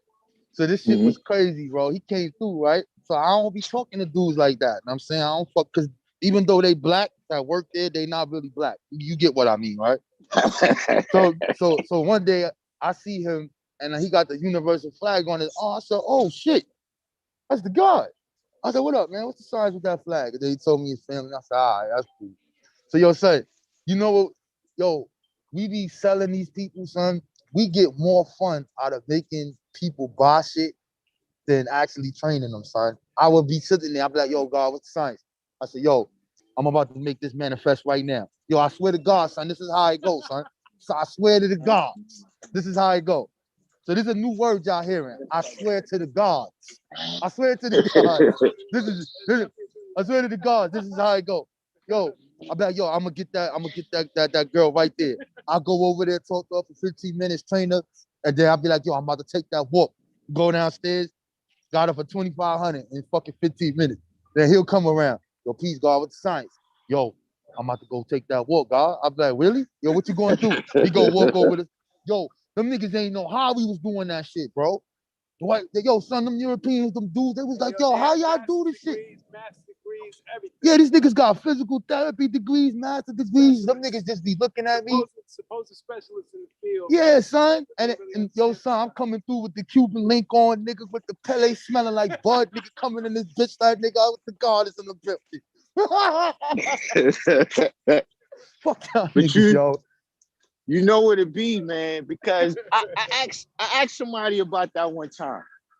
Like this white lady, she comes up and she asked me for directions someplace, right? And that was always something that was funny to me. Like, yeah, like if I was lost, I wouldn't let me know that. You know what I'm saying? Like, yeah. So, but I asked this one lady, like, yo, you know saying you wasn't concerned or nothing about asking me. And she was like, yeah, a little bit, but at the same time, you look like you know what you look like you know where you at. You know what I'm saying? Like if you gonna ask somebody, you look like you know. So see, that's what it be. Sometimes you be in a situation like that where they like, yo, yeah, this dude over here, yeah, he got all the degrees and all that. But see, we can see that he know what he doing. You know what I'm saying? Did I cut off? God, I just muted it so that it wasn't. Oh. So yeah. But that's what it be. A lot of times they like, nah, we want to deal with the brothers, man. We know the brothers been on the bar for real. We don't want a motherfucker who's just coming with Yo, the they go, theory of it. yo, they go my man District 120, man. Yo, the God be coming through. You be missing the action, bro. Yo, we be Y'all having be some, seeing we y'all be go there? yo, we be having some fun. Yo, you be missing it, man. You be missing it. The wisdoms be popping up, the wisdoms that mess with us, that shit be hilarious, yo.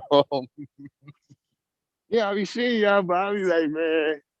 Yo, we But like I making a said, coat, dog. We making a coat. listen, man. Fraction. Now the cult is Fraction. that grabber, them grabber people. Pretty much like their own division. Yeah. Yeah, but we got to bang on the grab. Hold on for 1 second, God. Oh man, the grabber people is they hurting for real.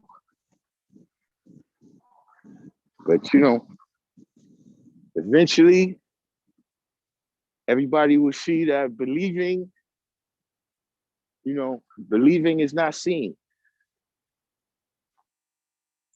You know, everything that's what happens a lot of times when you get to the part of the conversation where you're really trying to born an understanding and make things clear and get down to the facts. You know, you'll find that that's always, well, you know, you don't believe, you know, you've been brainwashed. You've been brainwashed by the colored man. And my thing is,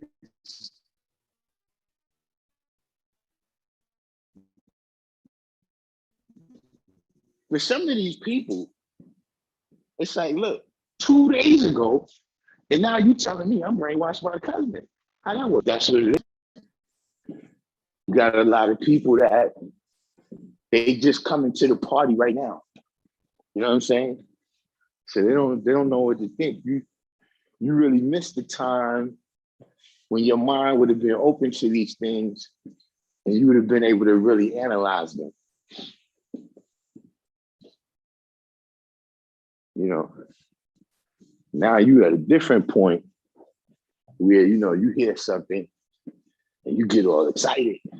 You know what I'm saying? You know, intuition, intellect, you know, no one of these things could be leaned on. You know what I'm saying? Like if you just try to lean on what you know for the answer to everything, then you're gonna be missing some answers because you don't know everything. You know what I'm saying? But at the same time, if you're gonna be relying on, you know, your intuition and what's the other thing I heard them talking about? Your psychic powers. Supposedly now, I don't know if you heard about that, Rob Boy. There's Yeah. supposedly I'm scanning everything. there's a genetic component to psychicness. Since some people's DNA that they have psychic powers.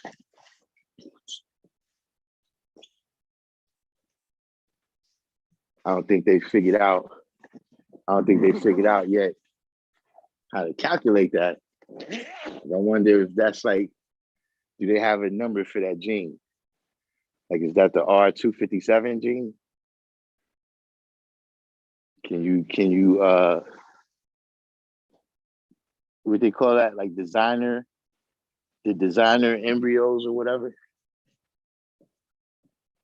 How you can make the baby have whatever characteristics you want. You can have a baby that's psychic. How would y'all like that?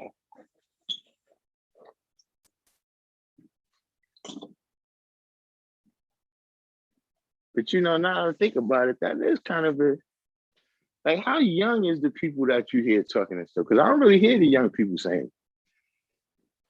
25, 30. Yeah, it's people that's a little bit older. That's what I'm saying. But they all people that it's like, listen, you missed it, man. You missed the boat.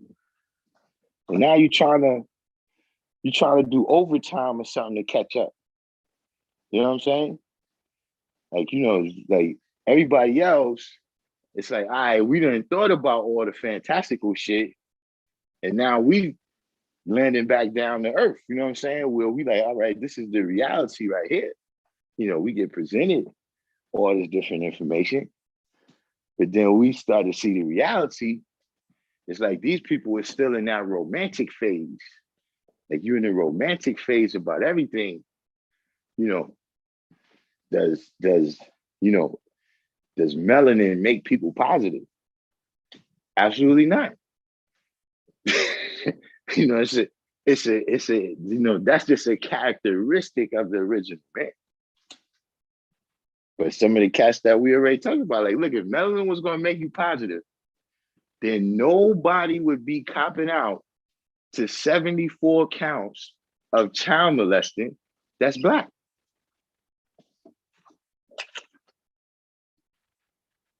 We wouldn't have all these Shit crazy. we wouldn't have all these different instances, you know what I'm saying, where, you know, we looking at these heinous things that happen, and you can't use, well, you know, he did that because he's been over here in America, he's been exposed to the colored man, so that's why he did it. Nah, it's just niggas everywhere like that. Let's don't get it twisted. You know what I'm saying? I mean, I'm not over there particularly to tell you I get saved for 100%, but you know, you got cases where they be talking about dudes catch HIV and then they molest little girls because they under the impression that they could be healed like that.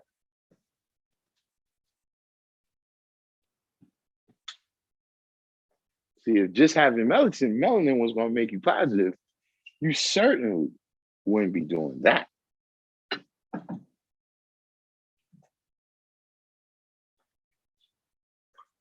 But I guess that's the next level that I didn't see coming. Is that, you know, in degrees where it says, you know, we was beaten and killed by the ones that advocate that kind of God. See, now we dealing with motherfuckers that's advocating a different kind of God now. Yo, fam, we dealing with people who are, what you just said, the age group is not even that. It's 20, 30, 40, 50, bro. Yeah. All spectrum. So now we never really saw like to have all of these different age groups together. Like some of these girls that be coming in the chat with us when we could just be chilling, they be like 20. And I was like, yo, how old are you? Look, I'm 20. I'm like, okay. And then we just be building. And they be like, yeah, I like this stuff you guys are talking about. And they kind of smart. And you know, but they a whole different generation from me. You know what I'm saying? Yeah. But I mean, because we was having this discussion about the same, like here's the thing, right? The family structure of Black people is under attack. So you'll have these radical feminists in, right? They'll come in. Oh, you ain't even see that. What happened to me, God? Oh my God, yo! I saw that room. District tell you? I stayed away from it. The district tell you? Yo, son, these chicks came in the room, and we like, yo, get out of here with that divine feminist shit, nigga. You know what I'm saying? Death to that shit. That shit gotta go. So then, as this is going on, we talking about it. So we talking about it. They turned around, son, and got so mad at me that they fucking came and they got motherfucking, they went on my Instagram, took my picture, and came back 30 deep, son, and had my picture as they profile, my nigga. Wait a minute. Yo, look at District 120. Ask them, God. Yo, son, they came back like 30 deep, son, and had my picture. Yo, listen. So then I was like, yo, we gonna get, I'm getting all these bras tomorrow, you heard? So now I'm going to do the knowledge. And then I say, yo, these bitches is all radical. I gotta call them that. You know, we're not supposed to, but I have to. They all radical feminists. Yo, they believe that the matriarch's supposed to take over the patriarch, right? and they believe that the woman came first based off of outdated science. But this shit comes from a feminist manifesto from 1967. There was this white lady that wrote this shit talking about the male is a inverted female and that men are emotionalists, we're dangerous, and we destroy the earth and we need to get out of here. And these chicks were saying this shit, son. They was like, they not killing you niggas fast enough. They said this shit, man. Oh, yeah, they radical. Yeah, son. And that's what made me start like getting into this shit. I was like, yo, what's going on? So now Pete, the science behind all of this, right? I don't have a problem with black feminism because I know what it does. You know what I'm saying? I don't have a problem with that, right? But this radical feminism, with that as a part of it, they accept other people. So now I got dudes that are acting like girls talking to me. And I'm like, yo, what the fuck? What is this? I said, what are y'all talking about? And they come in there, I'm like, yo, son, like, nah. So all of y'all are against the black family. You all against the family structure. All of y'all dealing with white supremacy. Yo, there is such thing as a patriarch and a matriarch. Nigga, we deal with equality, nigga, period. Play your position. As sometimes the woman might have to play the position of the man. As sometimes the man might have to play the position as being a nurturer, watching the kid, cleaning the house and all that, nigga. Equality, man. That's how it always been and that's how it should be. What's wrong with you people? Yo, son, that shit was crazy, God. I mean, listen, God, you know what I mean? Tell you what I think it got to do with.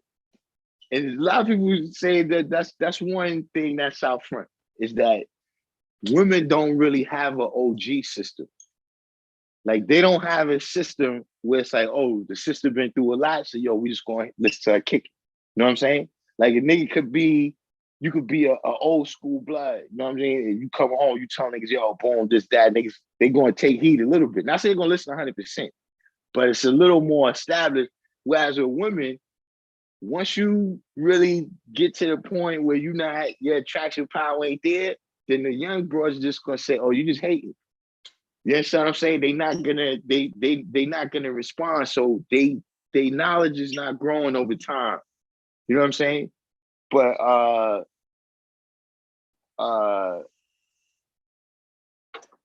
you know, another thing that I've seen about that is that you know, in terms of like they want men, right? They want the men to guarantee the matriarchy. You know what I'm saying? Like, you got the matriarchy, right? So listen, if you the boss, right? Here's the question: why I'm protecting you for? Facts. Like, this stuff don't go hand in hand. You know what I'm saying, with the reality of the situation. Like, y'all have bought into these narratives. Like, it was this woman one time, she came on here and she was talking about the feminism and you know, they basically was on there, you know, they don't need no men, and you know, so she basically kind of threw her grandfather under the bus. Like, yeah, you know, because my grandmother, you know, she said that my grandfather was a poor provider and this, she goes down the list, you know what I'm saying? Now in my mind, I'm like, wait a minute, can we get your grandfather's side story? Like, you know what I'm saying? Like, you talking about the nigga was an alcoholic. Like, yeah, has it ever dawned on you that the reason why all them brothers were alcoholic because of what they had to come on to? But you ain't listening to that side of the story. Like, you got this one narrative in your head and shit that it never was no other way except negative for women inside that relationship. You see what I'm saying? So right now, it's like they just running with that shit, and you really can't. I mean, to me personally, I think it's one of the things where, you know, shit gonna have to hit the fan to where survival is like that. You know what I'm saying? Like, right now, we survive, you know, we hunt at the supermarket. You know what I'm saying? We go and gather at the supermarket. Now, listen, right now, we was living in life, right? Say we was back in West Africa, right? And you told a woman, listen, don't go out there because the lion might get you. I bet she'll listen then. But because... Fam, Good. I don't know what to say, Darkim. All I know is that that is the youth, and this is what they thinking. These are the people that's running around the community, and they all got trauma, son.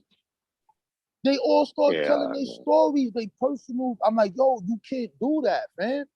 Don't tell us your personal story. Don't tell us that you got molested. Don't do that on here, yo.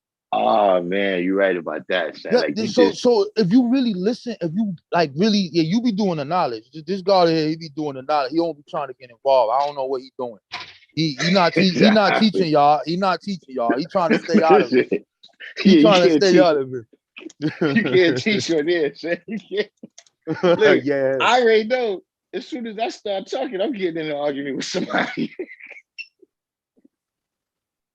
Like, Yeah, listen, man. and listen, y'all ain't cutting me off, right?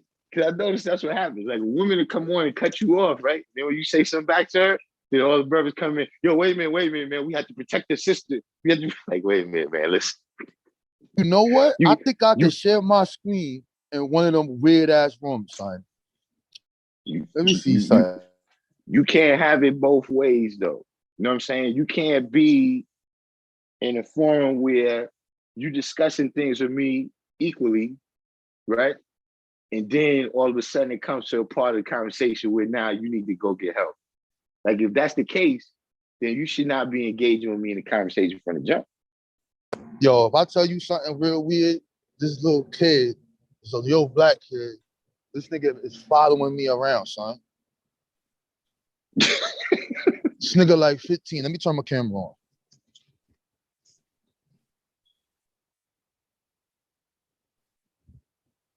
Wherever I go, he goes and does this. See him? What? Watch this. Watch this. You see him, right? Mm-hmm. See him? Now watch this. I'm gonna walk this way. Oh, he ain't walking that way. Oh, he going now. This nigga been following me. this nigga been following me. Look, God, I'm on a build equality street. This nigga been following me around, yo. This nigga, yo. Yo, this shit is crazy, yo. We need help, yo. We need help. All I gotta tell everybody, if you want to see how bad the situation is, get a membership on Clubhouse. Yeah, I'm gonna see what's going on. Hold on, let me see what's going on over here. Then you I'm would see something. You would see just how long the road is that we gotta travel. Yeah, we got a lot of problems, dog. Let me see. I ain't see a man on there in a minute neither though. Who? The Top Cat? Chief Top Cats, yeah, I ain't see him in a minute. Nah, he be pulling up when it be like drama and shit. Yeah, I did notice that too, that it's some people that it do be seeming like, yo, when certain things happen, like they go get certain people. Like if somebody's talking some African shit, they'll go get Top Cats.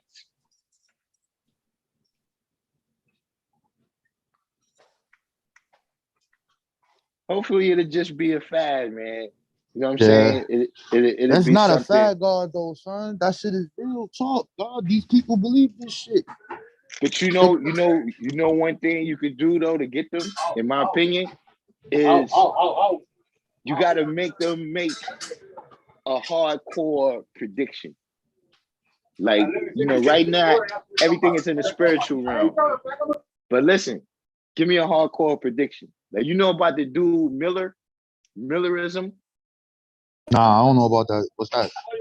Yo, this motherfucker in the early 1800s. This nigga was a preacher, and he kept predicting the end of the world. And it's like like 3 different times the day passed and nothing there happened. So then he started losing, a little bit of juice with that. Like, yeah, you know what you're talking about. You know what I mean? So kind of like with this stuff too, like as long as everything stays in the realm of things that can't really be proven. Like how you said with the primaries, like, yeah, you saying stuff, but then we could all make up our own stuff. You see what I'm saying? But when we really get to some concrete stuff, tell us some concrete, measurable stuff. Even though that seems to be a part of that culture too, is that you don't do things that could be measured because then it could be used against you. Like they got that legal shit with them. Like the indigenous people, from what I've seen, they refuse to take a DNA test. Cause see, that would be something measurable that you know, you got to live with what the outcome of that is. Now, here's the other question, God. What do you think about these Asians running around talking about they being oppressed? Yeah, I've been seeing that. Now, look, I'm gonna tell you, and this is a roundabout way to say it, but look, you know, I've been at issue with them since the brother that got shot in the projects over here. What was that brother's name? The brother that got shot in the pink houses by the police that was just supposed to be patrolling in the hallway. But he had his gun out. He heard a noise and he just shot in the hallway. He didn't even know he was aiming at nothing. Then he just shot the dude.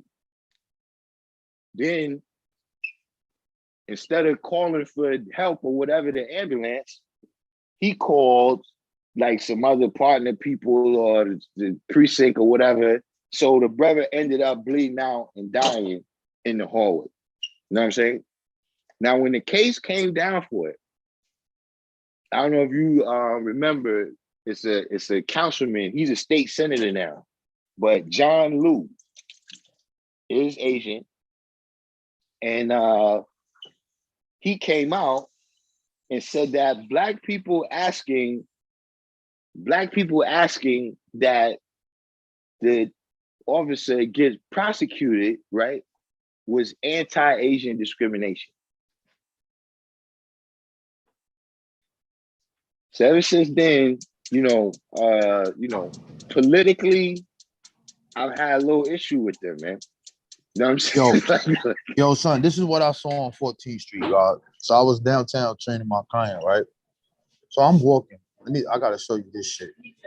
Hold on. Let me share my shit. So I had to video this shit. I was late for my client and all that, son, because I couldn't believe what the fuck I was seeing, God. Look at this shit, though. Yo, where's this? Where's this shit at?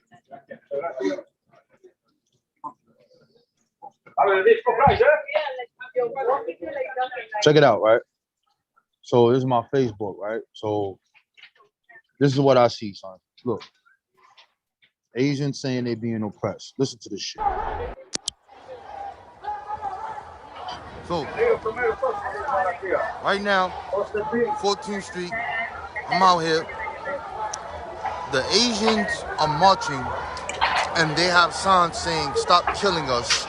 Stop Asian violence." They're saying that they are being oppressed. The Asians are saying they're being oppressed. They're saying that racism is a virus. They're saying that they're getting killed. I don't understand what this is about, but, you know, it's real. They said that it was on Facebook, and they said that the Asians feel oppressed. I don't remember seeing police killing Asians. I don't remember police giving these people police brutality. Again, right now, they out here, they saying stop the Asian hate. I don't know where the Asian hate is at. The last time I checked, there was a black woman that got disrespected in the store, and the black man had to stand up for her. I didn't see them out there marching saying stop the hate. I don't know what's going on. This shit getting crazy. Everybody is co-opting, trying to co-opt me. So I just had to pull up on y'all before I, what's his name? That shit crazy, bro. That's crazy, bro. That's crazy. So I'm on my way to train my client. And you know, I just happened to see this. And I did see it on the internet. I seen it on Facebook. I seen it on the internet. The Asians say they're getting oppressed. Where the hell is that happening at? Where? Where's the Asians being oppressed? Shit crazy, bro. And the black people was there with them, walking and marching with them. Yo, It's G. unbelievable, You saw y'all. that shit, bro? Well, Hold on, how I stop I've this? that been was just a special message All announcement. right, go ahead. yeah, I've been seeing that around in general, but it's one of them things where I haven't really paid them no mind. Cause like you said, like the shit is, you know, cause look, even you heard about the shit they got going on with the specialized high schools, right? Nah, what's that, Jake?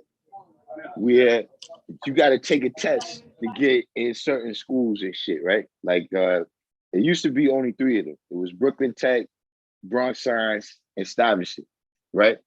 Now I went to Brooklyn Tech. When I was there, guy, it was a black school, guy. It was like it was a couple of Asian kids. They should be down in the corner or whatever. You know what I'm saying? By the time I went back with my kids, they went to the same school. Saying, you know how you see no black kids. It's all Asian kids. You know what I'm saying? So now that's another thing that they say because whatever's going on with the test, they like, yo, look, we want to change things so that we can get more black kids back in there. You know, they came out and said that was oppression. You know what I'm saying? Like everything, but here's a question though, Rob Warren. Who do we have names, right, of the exact organizers of the civil rights movement?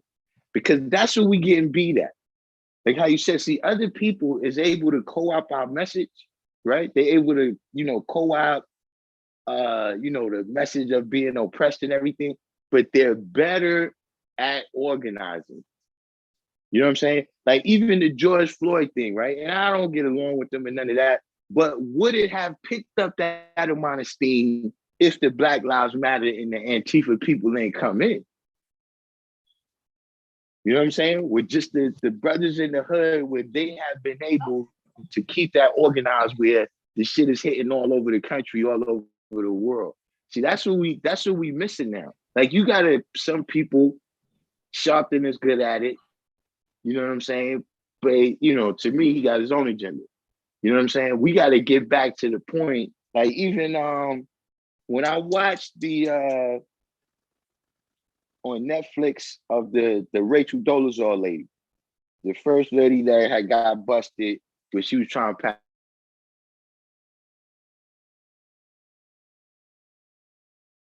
Breaking up, G. Hold on. One thing they said about that lady. Peace. You know, or maybe it's mine. I don't know if you froze or not, but it looked like you frozen on my screen.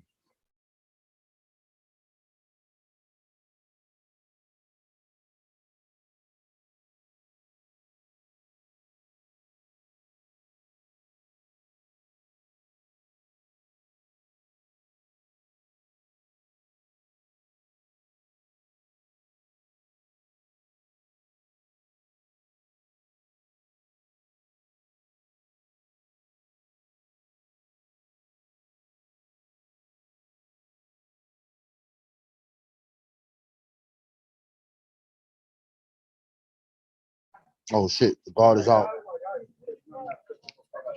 I think he was frozen. I think he left. I don't know.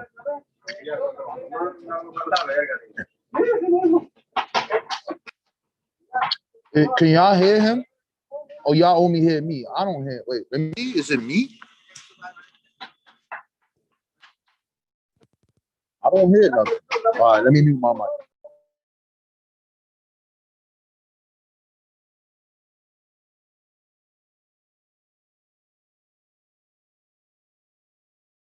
Yeah, we can't hear Darkim. I don't know what happened with the guard on the joint.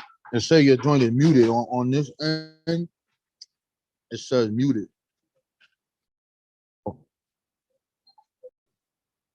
Well, I don't know how that happened. Oh, I hear you now. Shit just muted on the song. Yeah, but I was talking about, did you hear what I was saying that, do we know some of the exact people that was organizing, the movement in the 60s, because that was a lot of people, you know what I'm saying? And everything stayed organized a certain kind of way, you know what I'm saying? And that's what's happening with a lot of these other people, is that they getting the whole idea, they getting the whole message from us, but they able to out organize us, they able to get all the people out there to, say, yeah, we being oppressed, here in New York, like, nah, you know what I'm saying? Y'all getting into some scuffles like everybody else is getting into scuffles. Right. And it's the same thing. Like, check it out. Why Chinese people was looked at as being weird is because of the coronavirus. So niggas is like, yo, man, y'all motherfuckers bought that shit over here. So we looking at you funny style, right? But in China, y'all did the same thing to the Africans when y'all was hearing that black people catch it more. They was kicking them out their houses, denying these people to go to stores and all type of shit. So you know what I'm saying? It's a social thing. When the Bin Laden thing happened here, I wasn't out there, but I already know. Even when I came to the town, I was looking at them dudes like, yo, anybody I saw with one of them things on and I seen them getting on the train, I walked the other way. I'm like, nope, I'm not getting on this train, you heard? Yeah. But it's just what it was. And now it calmed down now. But you're not being oppressed because the Asian people have the fastest economy growing in America, more than the European themselves. Right. Like, how are you being oppressed? Your education class is higher than the average national mean. Who are you being oppressed by? What are you talking about? I'm saying you don't face police brutality. You don't have mass incarceration. You don't have gentrification. You don't have redlining. You don't have these problems. So what are you talking about? Oppressed how? They talking about what black people be talking about with them when it's like, yo, listen, you got a separate problem. Like, you got poverty because you came here from China poor. Like, that's what happened. Like, you came here, something happened in China, whatever happened, you end up over here. Right? You're not poor because you've been systematically stripped of all the wealth. You know what I'm saying? Y'all got whole areas where it's Chinatown, where it's all, that's what it's called. It's called Chinatown. Where y'all there, y'all business district, y'all got residential districts. So you don't have no place like that for the original people. I mean, it might be a handful of places around the country, but here in New York City, some niggas got Chinatown, Koreatown, Japanese town. Like, where are you being oppressed, bro? Yeah. So at the end of the day, I think that's where it got to start coming to the front, where it's like, we understand your point. It's not that we against you, you know what I'm saying? But what you talking about and what we talking about is two different things. See, the next thing you're gonna be talking about, you need reparations too. Like, nah. Look, you can get reparations, but not at the same time. Like, you got to get your other reparations some other time. Like, you talk about that then. Right now, we talking about us. You know what I'm saying? Then when we finish doing what we doing, just like when you go to court, look, my docket number just got called. So they gonna handle mine. Then after this, they gonna call you. But we've been getting caught up with these people too long, man. And having, you know what I'm saying? Like, like I said, it's not that.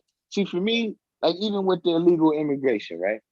Look, I'm from the hood, so, you doing whatever you feel like you got to do to survive. All right, man, that's on you. But look, son, if you get caught, you got to do your time, man. I'm not protesting about that.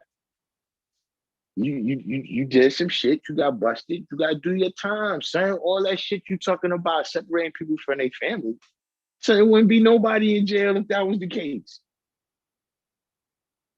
I ain't never heard them say no shit like that.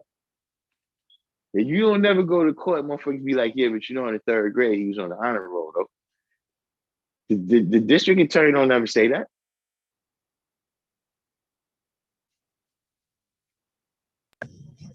Facts. So I'll be like, yo, sometimes, man, we get a little bit too caught up. Like we've been, kind of, which, the political thing, that's a different arena. We're depending on what you're trying to accomplish. You know what I'm saying? But because of that little democratic coalition, we feel like we always got to be friends with everybody that's a part of that coalition.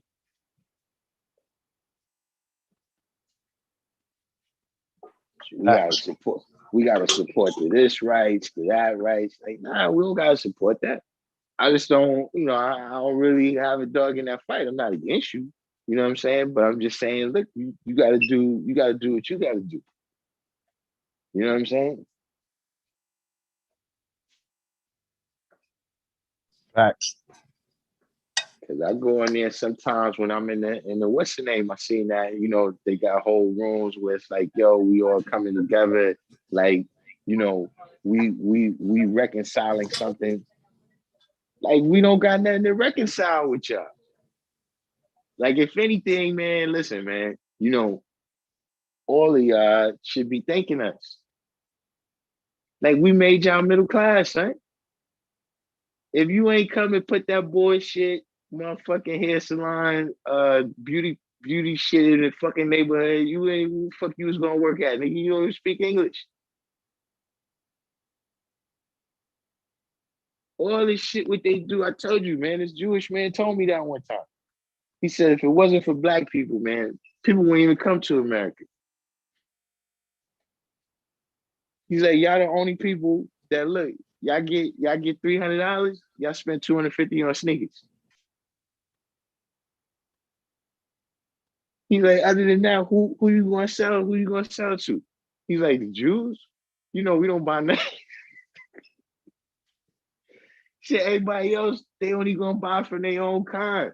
Y'all the only people. So he said, look, if y'all didn't do that, we'll go home.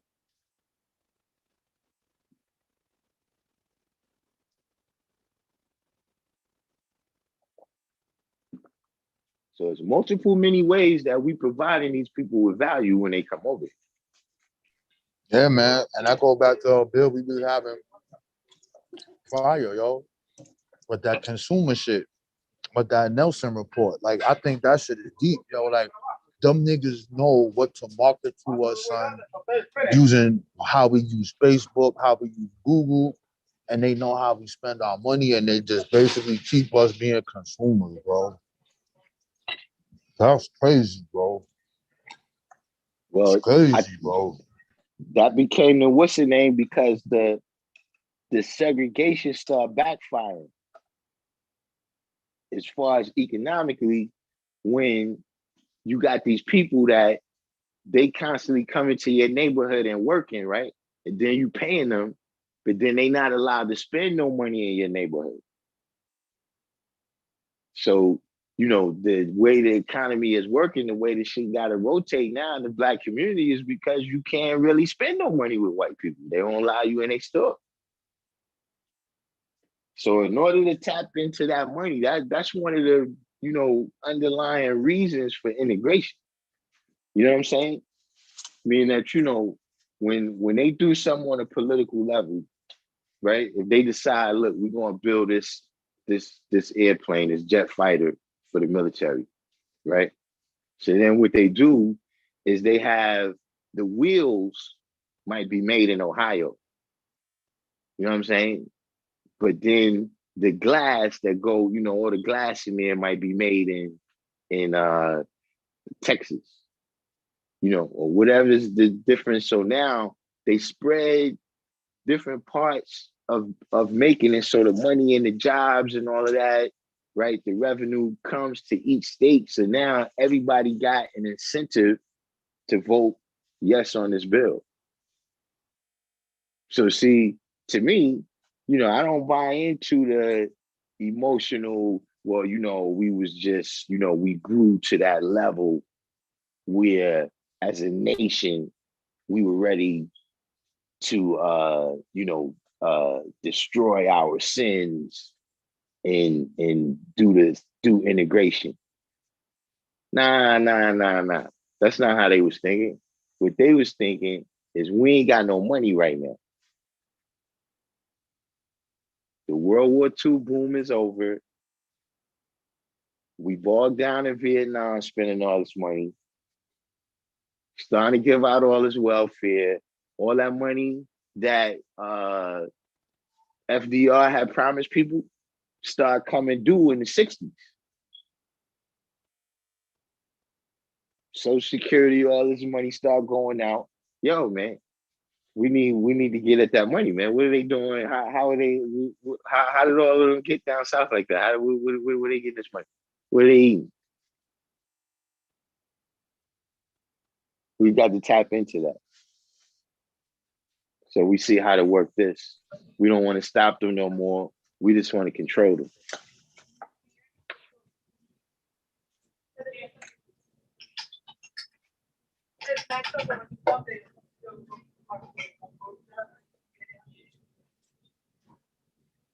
Yeah, it's crazy. That's why they can't really support a black middle class because of that. That's why they destroying people now. Because middle class people are asking for too much stuff.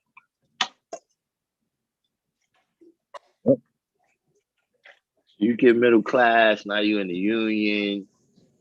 You know what I mean? You want to take extra days off and shit. Hey, listen, man, it's not what we brought you here for, man. They don't want it to be no. I don't know, God, yo. I'm really baffled about that. Oh shit.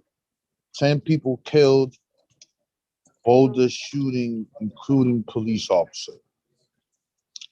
They shot a cop this time too? One I saw it. person taken into custody, 2 deadly mass shootings in a week. Let's see. Yeah, I saw that come across my screen, but I didn't look at it. Yeah, Denver had 2 mass shootings this week. Man, this shit be weird how this shit just be happening at certain times, bro. 10 killed in Boulder. I don't know, God. I'm on some Imhotep shit, you heard? I'm trying to be like Imhotep. So I'm going back to Kemet, my nigga. I'm trying to be like Imhotep. That nigga said, be happy, drink, and be merry, because tomorrow you will die. I'm trying to live it. I'm trying to live in the moment, God. I'm gonna have fun. Listen. Nobody beats the Joker though. Yeah. The dude that went in the movie theater and he had like some kind of flashbang grenade or something. Oh yeah, that crazy shit. Oh man, son, nobody beats him, son. Like saying, I just want to know we got that. Like, we get a flashbang at son.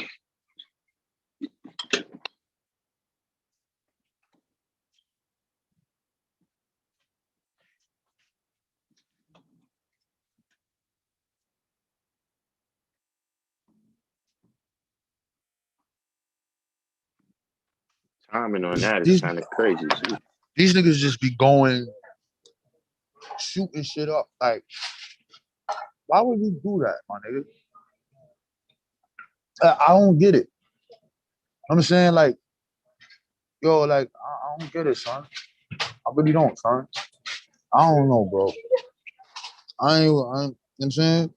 Yo, my boy be telling me his favorite person is that Long Island Railroad killer nigga. I said, yo, you crazy, bro.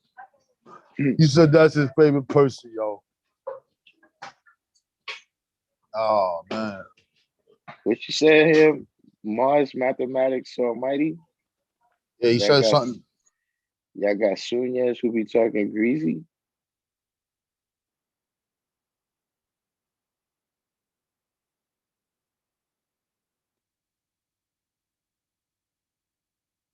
We got some names here of some of the organizers.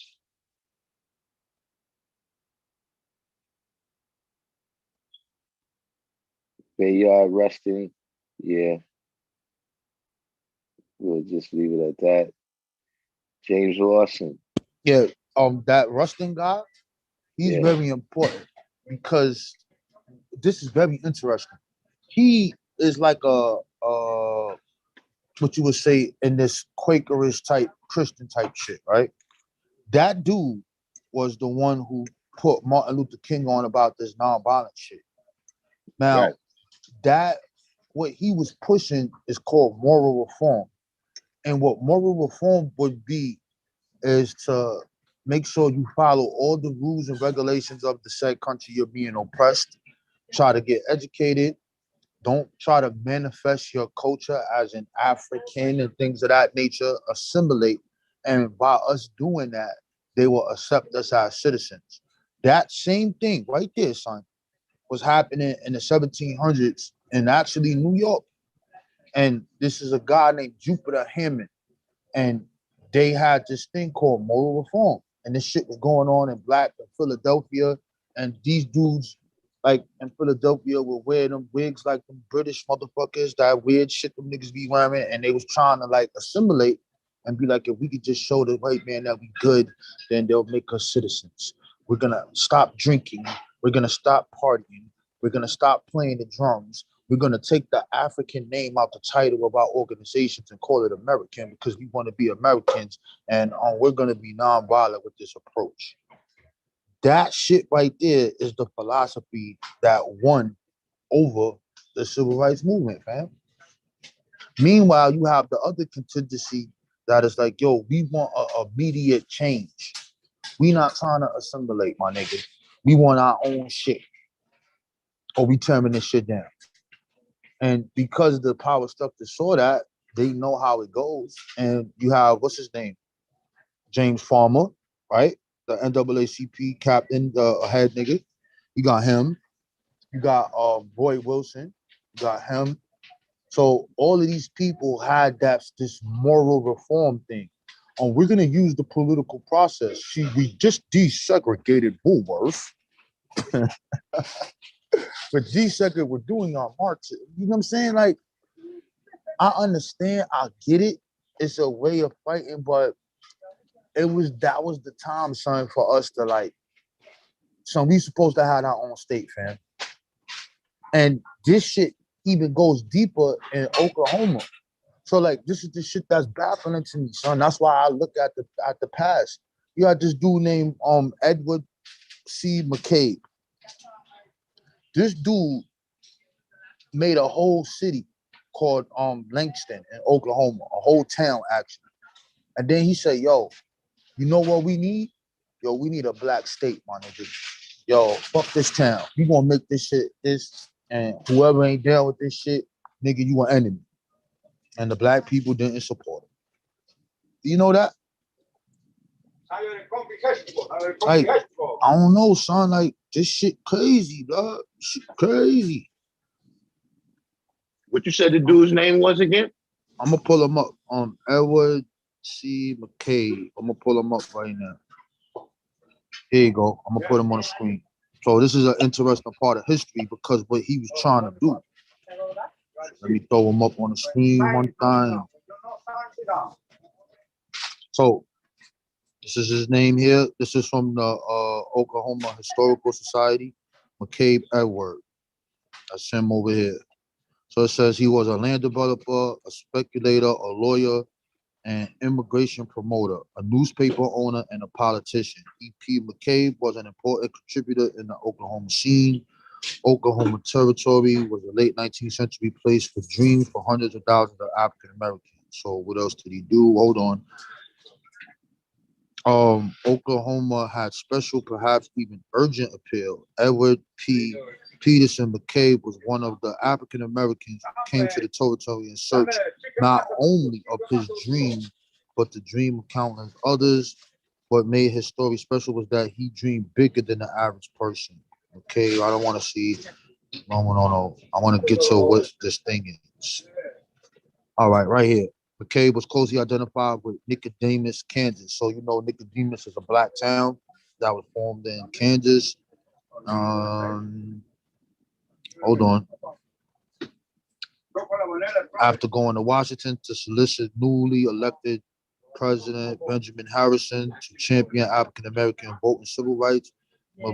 McCabe came to Gartha in 1890, and Kansas Republican. Prester Plum doubtless encouraged him to organize the black community. For a while, it appeared that there would be a large contingent of black settlers. Let's keep moving. McCabe was not an especially effective leader of African American Oakland, as he never separated himself enough from personal ambitions. Blah, blah, blah, blah. Let me get it. Kansas. Hold on. I want to get this shit. Here it is. His modest success led him away from Langston. Let's keep going. Where is it, man? I don't like this one, yo. I think I got this shit on the wrong page. Hold on. Edward K.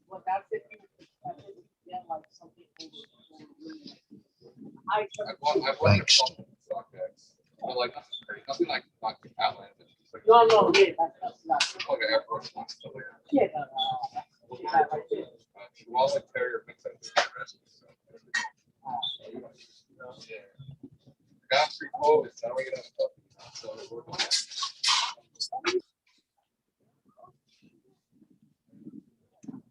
Right. So he purchased 320 areas, and right here. So he purchased 320 acres.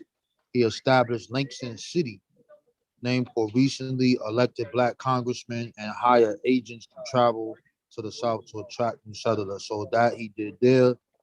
And then he said, here the Negro can rest from mob law. Here can be secure from every ill of the Southern policies, the recruitment campaign, blah, blah, blah.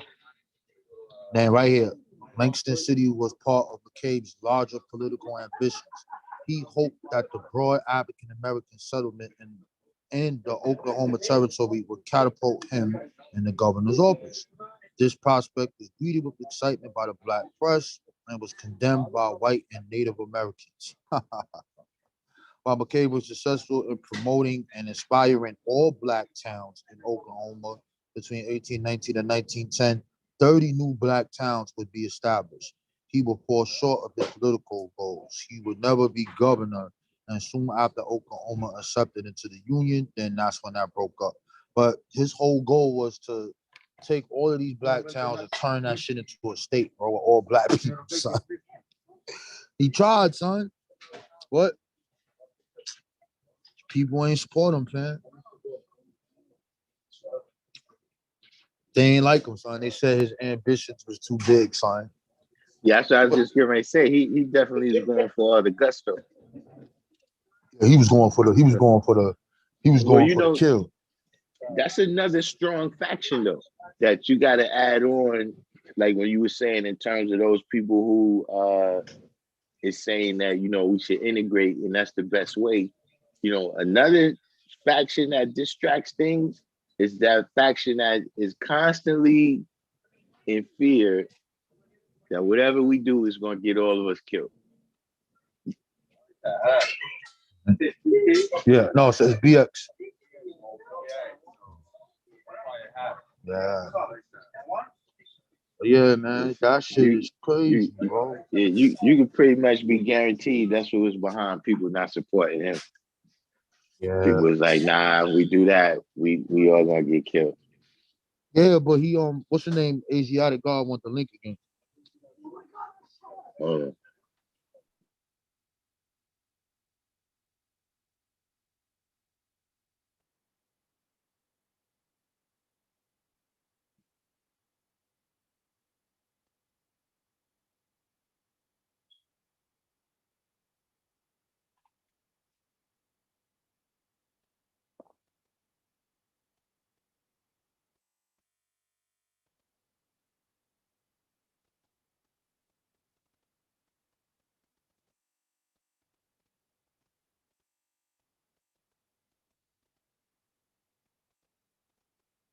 All right, 5 phrase from the Providence Plantations. Mars Mathematics, what you said, the Boule Sigma Pi Phi.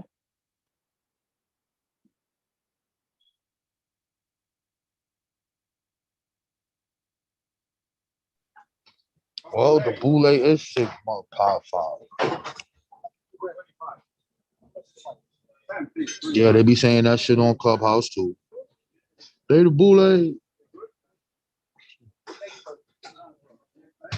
I'm saying,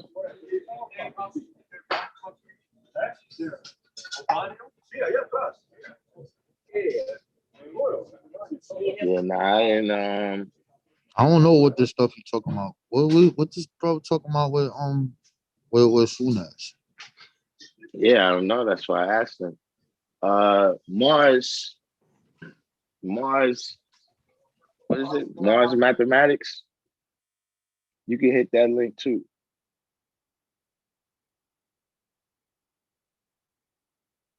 That's the link to join the live stream.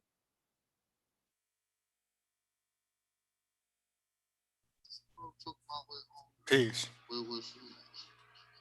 Peace. Mars. You gotta mute your Mars Mathematics. You gotta mute your YouTube. yeah, YouTube.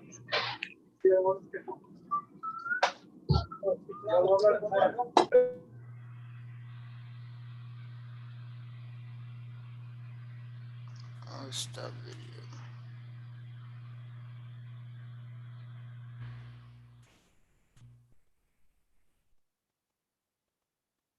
Peace. Peace. Okay, yeah, I was just yeah. What's the topic now? I want to ask Rob Bourne a question because I know he's well versed when it comes to the history of the continent of Africa.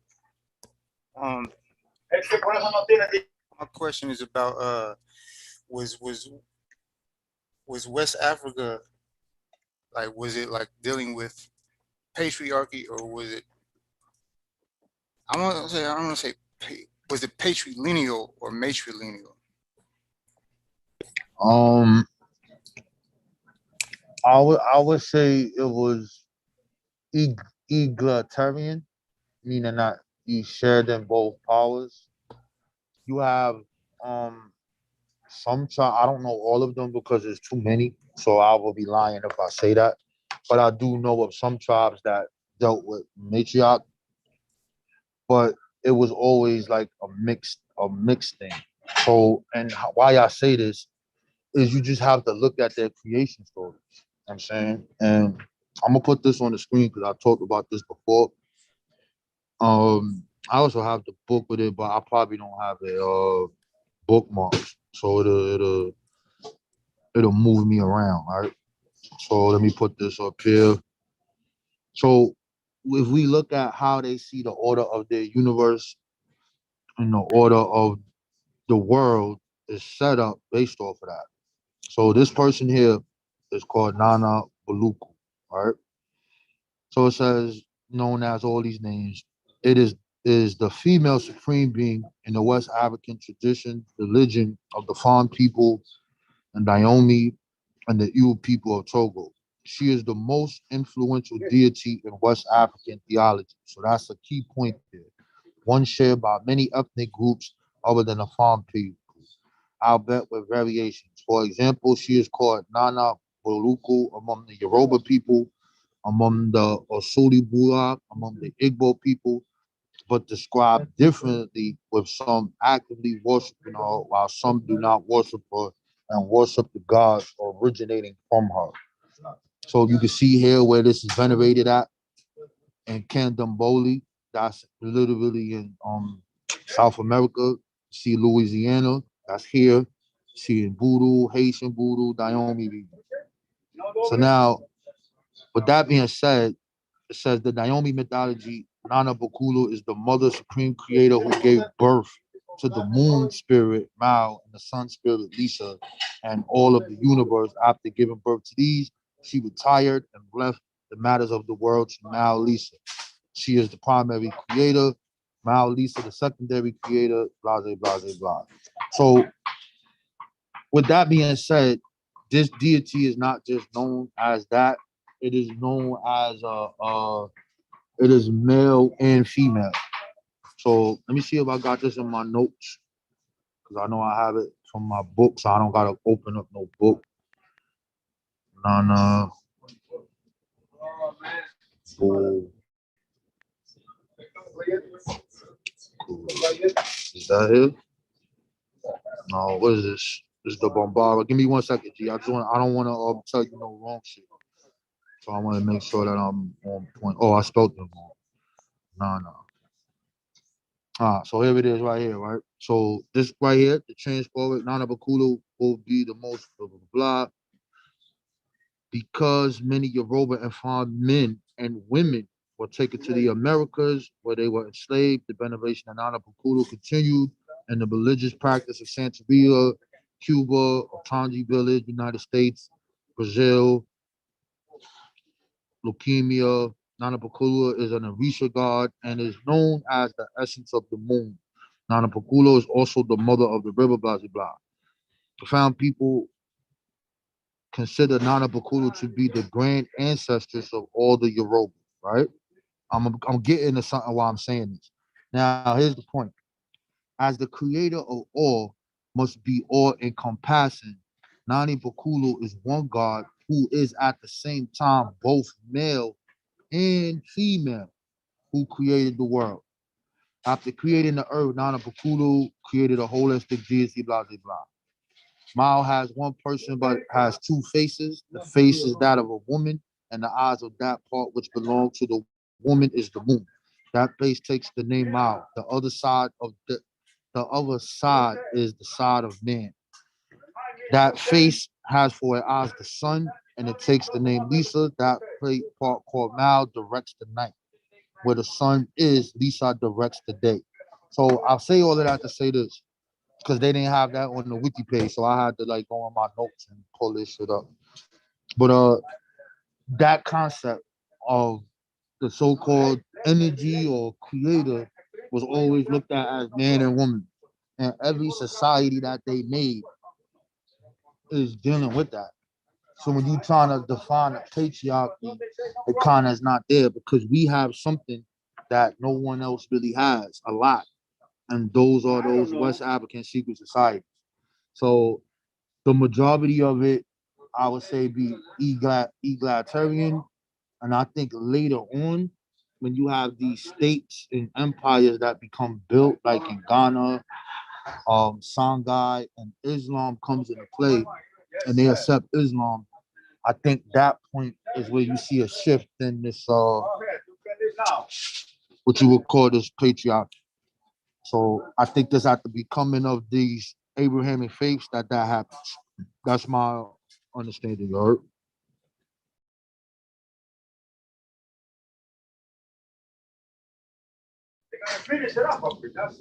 Mic check. Yeah, that's peace. That's peace. Abrahamic, Abraham, Ra, and Ham. Yeah. Yeah, because we got some shit in West Africa that nobody got. So when you want to like, you got to think of, I don't want to get like spooky, but why we like secret shit. Like why we like this mysterious and we love the secrets. You know what I'm saying? Why do we like that? So when we see the mode of operation, I'm gonna put you onto this right here, right? When you see our mode of operation and how we build, it all revolves around these societies. So let me go here. What the fuck is the name of this book? I can't remember, man. It's getting too late. Yo, let me get the check. Oh, okay, he gave it to me. Where is this book at? And don't ask me to open that Yakub book. Hey, what is this? What is this library right here? This is a Kindle. Yeah, that's my Kindle. These are just the books that I bought. I'm trying to find the name of this book, and here it is. This book here. See, it says the power of ritual and prehistory, secret societies, and origins of social complexity. So these secret societies are the origins of how our governments and how we live our life. So let me go here. So See right here, West Africa. West Africa is one of the classic cultural areas where secret societies have been documented. They occurred in southern Nigeria, the Ivory Coast, Liberia, Sierra Leone, parts of Ghana, Guinea. Although the Igbo and some other West African groups apparently did not have secret societies, the secret societies of this area have been compared to Eleusinian and Egyptian mystery religions, etc. Right? But here it says two major secret societies of the area were the Poro, with its women's version. So this is I'm saying this so I can put this patriarch and matriarch thing in a framework so we can see it like really working. And the women's version is Sandy, and Liberia, Sierra Leone, and Guinea, and the Ekpo in southern Nigeria, a subdivision of the Igbo, both considered leopard societies. In most areas, there were other secret societies, some which were locally more important than the Poro and Ekpo. Some of these were the Yasi, the Kongfong, the Bondi, a cognate of Sandy. So again, Sandy represents the women. They run their own shit. The Husi to regulate sexual conduct, the Naji to cure mental illness. So these were the doctors that were dealing with the plants and all that other shit, right? In Nigeria, some of the more important societies were the Sakapu, the Adion claimed to be the most important, the Icon, the Asang, the Arbon, the Agbo, the human alligators. Yo, son, all of this shit is crazy, bro. When you get to breaking this shit down, it basically tells you this. In general, secret societies control major aspects of the economy, education, politics, adjudication, sexual behavior, medicine, social services, recreation, and entertainment. These things that they made were with both men and women. The women would do their own thing, the men do their own thing, and through that is where you see the economy, the education, and the politics reflect this whole entire thing. Only in West Africa will you see this shit. You don't see this really nowhere else. So these secret societies, I don't know, maybe it's some DNA why we like the secret shit, why we like that math, why we like the numbers, why we like to get into the esoteric. I don't know. Pete, pardon God. I'm looking at the name of Liberia, right? See, I look at things like this. So does Liberia have anything to do with the word library? Because they sound kind of like similar, like Liberia, library. You see what I'm saying? Nah, it don't got nothing to do with that. Sounds something. Sounds similar, but, liberation. There you go. That's it right there. Liberty. Liberty.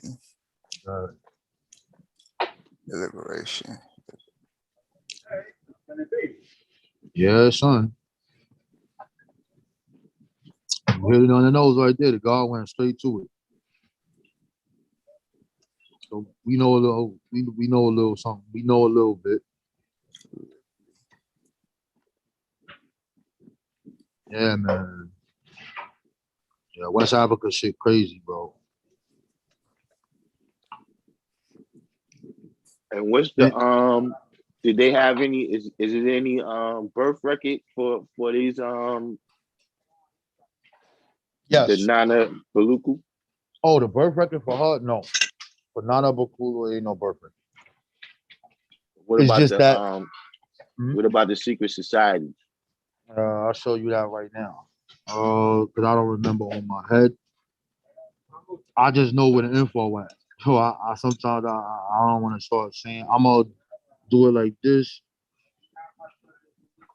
I just know where I got that shit at in the book.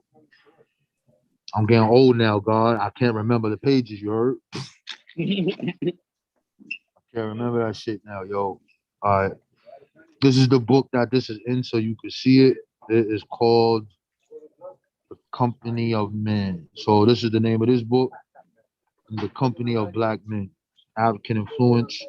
So let me get out of here. I'm gonna show you right now. Give me 1 second. I know it's in here. You know, I always trip because I see right there, man. They say like the word colonize, colonial. And you got like colon. That's what the Right. that's what the colonizers did. They fucked over everybody. Yeah. You got that right.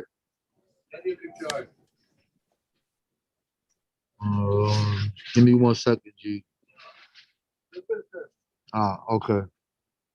So let me make sure I got this right.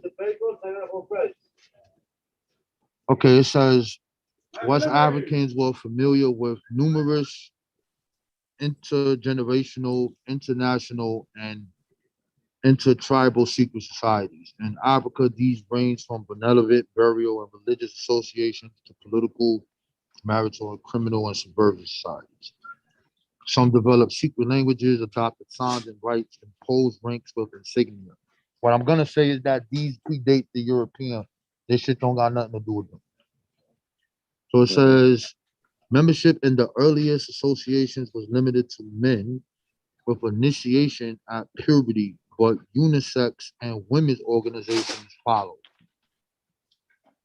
The Society of Magicians claimed its genesis around 1600 BC and spread from North Africa to West Africa. So there you have that. In the following centuries, Simo and Oro were the oldest indigenous West African organizations. Their warrior priests carried them from Guinea and Nigeria to Angola and multiplied their power by spawning kindred associations from 1100 to 1500 AD. Mandy traders and Smiths spread secret societies along commercial routes of West Africa, and the Capelli chieftain Liberia Poro was the foremost men's association, controlling ritual life over the region, and Sandy was the primary women's organization.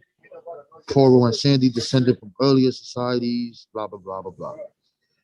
Oh, that's that. So 1600 BC is what they have, and follows by these two right here, the Simo, I don't know how to say that, and Oro, but the oldest indigenous, meaning that Simio and Oro didn't come from other places, meaning that originated there on their own, whereas this other society of magicians came from North Africa, and from 1100 AD to 1500 AD, these traders built all these other things. So that's what I got for that.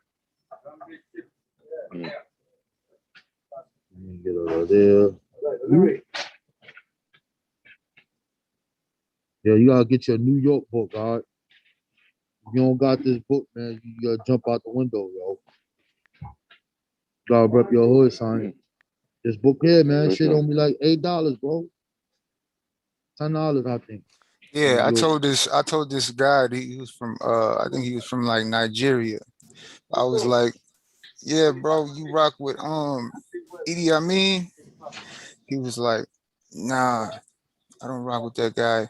And who else did I say that? I asked him, I asked him if he rock with Robert Mugabe. You fuck with Mugabe? Robert Mugabe? Nah, I don't like him neither. But then when I asked him about Muammar Gaddafi, yeah, that's my guy. And this was his knowledge sheet, brother. And he was from Africa. Yeah, that shit crazy. Oh, this is the book right here, God. The Hidden History of New York. You better get this, bro. Stop playing, son. Get on code. And this bro here, they not long chapters. It's sort of like how Elijah Muhammad writes his books. So you see New York Indian Holocaust, 1609. This is the book that I be using to kill the Aboriginals, right? I be using this shit right here, son. This shit got all the primary, everything in here. And he made this shit easy to read, you know what I'm saying? He break down all the Indians, who these niggas are, everything, son. But it don't be long. So like this chapter, that's that, done. You put the source at the end of them, next chapter. Boom. Done. You know what I mean? And that's how it go. Whole thing, just like that. Yeah, this shit dope. You gotta get this, son. I rock with Muammar Gaddafi too, though. Muammar Gaddafi? Yeah, he I don't know. I need to look into it, but he said he wrote some political thing called the Green Book. Yeah, I got that bullshit. You got it. Yeah. I'll No, show you what. I'll you show don't you like right it? now. I'm gonna show you when I bought that motherfucker. Hold But on. you saying you don't like it? Nah, I understand the concept of it. It's just a book to run his government. Yeah. So it's like everybody gets free education. Nobody has to pay for houses. Everybody gets gas. You get married. You get extra stuff. You know, shit like that. I mean, I just wanted to see it. But let me see. What's the name? Gaddafi ass nigga. But that nigga ain't really like black people, so fuck that nigga. Yeah, he Well, wanted to. I mean, I don't see how. But you say he don't like black people. What about when Nah, he gave Elijah Muhammad the money to build the what's that mosque? The he mosque. he gave Elijah nothing. They denied that nigga to give him money, and they denied him Well, money. I'm saying according to Farrakhan, according to what Farrakhan said is that Muammar Gaddafi gave Elijah money. He loaned it. He didn't give it to him. He loaned it. Pardon me. He loaned it to him, I don't and know that. they I paid it don't know. back. Yeah, he loaned Elijah money to build what is that mosque that they have down there in Chicago. The mosque that they have is called Mosque Mariam now, but back then it was something different. I don't know about that one, but Yeah, I don't know about that. Son. I never heard that. yeah. This is. I mean, well, Farrakhan said this in one of his speeches. I know he used to give out money in Africa. That he gave Mandela and all the people like that money. Mm-hmm.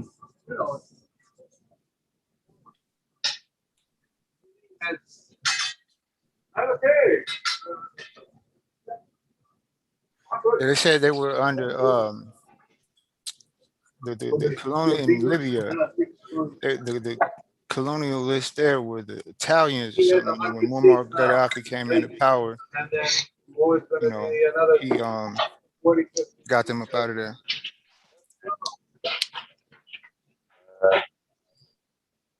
I don't fuck with Gaddafi.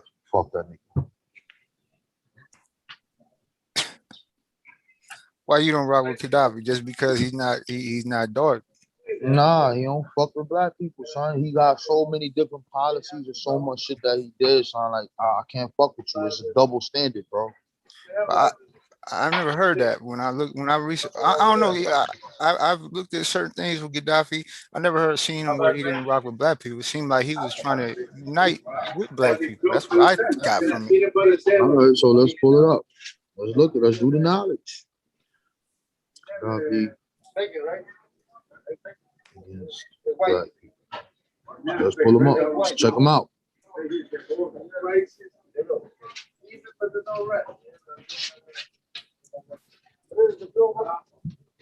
Mr. Gaddafi. There you go, right here. All right, let's go. Let me pull something up real quick. Let me pull something up real quick before you do, and then you put yours up. I found something. All right. Yeah, I got him right here. So time to get him. Is mine up though? No, I'm not doing anything. No, is my screen up? Yeah, I know about that. We know This one? about we know about the El Rukins, fam. We know No, about that. It says Chicago Muslim gets Gaddafi loan. Oh, that one. That's the one you was talking about. Yeah, Louis Farrakhan, leader of a black Muslim sect based here, says he accepted a $5 million loan from Libya for Muammar Gaddafi. Many is fell struggle in the cold. Nah, that's what we was talking about. They never gave it to him, yo. And then he tried to give him $1 billion, and the government said no, son. He never got that bread, son. He never got that. The government told that nigga, hell no. He told Farrakhan that, nigga, the whole country is yours. Whatever you need, I'm gonna give it to you. And the government told him no, fam. That's not Elijah. No, yeah, see, but this is what I'm saying though. Nah, read it. Pull it back up, God. Read it. Break it down. No, I'm talking. Yeah. Read it. Go back to it. Let's go back. All right. I'm gonna mute my mic, God. Bill, get your build on. All right, let's go. Louis Farrakhan, leader of a black Muslim sect based here, says he has accepted a $5 million loan from Libya's Muammar el-Gaddafi, a man he has called a fellow struggler in the cause of liberation of our people. Mr. Farrakhan said in a speech in Washington Wednesday night that he had received the loan interest-free. He noted that it had to be repaid, but did not say by when. In addition, he said, there are many more Muslim nations that are going to help us besides Libya. I'm not a terrorist, he told an audience of about 3,000. And don't you say I've taken this money to make bombs. The money, Mr. Farrakhan said, will be used to foster economic independence among Black Americans. His program, called People Organized and Working for Economic Rebirth, or POWER, is to be a national corporation selling goods and services to Blacks. Mr. Farrakhan gained notoriety last year for making anti-Semitic remarks while he was supporting the presidential candidacy of Reverend Jesse L. Jackson. The ensuing controversy plagued Mr. Jackson, who refused to reject the Muslim support. Mr. Jackson, through a spokesman today in New York, declined to comment on the loan. While Mr. Farrakhan was announcing plans that could thrust his group into a more prominent role among Blacks, a larger group of Black Muslims, the American Muslim Mission, was taking steps to disband its formal structure in favor of an open, free Islamic society. These developments highlight the changes that have occurred in what was the Nation of Islam, built into a nationwide network of temples by Elijah Muhammad and led at its peak by charismatic minister Malcolm X. Malcolm X, who later broke with Mr. Muhammad and embraced Orthodox Islam, was assassinated in Harlem 20 years ago by followers of Elijah Muhammad. Mr. Muhammad died 10 years ago. By then, his Nation of Islam had lost thousands of members, and his financial empire, which included real estate, newspaper, restaurants, and a fish importing business, was on the one. When his son, Wallace Dean Muhammad, took over as leader of the organization, it changed names twice, repudiated many of its Black separatist beliefs, and gradually began the transformation into an Orthodox Muslim religious community. Now it plans to sell what real estate it still owns and to leave private enterprise to individual followers. Also, I just want to point out that enterprise is also to enter the prize. Just want to point that out. A different direction. It took a different direction. So those of us who love the teaching and way of the Honorable Elijah Muhammad, we quietly faded, so to speak, into the night. Mr. Farrakhan once said in an interview, also, I want to point out this speak, if you take the S and put it on the back of peak, it's peaks, like peaks, reach the peaks, peaks. In 1977, Mr. Farrakhan broke away with the Splinter Group to rebuild the work of Mr. Muhammad. He adopted the old name Nation of Islam, the strict dress code, the militaristic trappings, and old teachings. His followers believed that God came to Blacks in Detroit in the 1930s and used the name Fard. Muhammad established a religion. They celebrate his birthday, Savior's Day, each February. They go to loan right there you was talking about. Yeah, read that next paragraph right there. That's what you was talking about. Go ahead, read that. Colonel Gaddafi began his relationship with the Black Muslims while Elijah Muhammad was alive. He made a loan of $3 million to them, but refused another request for the same amount. Okay. Wow, I ain't know that shit. You knew that, Darkim? At this year's Savior's Day celebration, Colonel Gaddafi spoke via a satellite hookup. The Libyan, who described Mr. Farrakhan as a gift of God for you, urged Blacks to leave the United States Armed Forces to form their own army and to fight for their own separate nation. He offered to supply the arms.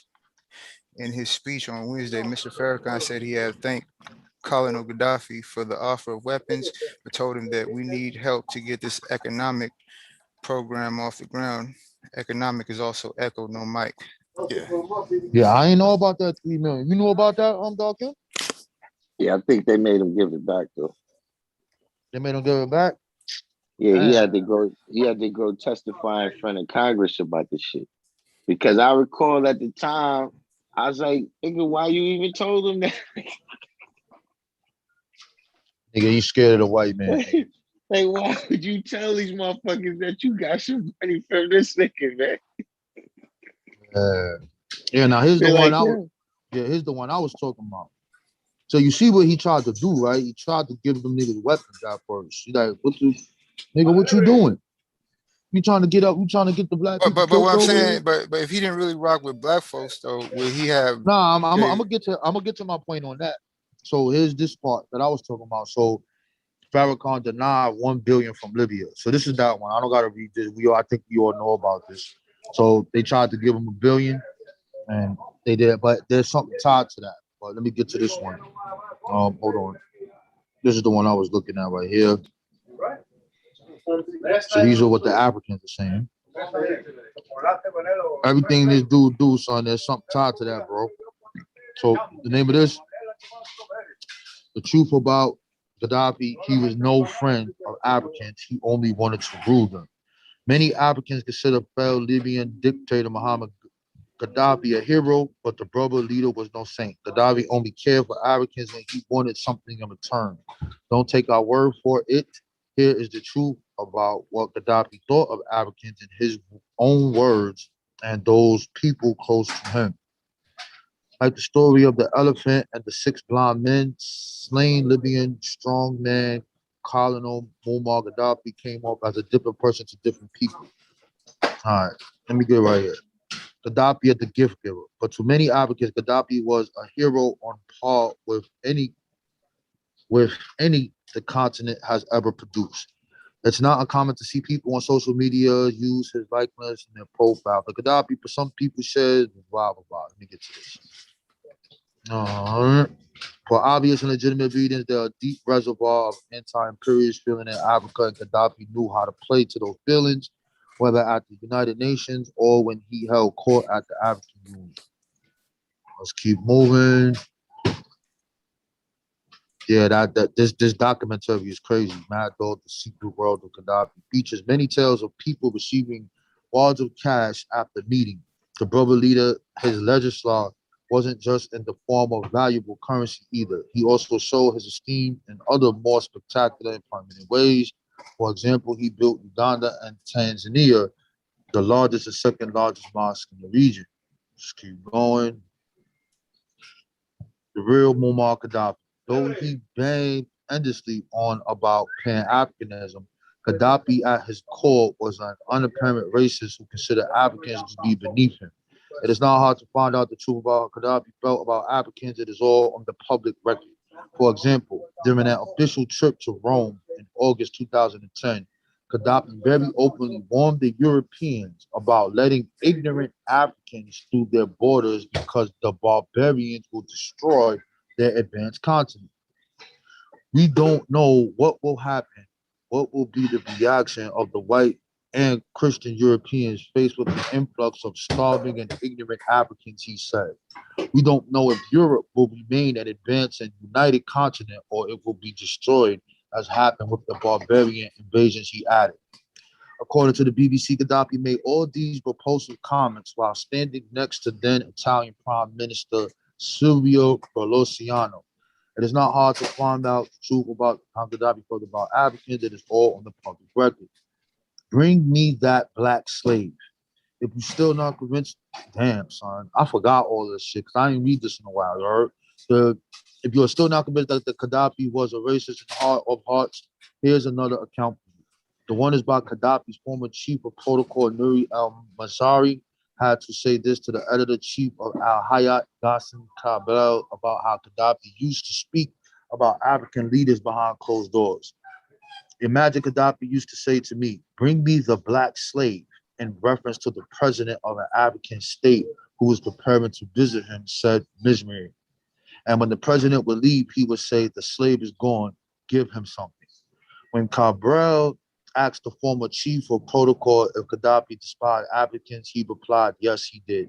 Even those whose compliments pleased him, he described them as idiots, said Mizrahi of the boss. King of Africa. Gaddafi's contempt for Africans was to total that the continent was even his first choice of where he wanted to reign as king. He first tried out the charm offensive he later used in Africa and the Middle East. His efforts went nowhere because many leaders in the region saw he was unhinged and dangerous. When Gaddafi failed in the Middle East, he turned to Africa. He wanted African leaders to bow before him as their self-appointed king. I don't gotta keep beating this. There's so much shit in it, but I haven't beat this in a while, bro. But that's why I don't fuck. Now, what he was trying to do with this guy is the same thing I believe he was trying to do with the El Rukins, and the same thing he was trying to. There's a price for that money, fam. There's a price for that money, man. Hey, can I show something? Yeah, go ahead, God. Yeah, man. Defend that Arab motherfucker. Go ahead. I'm not defend. Come on, come on, God. Pro-black or anti-white, pro-righteous is anti-devilish. Let me go. My dude, I just showed you what the dude said and what he did, bro. If you want to, look, bro, look, I'm not pro-black nor anti-white. I'm pro-righteous, just anti-devilish, man, God. What do you think about first? I dealt with what you did. You showed me something about the 3 million, right? All right, let me see this. Watch. Hold on, God. Before you build, what do you think about him saying, "Bring me the black slave"? Who was that? Hold on. What was the source? Like, what was the name of that site that put that? That's an African site, and they're quoting BBC, and they're quoting him beating the prime minister. Okay, BBC, British people. They're quoting No, European. son. He made the speech, bro, and the source is on the page. That's not played. Stop trying to. Okay. I'm not. Love these Arabs, man. Y'all love these Arabs. Let's. Okay, look. This site right here. Can you see my page? This is face2faceafrica.com. Yeah. It says watch Gaddafi apologize on behalf of Arabs for their cruel treatment of Africans during the Arab slave trade. Right. And what year is that? One more. What year is that? Let's read it. What year is it? What year is it? Hold on. What year is this article? Yeah. What year did he do that? This article is for 2019. What year did he do it? Let's see. That's what we're gonna find out. Right. He started saying all of this shit before them niggas rushed up in there and got that bitch ass nigga out of there. He started going to the United Nations, crying, telling the Arabs we need to unite. The Americans are gonna kill us. And he starts saying all that shit. Fuck that dude. Fuck that Arab. What I'm saying is though. If you look at Gaddafi, bro, he looks like a black man. He don't look like the pale Arab to me. That's what I see. He don't look like. But okay. If he did, look. If he did. You got, hold on. Did you see, what's that brother's name? I Victory, where he said, what is I Victory? I Victory on Inf Mega channel, where I Victory said that Nigerians have a word for black people in America and they call them cotton pickers. Hold on. You know what a cotton mean, bro. That's okay, yeah. Okay, so this is what I'm saying. So if he did that and he himself is a black man, wouldn't that make him a self-hating black man? He is a Muslim. Fuck that Arab nigga. Yo, son, we ain't never had no friends, bro. That shit ain't going. Anything that this dude do, son, and all of his policies and everything this nigga did is always attached to something, bro. Always. It's attached to something with this nigga to rule nigga, son. I just ain't read this shit in a while, so I forgot. I had to go pull this shit up. But he's a Pan-Africanist. Aren't you into Pan-Africanism? Do Pan-Africans call African leaders idiots? African leaders beef with each other all the time. My man, if you are when did the person Henry Sylvester? It says right here. Look at what it says right here. Look what it says right here. He was a revolutionist, a Pan-Africanist, and a staunch advocate for African unity. Is that what you're saying? Like, isn't that what? Yeah, that's what I'm saying, dude. The dude do everything with a purpose and reason, son, and ain't genuine. Why can't you understand that, fam? The nigga tried to go to the Middle East and so when he gave look, fam, listen. He tried to go to the Middle East and run that bullshit over there. They said, nigga, get out of here with that shit. And then he went over there and did this shit over there in Africa, bro. Come on, man. Why you like these Muslims? Y'all niggas love these Muslim niggas, son. Y'all love these niggas, son. Hold on, but I love Muslims. I'm not talking about his religion. I'm talking about him as a leader. Yo, as a leader, this nigga said the Africans are idiots and black slaves. Why are you trying to get around that, fam? Come on, God. I'm not saying, okay, if he said that, that's foul. You know what I'm saying?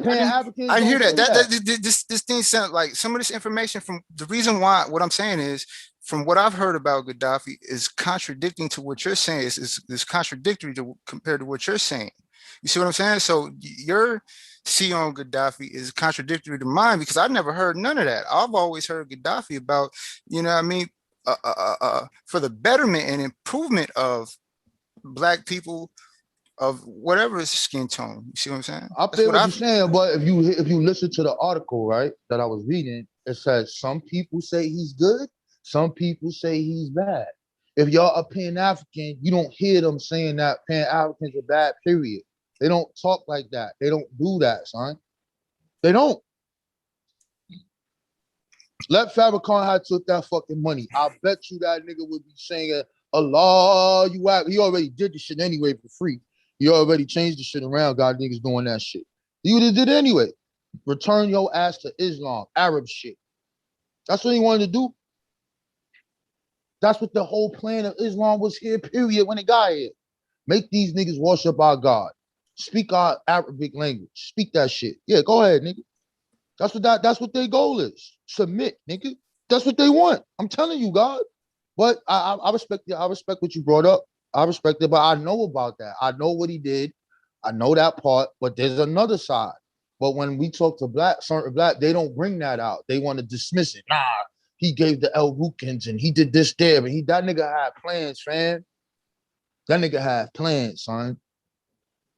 And nobody stood by him, son.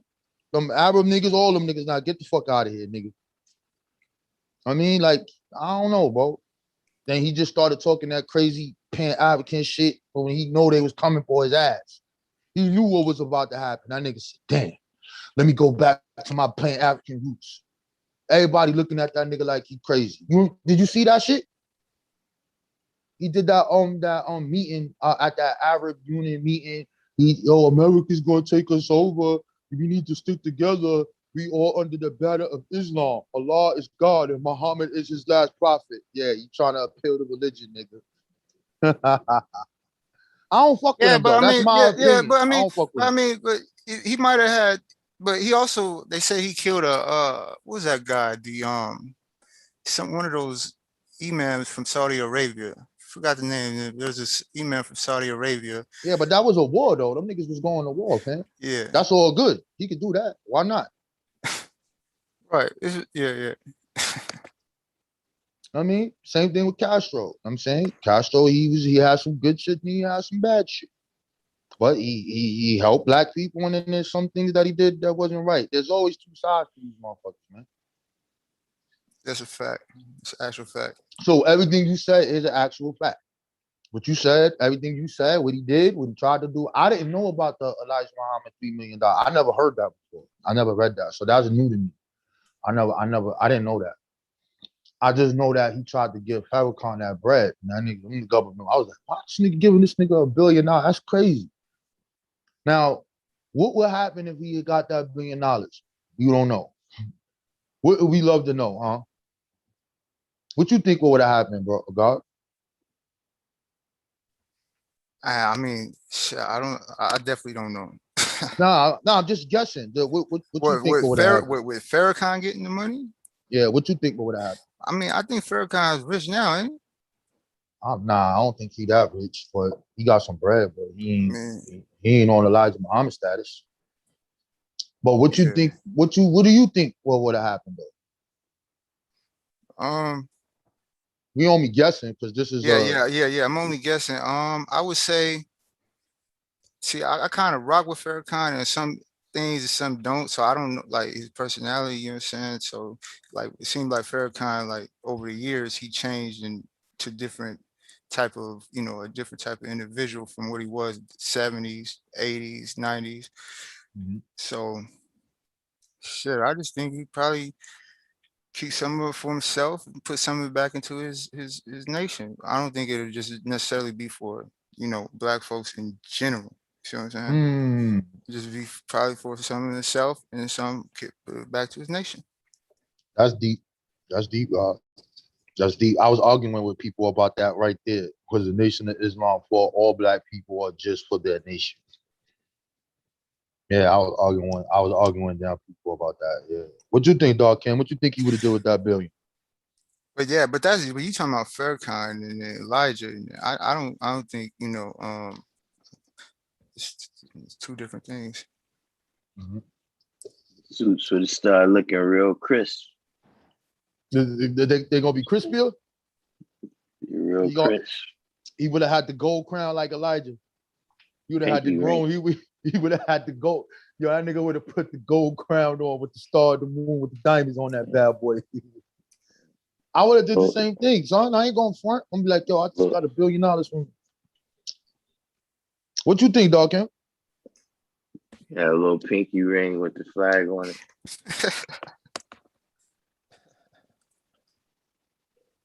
I don't know. I think he would have. I think he would have tried to expand dealing with like the farmland and try to institute some of them things that Elijah did. I just don't know how it. I don't know. I think that's what he would have did. I think he would have tried, like you said, build the nation first. He would have tried to like institute all of these different schools, try to expand what was already done. Because what he did recently, they rebought those farms in Detroit, I believe it was, in Michigan. They just did that, but that farmland is not arable. It's not, it's not. So I don't know why he did that, but that's what he did. So I don't know, fam.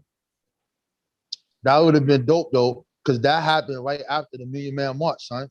So that would have catapulted him to supreme black authority, son. Nobody can fuck with him. You heard? Because now all lights are gonna be on you. Now, if he get that $1 billion, is he gonna turn like Black Lives Matter? Nigga, like them niggas, I don't know what them niggas doing with that bread. I don't see them niggas in my community. I don't see them niggas nowhere, son. I don't see them niggas in Harlem. I don't see them niggas in Brooklyn. I don't see a Black Lives Matter store. I don't see a Black Lives Matter education center. I don't see a Black Lives Matter youth program. I don't see a Black Lives Matter basketball team. I don't even see a Black Lives Matter education. Pardon, guys. 793rd said in the chat, he said the 5-finger joint in cursive. Just want to say 793rd, man, cursive is also like cursive, like curse.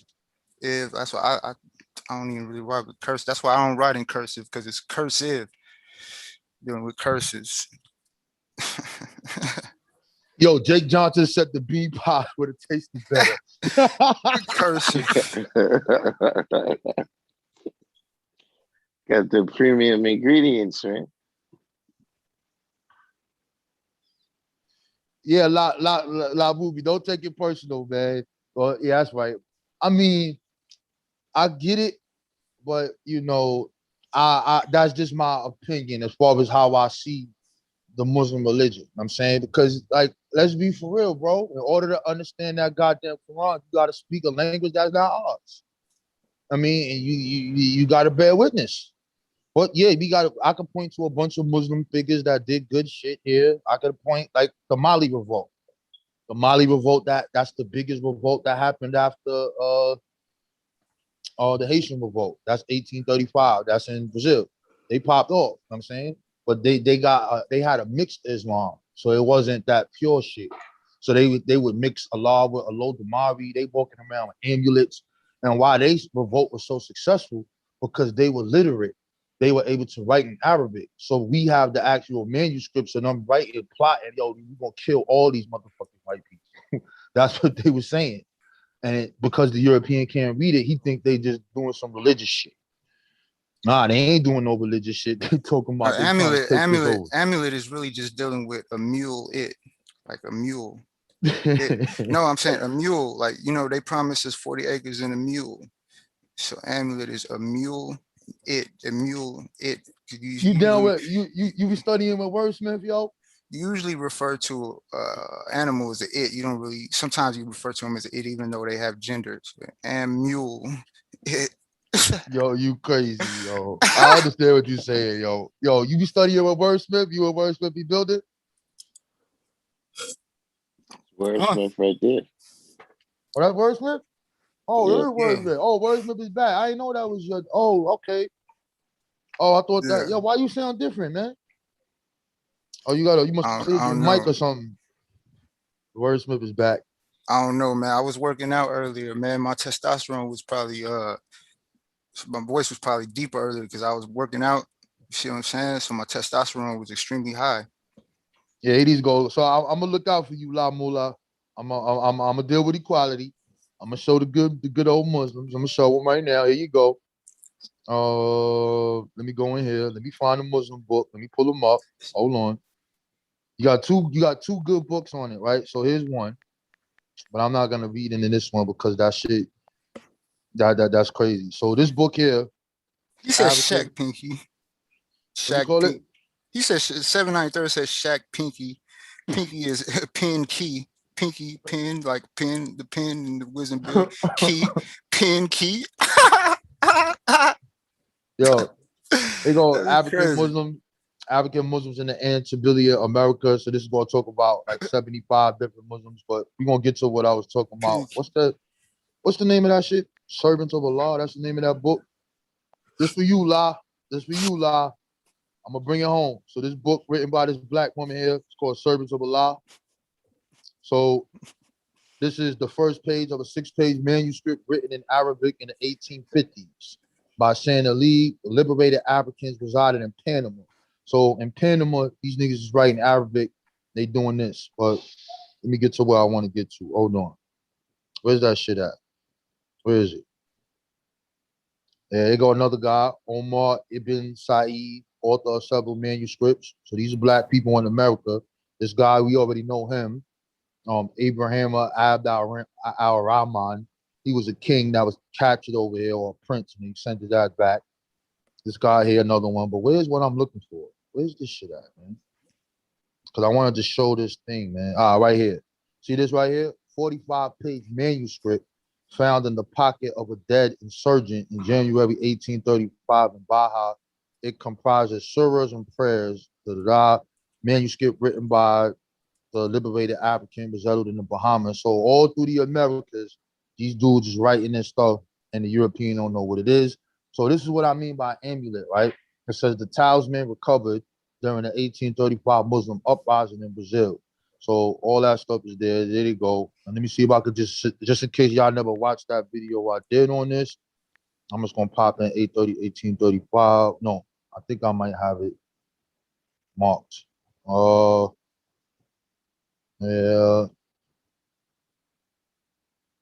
All right. Besides the role of the occult, literacy in Arabic was used in a temporal manner that was equally lethal.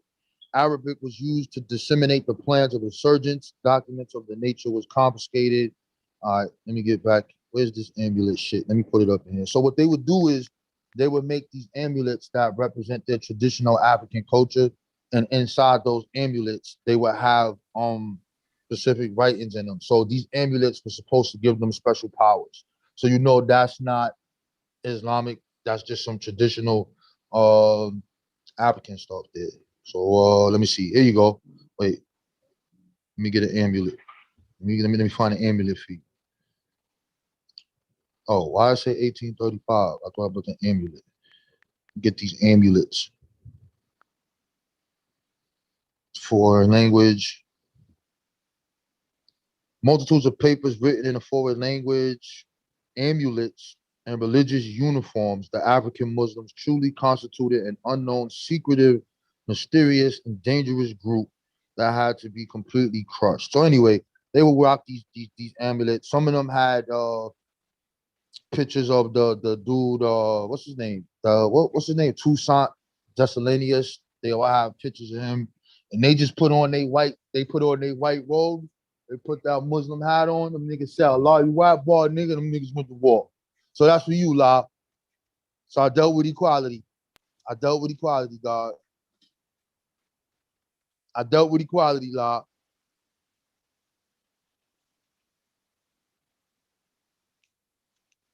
I got you, La Illuminati. I got you.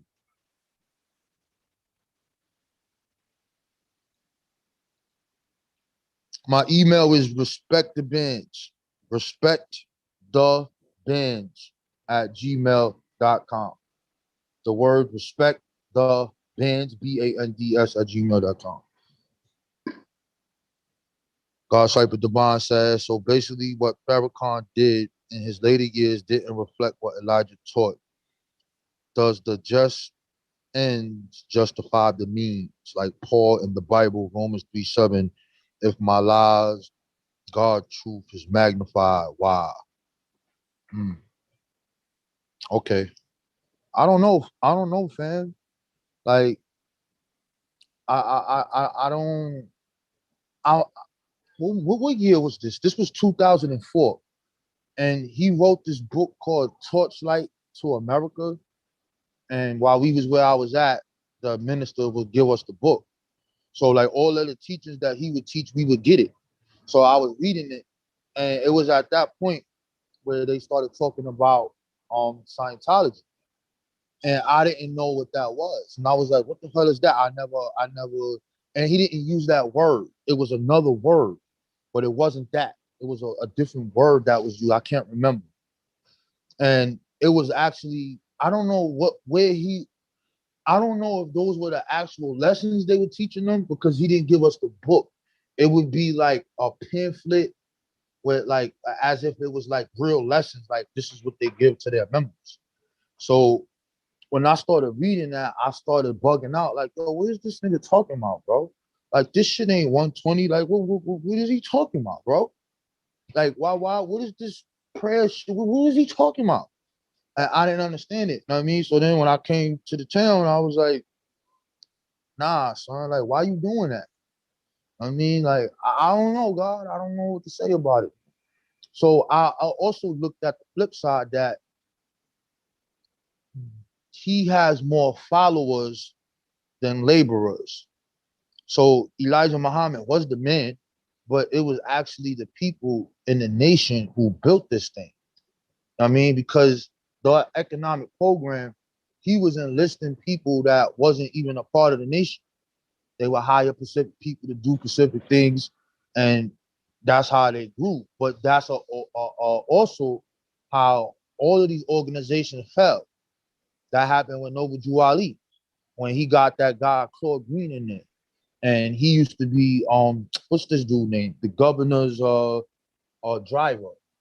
And I forgot his name. He was a philanthropist. So because the members didn't have these skills to work in politics and that because they wasn't educated in that, they had to get other people to do that. And when they did that, that's where all of these problems start coming into play. Same thing with Marcus Garvey. Same shit. You got all of these black people, but you got to look at what's happening. Like dudes is moving. There's a great migration. People come up from the South. They not educated. They don't have these specific skills to work in an urban environment. So what do? You have to enlist black people that are not a part of said nation and actually work with white people. I mean, and that's where the problems came into play. Same thing with Elijah.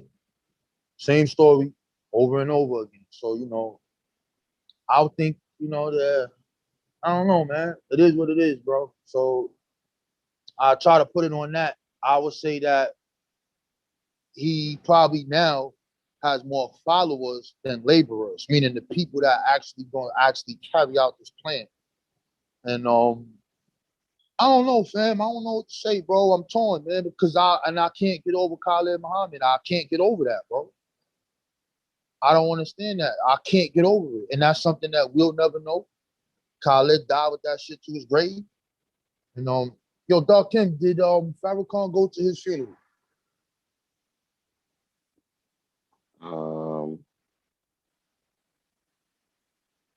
Khalid. Yeah. I mean, I don't think so. I don't recall them.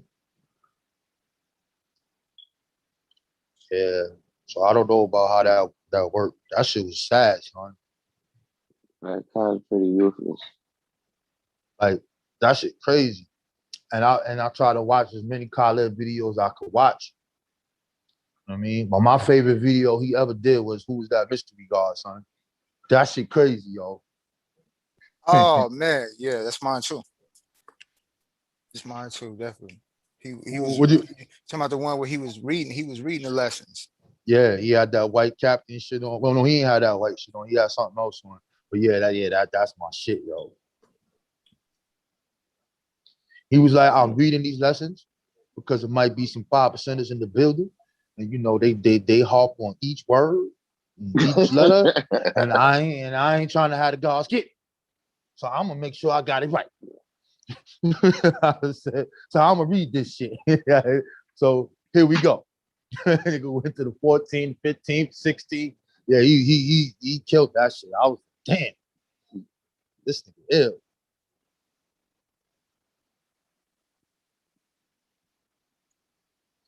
But yeah, man, he seemed sad about that shit. Yo, he's like, yo, I'm writing him, I'm calling him. I said, yo, can we have a meeting? Can we talk about this? Can we like see what's going on? And I hate these new people, these fucking dudes, son, that come around and be like, oh well, Khaled, he was talking about Africa, and he been talking about Africa. What are you talking about, bro? I mean, oh, he stopped believing in the nation. No, he didn't. Every time he open up, he say that goddamn prayer, bro. And he mentioning WD Farad. That shit looked mad funny to me. All the black power niggas standing there. This nigga open up. All praise to the bastard Farad. These niggas got berets on. This nigga opening up. Talking about Fraud Muhammad. He did that until he died. You know what I'm saying? So like, it's just weird because it appeared to be the same thing as Elijah and Malcolm. Son, that shit is crazy, bro. Yeah, I guess that's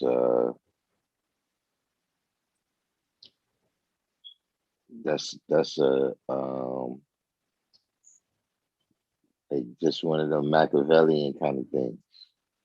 Yeah, we ain't never gonna know what happened with that shit. Yeah. But now I'm just talking about in terms of the interaction where like in America, the leaders, right? Everybody position, you get voted for or whatever, you know what I'm saying? So it's not like the president don't gotta really look over their shoulder for the vice president. You know what I'm saying? But other places and shit, you know what I'm saying, they got different type of political systems, you know, motherfuckers still be scheming like that. You know what I'm saying? Just saying on that government level, but just same token in terms of Elijah Muhammad and Farrakhan being a leader, and then you don't really want nobody coming out that got that kind of power. Sure, you need to nip that in the bud. So out of all of the gods, cause you the elder, so I gotta call you the elder now. So you the elder here.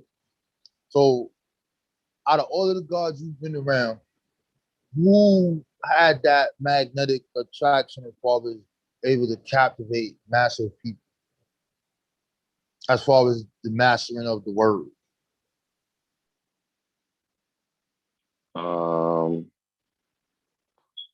I mean, you had a lot of people, but just in terms of nobody, nobody was in the media, nobody was on TV and that like that. But there was lots of brothers that had magnetic speaking, like when you came to the rally or whatever, you had lots of people, even Freedom Papa Wu, he was one of them that he knew how to get people hyped. You know what I'm saying? Get people into what he was saying. But Dumar was another brother that used to captivate people. He could put things real simple.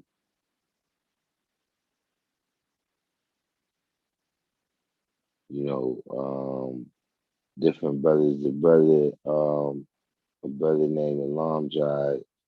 He had good ideas. What's his name, brother? Alam Jai. He had a lot of ideas. You know what I mean? In terms of like even the newspaper, When I Yeah. first was getting the knowledge, he was the one that had the newspaper. It was two newspapers at that time, though. You had the 5% and the Word.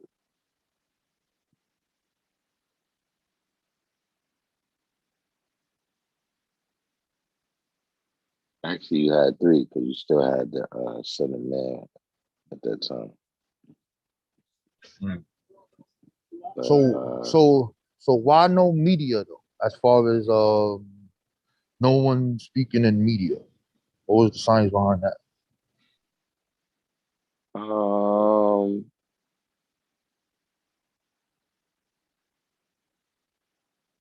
I just think nobody decided to specialize in it.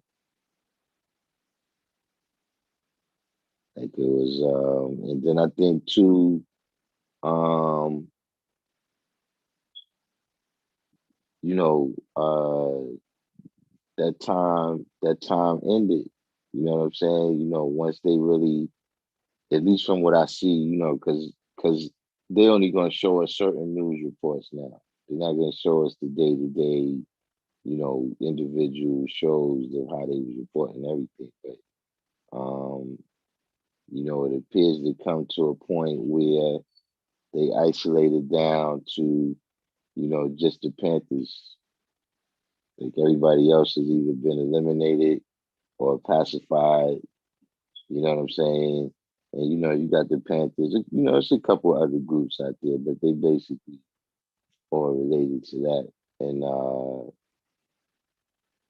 you know, after that, you really don't hear. You know, you don't. The leadership dwindles down to Jesse Jackson.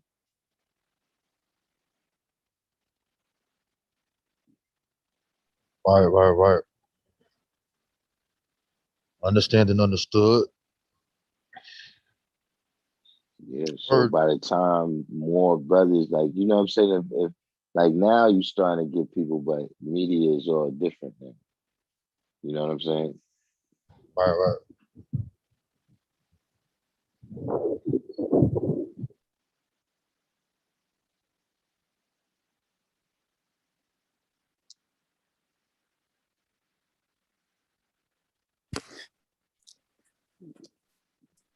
But Dumar though, he used to go give speeches at colleges, that type of stuff like that.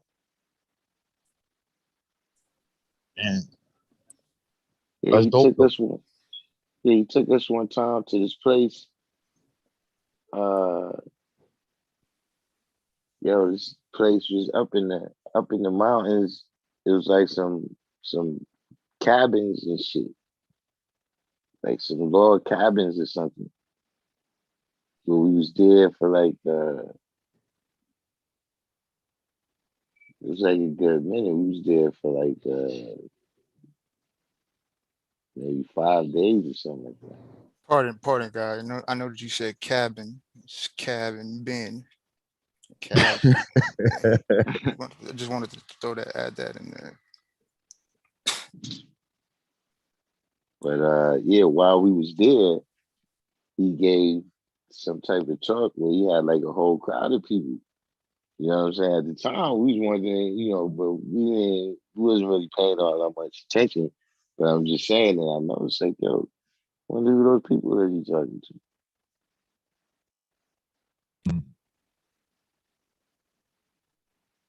But that Right. just wasn't, you know, it wasn't,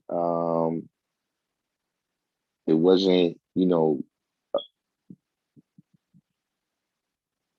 like, you know, just the way the knowledge flows, right? And the people who were supposed to get it, the mainstream media wasn't really, you know what I'm saying? That wasn't the forum for that. Right. Okay. Yo, they called you wordsmith in the chat, yo. They say your name ain't wordsmith. No one called you wordsmith, yo. But, They called them wordsmith.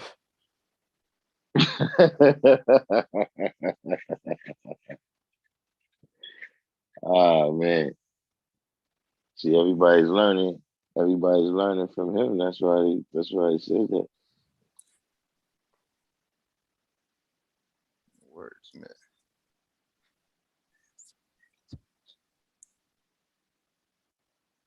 Not wordsmith, Smith. Smith. Smith and Smite.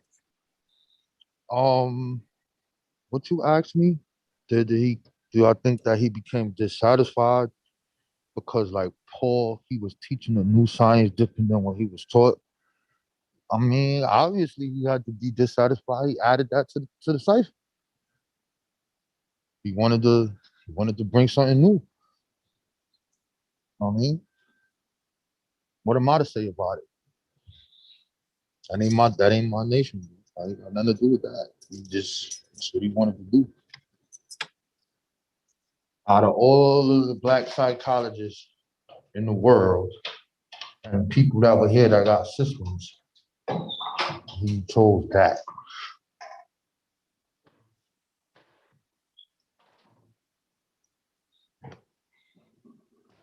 I don't know.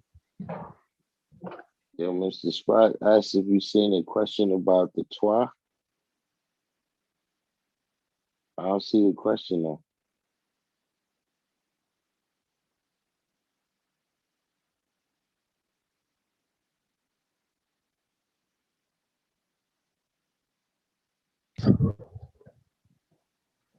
Yeah, I met one guy that was crazy with the words though.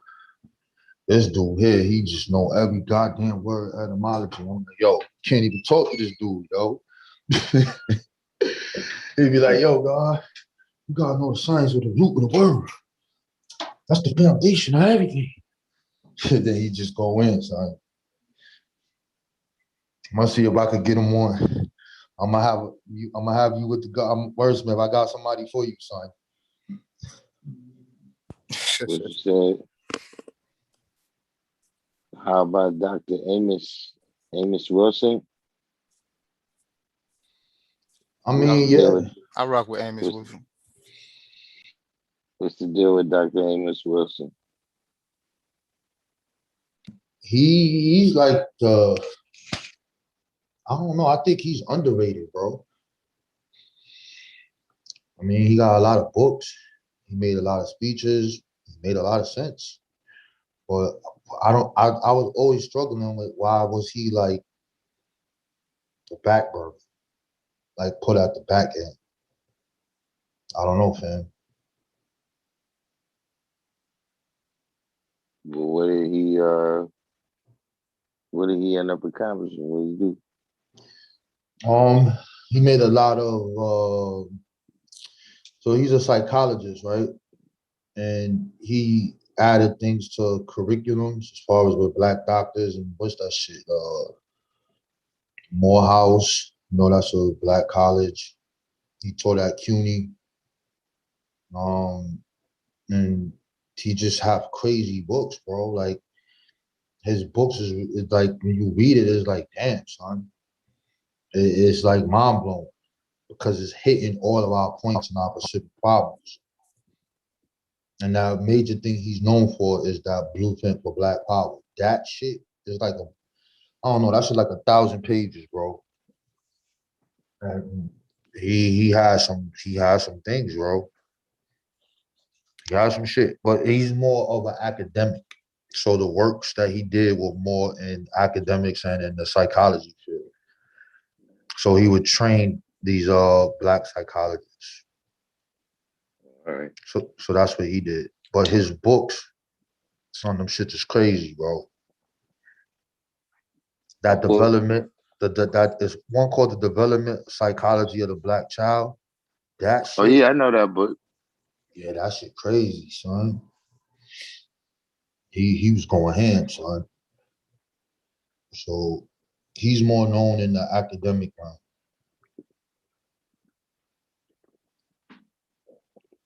Yeah, but I know that book. Yeah, he's cool. But it was something in particular you was asking about him, Almighty.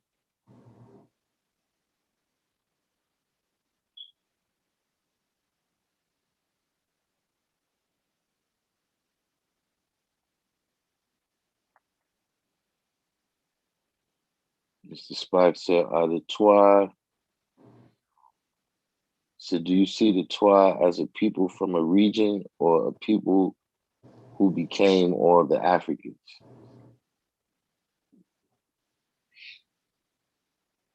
Jake Johnson said Wilson died too early. If he'd been around during social media, he'd been a heavy hitter. Yeah, that's what I'm saying. That, you know, just some people, you know, they just wasn't out in the media, you know, the way you got Black Lives Matter or, you know, all different people.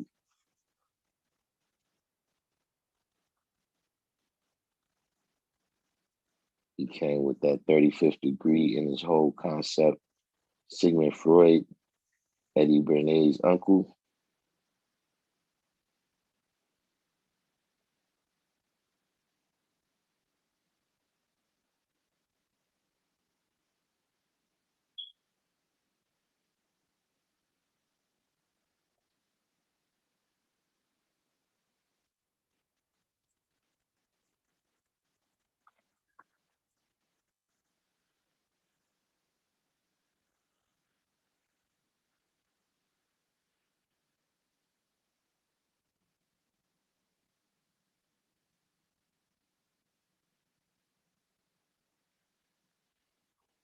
But you heard that, right, boy? What is the do they have DNA on that?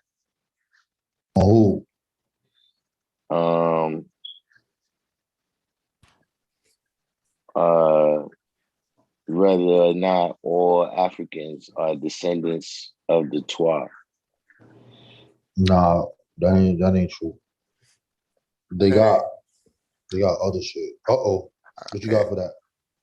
Nah, I just something random. I had, you know, stepped away for a second. I was just thinking like Milky Way galaxy. Like why we call it this the Milky Way galaxy, right? Is Milky Way and it's gal lax, like laxative, lexi, lax, and it's milk. Milk is a laxative, ain't it? Like Milky Way, galaxy, lax, Milky Way, galaxy, and like what the fuck? Yeah, man. I don't know. I don't know, God. I don't have the answer to that one. Milky Way. Let me see. Let's look up Milky Way. Why do you even call that shit that, yo? That's a good question. I don't know why they called it the Milky Way. That's good. I never thought about that. So let's check it out. Milky Way. What is this? Why did they call this shit Milky Way? Come on. Ah, man, they ain't going through the word. Man. I want to know what's the. Oh, okay. It says Milky Way. The term Milky Way was a translation of the Latin Via Lactea from the Greek Milky Circle. From Earth, the Milky Way appears as a band because its disc-shaped structure is viewed from within. Whatever the fuck that's supposed to mean. Milky Way. So the term Milky Way is a translation of the Latin Via Lactea from the Greek You want the Galact. etymology? Nah, I'm just reading Wiki. They got Galacticos Kilos, Milky Circle from Earth. Okay. Milky Way. His God just be bugging with the words, yo. Milk. I see. I'm an etymology. It says milk. Now opaque white fluid secreted by mammary glands. Secreted by mammary glands of female mammals, suited to the nourishment of their young. Middle English milk from Old English moo, West Saxon milk, Anglian from Proto-Germanic miluk, milk, miluk, me luck, miluk, me luck. I don't deal with luck. That's that spooky shit. Me luck. Yeah, luck. That's that spooky shit. Milk, source also of Old Norse, I'm on an etymology website. These Old Norse, Old Frisian Milok, Old Saxon Milok, Dutch milk, Old High German Miller, German milk, Gothic Milux, from milk to milk, from Rome prior Fetty. milk to white, Rome Fetty, yeah, I'm gonna be there tomorrow. in reference to hand motion involved in milking an animal. Old Church Slavonic noun is considered to be adopted from Germanic.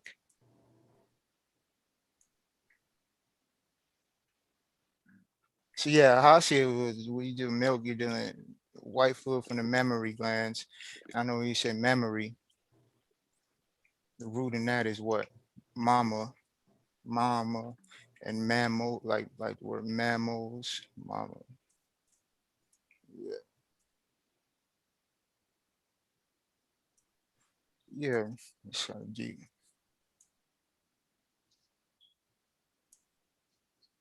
And we just say the wisdom is the way because when we use mathematics, we just say the wisdom is the way. So we say Milky Way. We talk about wisdom. We should say way with wisdom in the supreme mathematics.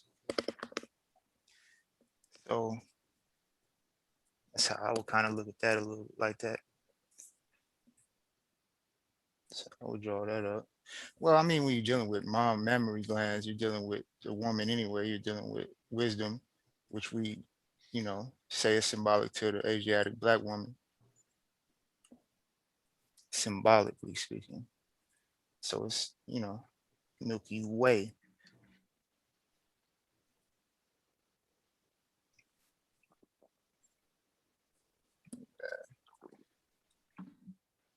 There's different galaxies though, with different names and shit. I was trying to research that the because I was looking at the knowledge add cipher degree in the knowledge to knowledge culture. So that made me want to research the snake the snake constellation. I didn't get too deep into it though. I just that'd be a fun. I don't want to. I don't know if I even want to. That might be a rabbit hole. Hey, Darkim, Mhm. that might be a rabbit hole, right? Man, listen, we already 6 feet down in the rabbit hole now. I'm like, Only our heads is sticking out right now. Yeah, we can't have Wordsmith on the he can't go to Clubhouse, bro. Oh man, listen. But I'm gonna tell you something. Wordsmith will have about 1,500 people in the group. Yeah, yeah, yeah, I believe he will.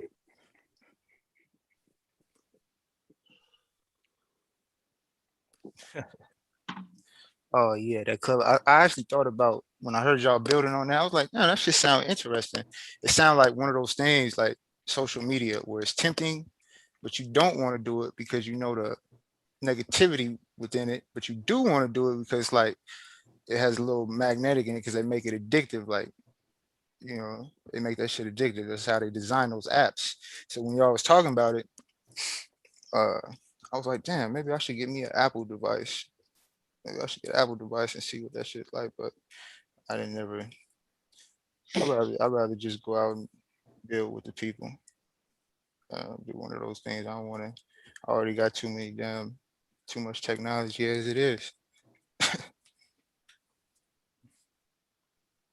Get back to nature, naturally. God Cypher Divine said, break down Caucasian the way you did in our group chat. Oh, you talking about when I said, what did I say? I said, Caucasian, because Elijah taught that, you know, that you had the Black Sea. No, that's what, no, he taught the Yakub story. When you go into the Yakub science, it was 200 years to go to brown, and then 200 more years to go to yellow, and another 200 years to go to white. So it's saying, so yellow was before white. So being that yellow was before white, I was saying that Caucasian means to come out the cock of an Asian.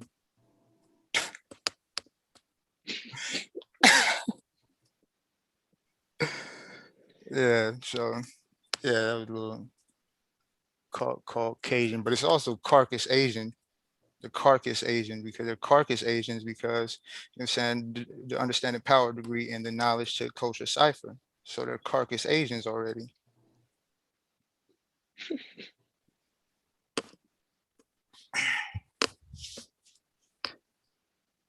Yeah, man.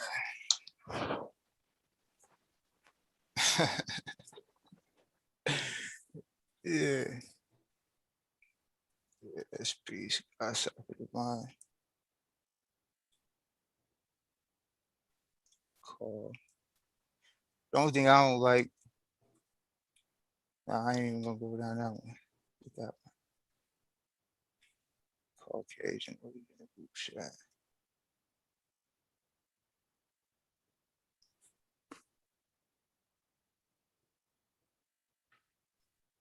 He said we still alive. District 120. Peace to the guys in the chat, man. Mhm. Jake Johnson. Sound like you're just playing with words. Jake Johnson. That name sounds like I'm playing with words. No offense.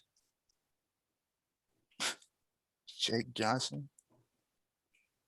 Nah, but where you play with words, you talking about playing with words like that. That to me, that kind of demeans the science of morphology. If you look up, look, I'm gonna share this. Let me share my screen. Let me get my Rob Warren on real quick.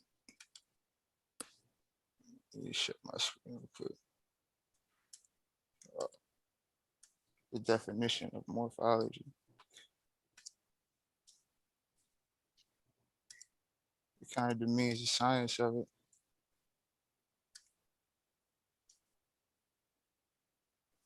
Morphology.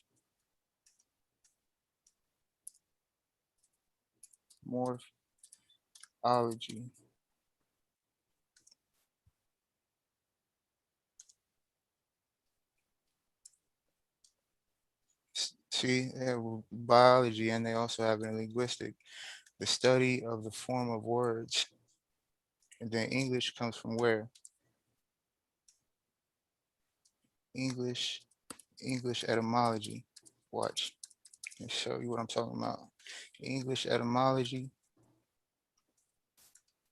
English angles. You see? Of or pertaining to the angles.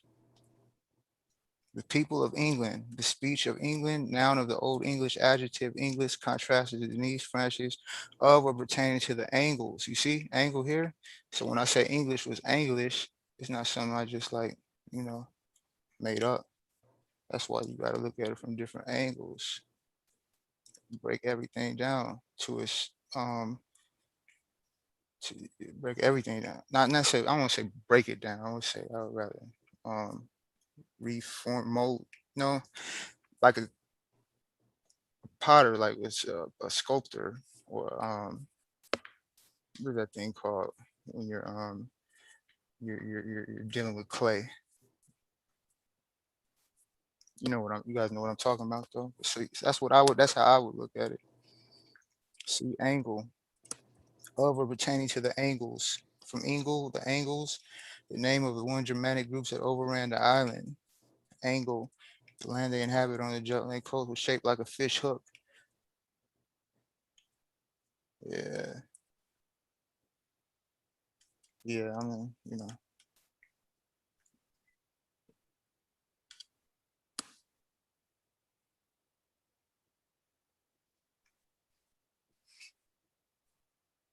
hold on, let me see. Reset.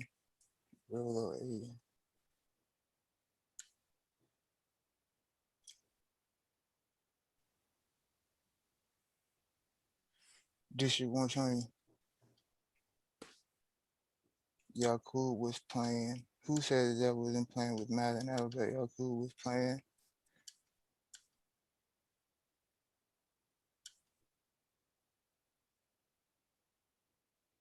Where is it defined by you? Who is making Yakub?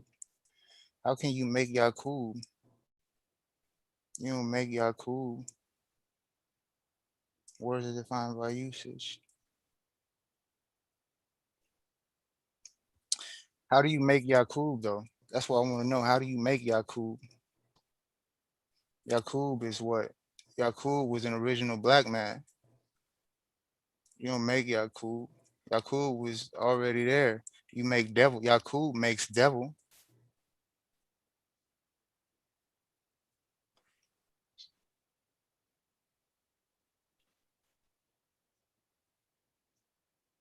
Yeah. Yeah, I don't know how I And got kicked. and District 120, what are you talking about? You see what I'm saying? Like, I mean,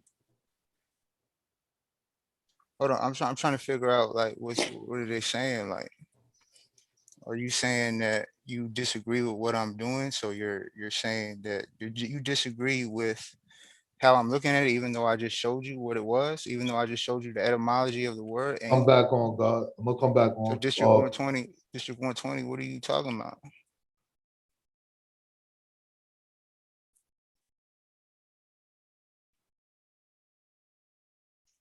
I just showed you what it was. Devil is what? Devil, what is devil? We know what devil is in the understanding degree. So what is so if we're gonna say that's like when people say English, when they say English is a bastard language, we just say English is devil by itself. But then when we're dealing with language, when you're dealing with all languages, I mean, when you talk about the essence, the length of time, when we're talking about the black man being older than sun, moon, and stars, if we're older than sun, moon, and stars, then obviously then language changes over time, and then this one derives from this one, and that one derives from that one, that one derives from that one, that one derives from that one.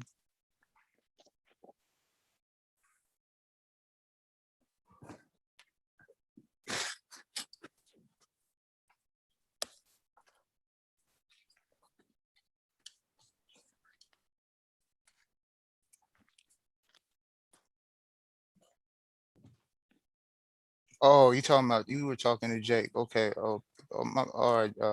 District 120. Peace. Yeah. So, but like, even when they say Arabic, like even when they talk about Arabic being the original tongue, and or to say Arabic and the Semitic languages and these different languages, I mean, come on, like even I know because we're about showing and proving, which is a fact. So I can't say, and I don't deal with belief, but common sense would tell you that if we're older than if we've been here that long, that you know, what are we going to say that when the earth was just one, one massive plate, that everybody was just all speaking Arabic? No, I was taught that mathematics is the language of the original man. That's what I was taught, and uh that's what I live in accordance with. Mathematics is the language.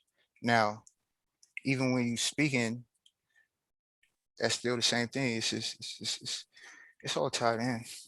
Yeah.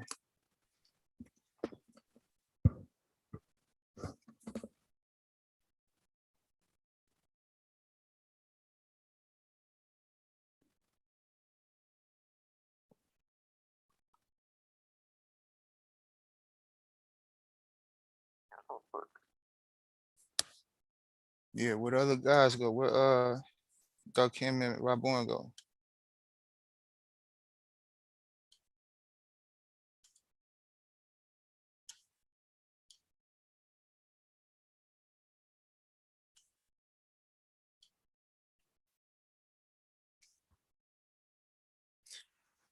Yeah. So it's oh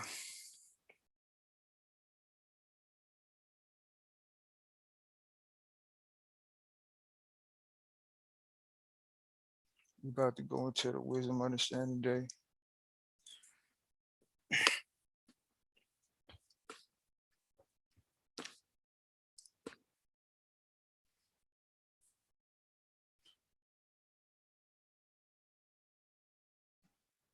One, two, 1, 2. Peace. Yeah, I don't know what happened. I got kicked out. How you get kicked out of your own life, right? Yeah, yeah. That's what I'm saying. Listen, and then I'm over here listening to it. I'm like, yo, how the hell you on the live? Ah, man. Yeah. I finna sign off though, God. It was good building Yeah, with you and Rob Bourne. I don't know if he coming back, but I finna sign off. yeah, I'm yeah. We gonna catch, jump in the we, chat. yeah, no doubt. We catch Ryan on the what's the name? But yeah, right Peace. now, right before I had got cut off, that's what I was saying. Everybody go ahead, do the each one, teach one. If you made it this far,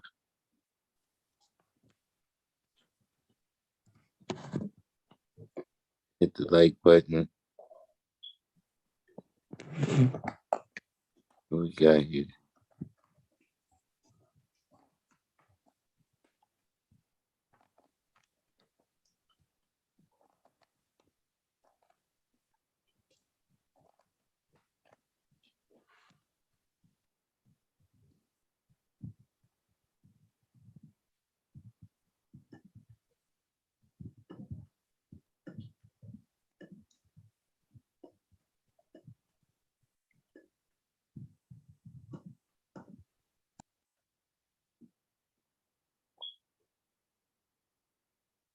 Yeah, I don't know about that. But yeah, everybody, man. Of course, tomorrow we back in effect at 7 o'clock for the civilization class. I'm gonna leave this one out probably like another day. Then I'm gonna chop it up in the parts. In the meantime, in between time, I'm say peace.